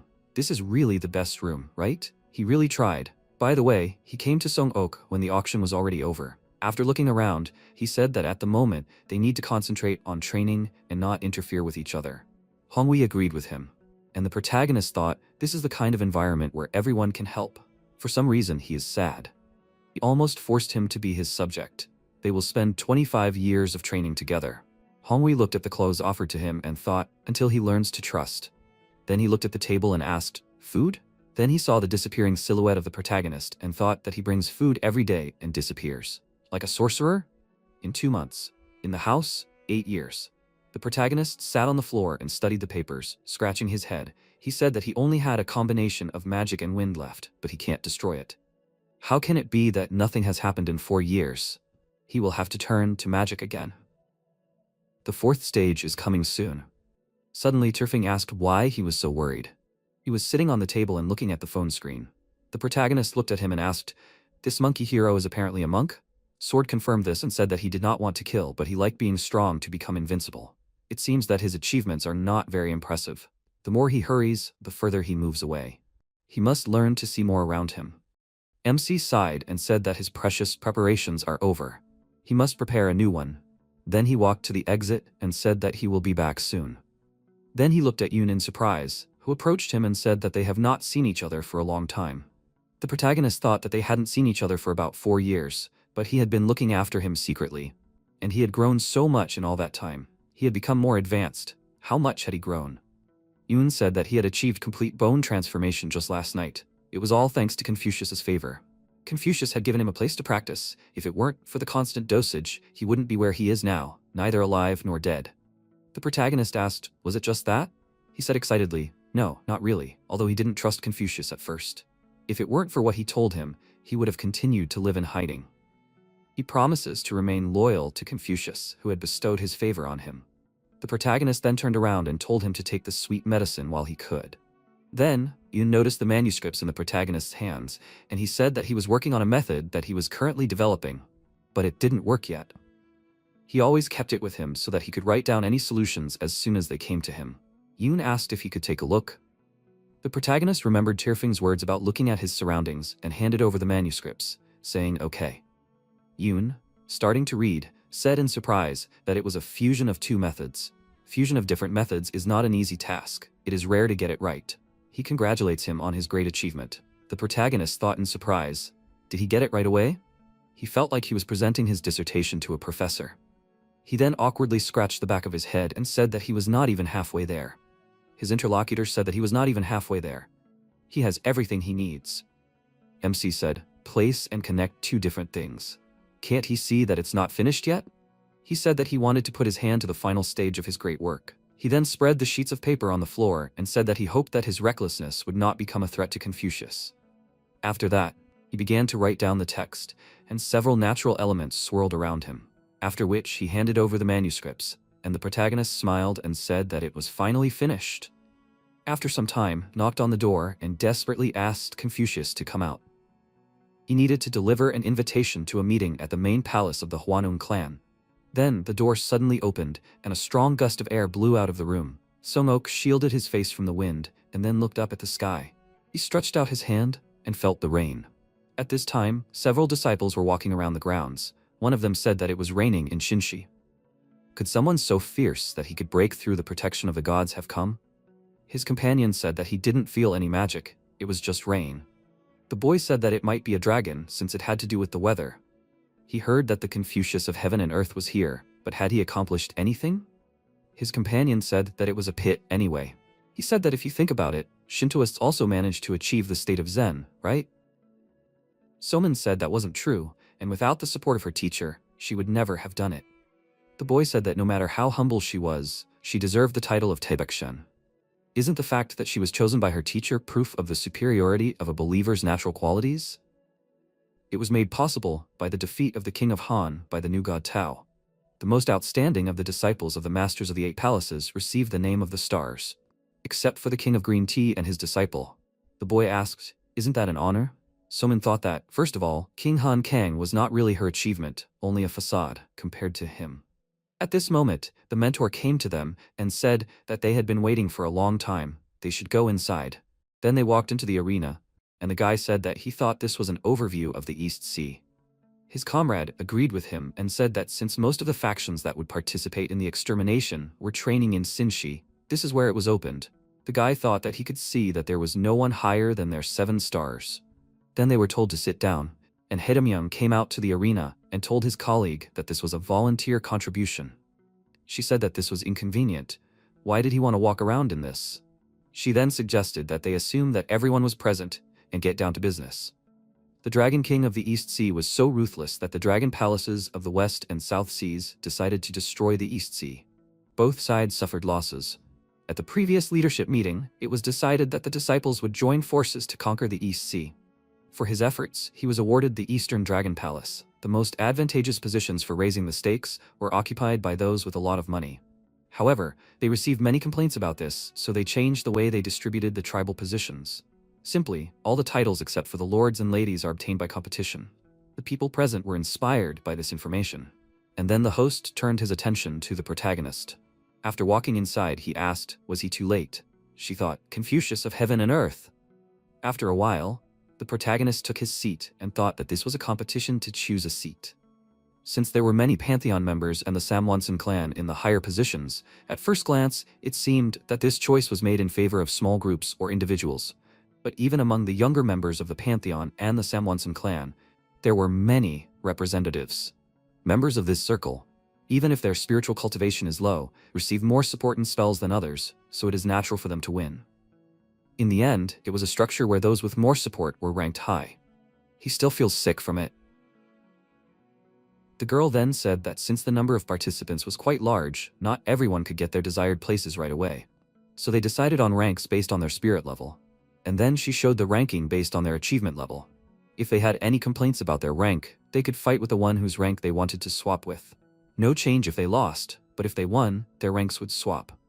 The one whose rank was swapped would move down 1 rank. She then looked at the protagonist again and said that he was late. But which rank did he want to challenge? He said that even if it was a challenge or a joke, his rank was not there. She asked if he had a different rank. He thought maybe it wasn't there, but he wanted to participate. She said that after the opening of the Heavenly Gate, it became easy to see and measure the cultivation level. So many disciples took advantage of it. She thought that everyone had it, but she did not pay attention to it. She did not know that it was missing. Turfing thought that Hanyul had gone missing during the dispute over Dokdo, so it was good that he gave it to him. The girl then grabbed her head and said that she made a mistake by not checking it. They should give him a chance. She then asked what order he would prefer. He smiled and thought that with this, he would be able to show off his capabilities. Then he decisively said, first. He asked that they give him the first place on the list. She was surprised and shouted, "What?" The people present looked at him with disapproval. Noctigan stood up from his seat and said, "He wants his place?" How bold. The guy looked at him and thought, this is Baradagi's 3rd son, Noctigan. He is at a higher level of godhood than them. He focused all his energy towards Iran. He was in 1st place. He then walked up to the protagonist and said that it was sad. Even his level didn't seem that bad. But when he thought that they could lose him in a place like this, he smiled and said, "You don't know until you try." Then the hosts announced, Hanyul versus Nokdago. They are starting the competition. Then they entered the arena, and he grabbed the trident and summoned a huge spirit behind him and shouted, "Let me at least show a little bit of the power of the godhood level." The spirit that was behind her suddenly rushed forward, trying to hit the protagonist. Tirfing asked, "This is Jingnam Zhou, right?" MC, rising into the air and running along the opponent's spirit's back, asked, "Does he know this?" Sword said that he saw this in a novel where the protagonist is a monk. "It seems to mean that it relieves the anxiety of the heart." He asked, "Really?" And then he gave a powerful blow, destroying the ground beneath him. He said that it was a good meaning. Then he concentrated water energy in his hands and sent it to his opponent. From which he grabbed his hand, and he landed on the ground and said that it is relative to who uses it. Walking up to the opponent, he said that he would be too worried. He smirked and said that maybe he underestimated him. But he will not be frivolous. He grabbed the trident again, and a huge spirit appeared behind him again. then flew forward and delivered several powerful blows, trying to hit the protagonist, but he jumped back, dodging these fists. He thought that he was getting stronger by pouring out all his energy. When suddenly, the next moment, the spirit still hit the protagonist's face, but again flew to the side and thought that this would not help him. Then he swung his sword, releasing powerful water energy forward, from which his opponent screamed. He said that although the laws are good, he doesn't know how to use it. That's why he looks like this. It seems like he sees a sage who has just awakened. Noctigung, angry, thought that he poured out all his energy and still fell behind. He didn't use a single technique. This is the pure Guangmi method that Baidagong spoke of. Machong Shinkan. Such high levels that can be achieved without the help of this monstrous artifact. He shouted in irritation not to laugh. He is not lost yet. After that, he extended his hand forward, in which lay a flower. The host shouted in surprise, "Why is this in his hands?" The damned Baradagi. Out of gratitude to Baradagi who helped him, Jijongbi gave only one among the visitors of the Heart Garden. Only she has the ability to break, among the many flowers containing tens of thousands of different powers, a flower focused exclusively on combat, the destruction of Asura. After which he clenched his fist with the flower, his body was covered by a red aura, and he said that he cannot lose. At this moment, his spirit appeared behind the protagonist. Turning around, he said in surprise, "Damn." A huge fist hit his body, and flying back, he thought, "Have the giant wounds all healed?" The fists tried to hit him again and again, but he jumped back in different directions and thought that the speed was not as fast as before. Looking at how down Nanja insulted Baradeg, it was like the spell that Baradeg used. After jumping a few more times, he landed and thought that this magic caster was as capable as the incarnation of a god. But how is that? The host shouted anxiously, "Be careful, this flower can bring great power." He thought, a flower? It means that if you pick one petal, it is the end of an army, if two, the end of a country, if three, the end of the world. A flower is the death of the world. How strong must he be to have the right to pick such a powerful flower? Then the opponent came up behind him, but MC managed to put his sword in front of him, and swinging it, thought, when did he appear behind him?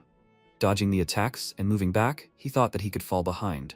He then concentrated the water energy in his hand and sent it forward, then jumped into the air. He looked in surprise as the spirit extended his hand, rewarding his opponent. He then jumped forward and punched the protagonist in the face. He thought he had even stopped Makan Songan.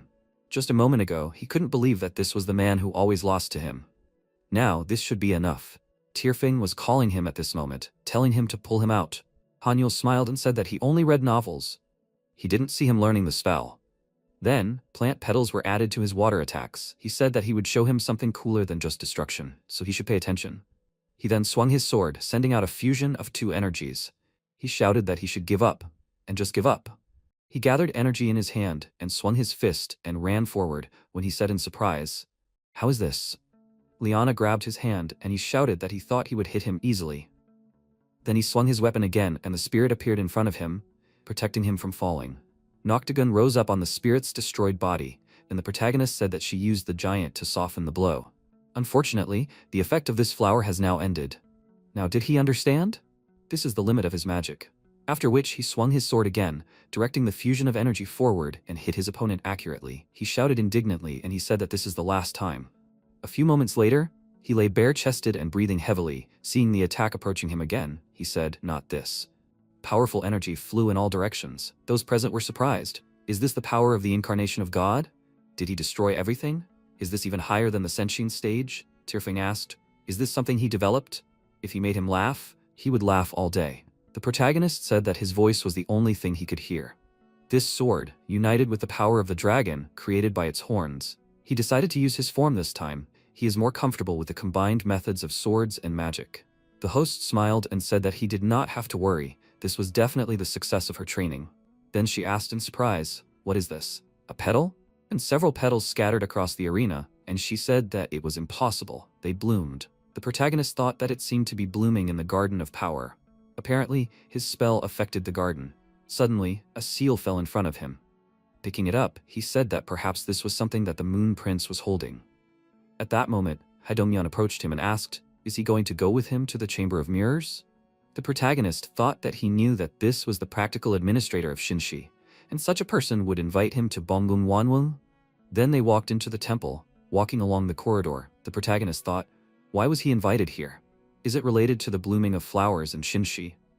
Looking around, he thought that the ceiling was very high. Is it because of the painting? Then he noticed that the painting was moving, and he thought that it was Sanhaegyeon.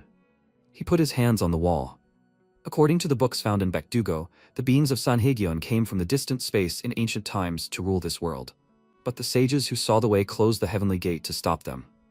If it were not for the sacrifices of these sages, the world would have perished long ago.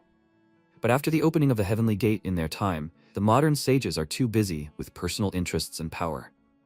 Haidomyeon said that they are interested in observing the external deities. The protagonist turned to him and said that they called them the outer deities. He said that they were the ones who were the great masters back then. The protagonist thought, if they were great masters, they must have been powerful, but he hadn't heard of them since the heavenly gate was opened. Where did they go?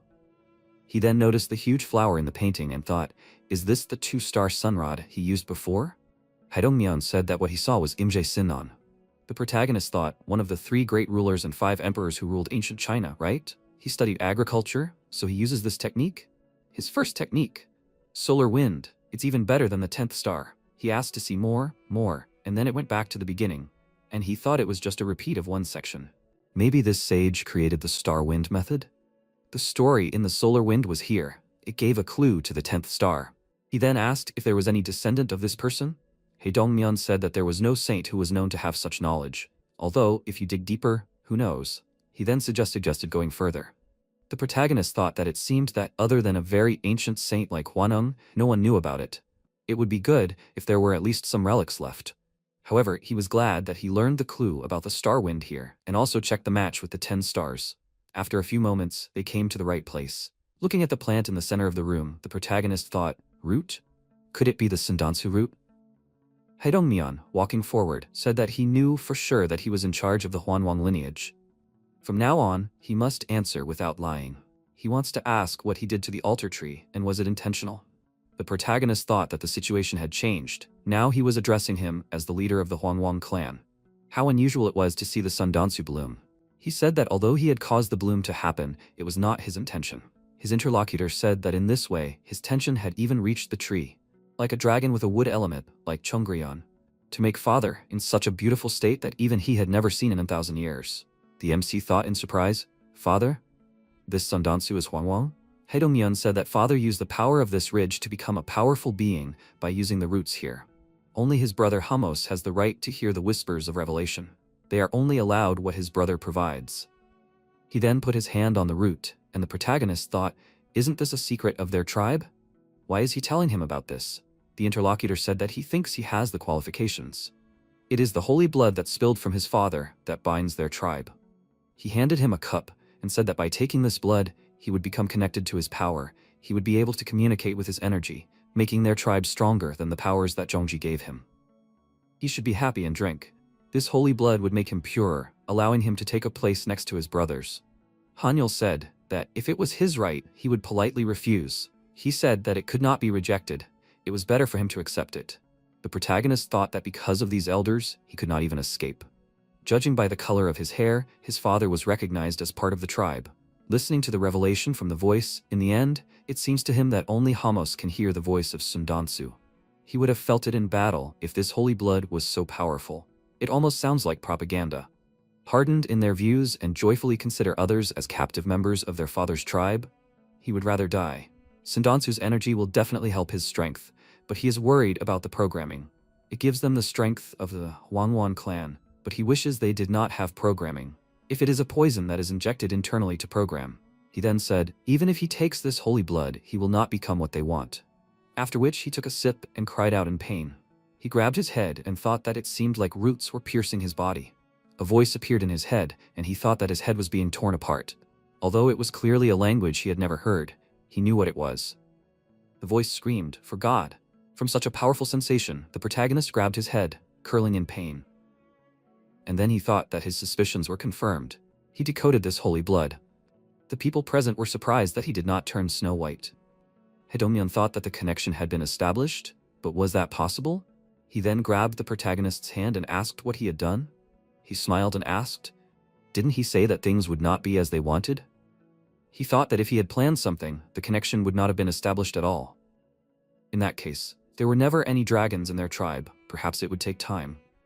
He then let go of his hand, and the protagonist thought that he could not believe that his mind had been released.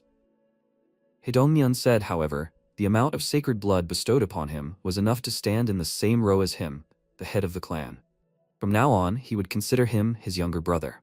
The protagonist bowed and said that he hoped for their continued cooperation, brother. After a while, he returned to the arena and looked at Yoon, thinking that he was still fighting for the title of Celestial. So the second place in the competition of young masters to the heavenly realms is taken by Yoon. The protagonist approached him and asked, did he achieve what he wanted? He let his comrade lean on his shoulder and said that his injuries were too serious. It was time to go back. He thought that he did not tell him to take second place, but he still achieved his goal and stood below him. This guy is so damn stubborn. After a few days, he thought that he was watching him, but it seems that the sacred blood is not going to harm him.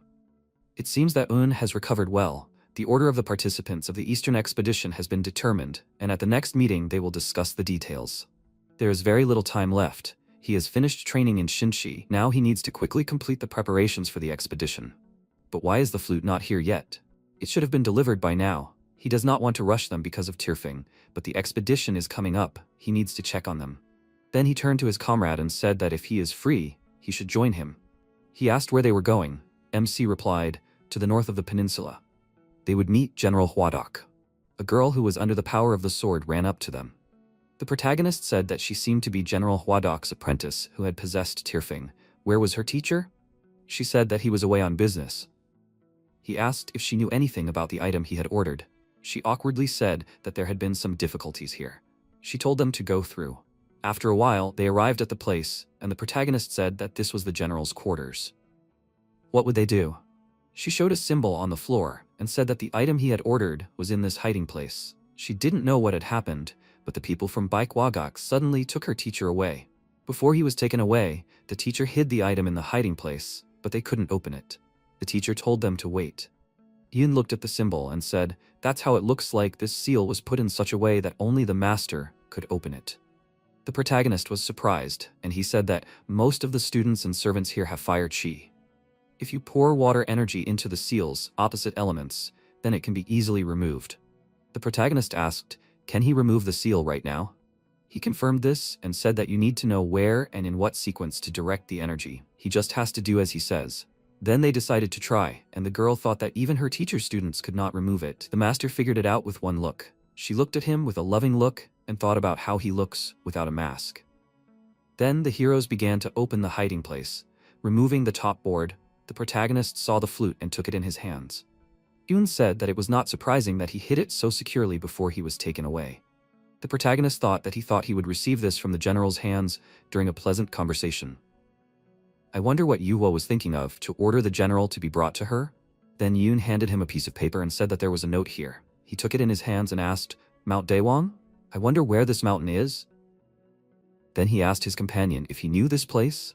He said that this name is not used now, it is more often called by another name. In modern times, it is called the Tomb of King Munmu.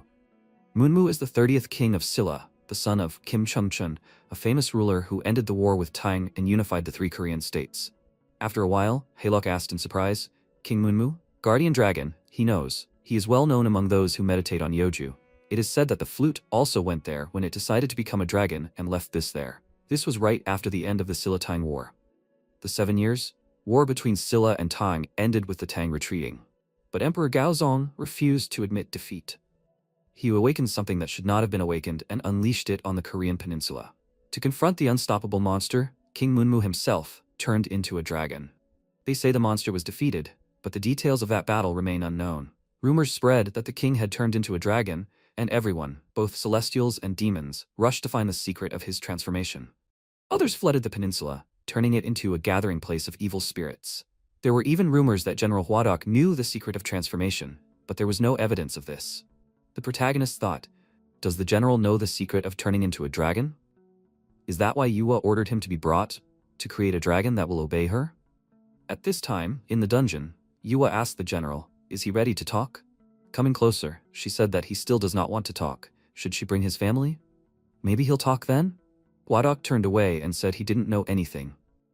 Yuhua thought that she didn't want to involve his family and make things worse. She needed him to talk quickly and quietly. Then she smiled and said that hands are the master's main tool, right?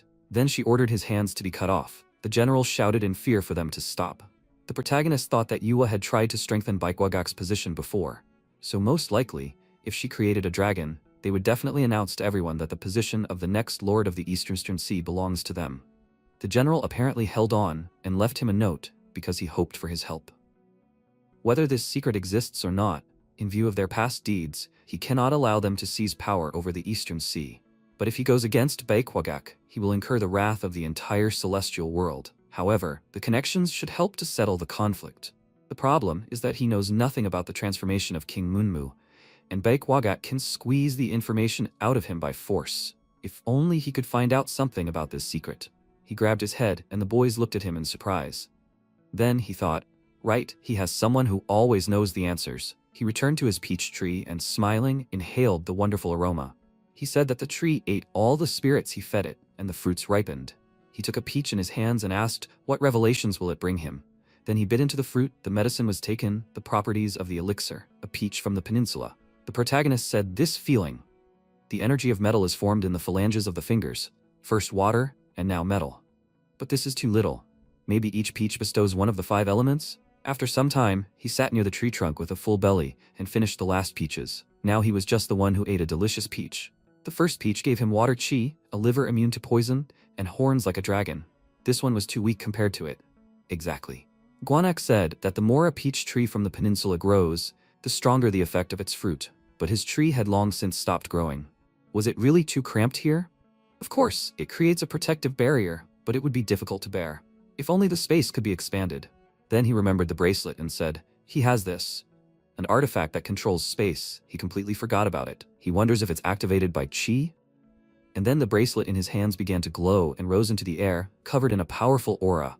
The protagonist said that the space for the peach tree to grow was over. Now they needed to find suitable soil. A few days later, the protagonist took a small handful of soil and said that Kuun would not advise anything bad. The Naju Plain is one of the main granaries of the Korean peninsula, a fertile land that has fed countless generations of Koreans. It's good that his comrade understands this. He began to dig a hole and said, I wonder if his tree will like this soil? Then he suddenly felt something shake on the side, and the next moment a 7-pointed sword burst out. He shouted, is this really Chiljito's response? He grabbed the sword by the hilt, and Tearfing shouted indignantly, he had another sword, and he didn't tell him anything? The protagonist thought that the swords met for the first time. Then he told him to calm down. This is not meant for fighting. Tearfing shouted, how can he calm down? They are going to move him. Then he asked, what is this saying? Judging by the sword's speech, it is still a little baby. The protagonist asked, does she understand him? The sword said that it says that it is glad to return home. Very glad. The protagonist thought, home? What home? Exactly. Chiljito was forged in Baekje, and Naju is the former lands of Baekje. The protagonist thought that he felt a surge of strength again. Then he swung the sword and, finding himself in a different place, asked in surprise, where are they? Tearfing said that the 7-pointed sword says that this is Wairyasong. Wairyasong. During the reign of Garo, the 21st Wong of Baekje, the state fell under the onslaught of Goguryeo. The city was wiped off the face of the earth, and to this day no one knows where it was. As he walked forward he said, who would have thought that they would find Virasan in Naju? Come to think of it, the time he swung his sword following the response, he met spirits related to Chiljito. Could this sword respond to hidden places that hold memories of the past? Suddenly, everything around him began to shake. Looking around, the protagonist shouted that there was an incredible concentration of metal energy here. But there were no people here who lived here? Then he saw crowds of skeletons starting to surround him. He asked, could this be the army guarding this place? How many were there? Noticing the crests in their hands, he thought, the army of Kilji? If he was not mistaken, this was the title of Wang. Could these be members of the royal family or his personal guard? One of the skeletons stepped forward and, pointing a sword at him, told him to introduce himself. He held the sword out in front of him and said that he was the owner of this sword, when suddenly the sword flew forward from his hands, and he indignantly shouted, where? Tearfing said that she thinks that he considers himself its owner. Bastard. Then he raised his hands, and the sword said that besides him, he has no one, right? Then the protagonist took off his mask and introduced himself. The skeleton shouted for him to stop, and he said that he was not listening to him.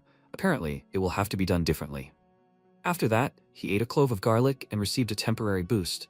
Grabbing the hilt of the sword, he jumped forward and shouted that they will begin. Swinging the sword, he again called upon the fusion of water and earth elements, directing it at the skeletons, breaking them into individual bones. He said, things are bad, the roots are weak. The place is cursed, and the energy of metal suppresses the energy of wood. Then he looked at the destroyed skeletons, when the next moment, the bones began to reunite, resurrecting the skeletons. He said, if they come back to life, it will not be easy to get out of here. This is a real immortal army. Tyrfing said that they resembled Draugr. In the north, they say, there are tenacious ones like these guys. They are kept in this world by force. To defeat these, you need to break the shackles that bind them to a harmful existence. Therefore, if he wants to kill them, he must break these shackles and give them a dignified death. The protagonist said, in short, he heard him. After that, he took the sword from the sheath and with a few swings cut the skeletons in his path. He thought that he felt the threads breaking. It really works. The sword said, this is what death means. He always dreamed of doing this. The protagonist said that this is his will. Then the sword shouted to look at the skeletons who loaded their bows with fire arrows. And the next moment, a volley of arrows was heading straight for Hanuel. He began to concentrate energy in his hand and blocked the arrows with a powerful wave. He thought that there were too many of them to break the shackles of each one individually. At that rate, he himself might run out of steam ahead of time. If there was an army, then there was a king who commanded it. After that, he jumped to the building and cut the door with a few swings. He thought that he needed to kill the king. Walking inside, he said in surprise that there was an incredible aura of metal here. Coming forward, he asked, is this really their king? He doesn't look very impressive, but he's holding Chiljito, so it must be him. Who is he? The next moment, the skeleton seemed to come to life and said that he smelled of the Ko clan. The protagonist asked in surprise, is it him? How many years had passed since he left Wagak, and he still felt this? The skeleton stood up and said that it was he who took his Chiljito from him and destroyed Baekje. It was because of him that he suffered such humiliation. By getting his body, he would get his crown back, and so he had to give it to him. Several skeletons also entered the building and jumped towards the protagonist. He pushed off the ground and, rising into the sky, shouted, is he crazy? Yes, after so many years of imprisonment, it is natural to lose his mind. But that does not mean that he will give up without a fight. Then he waved his fan and released his assistants, saying that they have not seen each other for a long time. He told them to kill them all. Hetty burst out of the building, releasing water and destroying the skeletons in his path, while Pulgasari climbed to the roof and ate the weapons of the monsters. Tyrfing asked, does it just keep growing and growing? The protagonist said that it feeds on metal. That's all it wants. An indestructible metal beast that can grow to incredible sizes by absorbing metal. They say it can fill all 4 seas. That's why it was nicknamed Pulgasari, the unkillable. In Kumseong's book, it is said that it can appear out of nowhere, from the last breaths of a dying monk or a rice ball that an old man shares with his wife. Pulgasari have appeared at all times, and each time, in a mysterious way. In order to subdue these invulnerable creatures, many celestials tried to create them with their own hands, but all their attempts were in vain. Therefore, when Kumseong heard about Pulgasari in the country of Ogu, he considered it nothing more than a tale. However, oddly enough, he found the answer to this riddle. Although Pulgasari is born from human suffering, it is not one person who creates it, but an era of turmoil. A time when the people groan under the yoke of tyranny, and the ruler is blind to the misfortune of others, and greedy officials line their pockets, sucking the last juices from ordinary people. The people who gave birth to Pulgasari were overwhelmed by hatred, pain, and despair. When the country plunges into chaos, despair, pain, hope, and dreams of people form the egg of Pulgasari. And that woman, the mother of that boy, used the knowledge from the book to summon Pulgasari. The protagonist watched the battle from the sky when he saw how Pulgasari instantly became huge and released a powerful volley of fire, destroying the skeletons in front of him. The elements of the assistant of the protagonist spilled, and he said that he worried in vain. Turning to Hida, he asked, well, did you have fun? His assistant licked it happily, and he asked where Pulgasari was. He then saw a small trembling animal lying on the ground. He said in surprise, it was huge. Why so small? Hadi guessed that it shrinks when it uses up its power. The protagonist leaned down to pet the animal and said that it meant that it needed to be fed metal before the next time. It had already eaten a lot. It was time to go home. He then waved his fan, sealing the assistants in it. At that moment, the skeleton desperately crawled on the ground and said, pathetic descendants of Ko, he must give up his body. MC was horrified and said, what an incredible obsession. Why is he so eager to get his body? He then looked ahead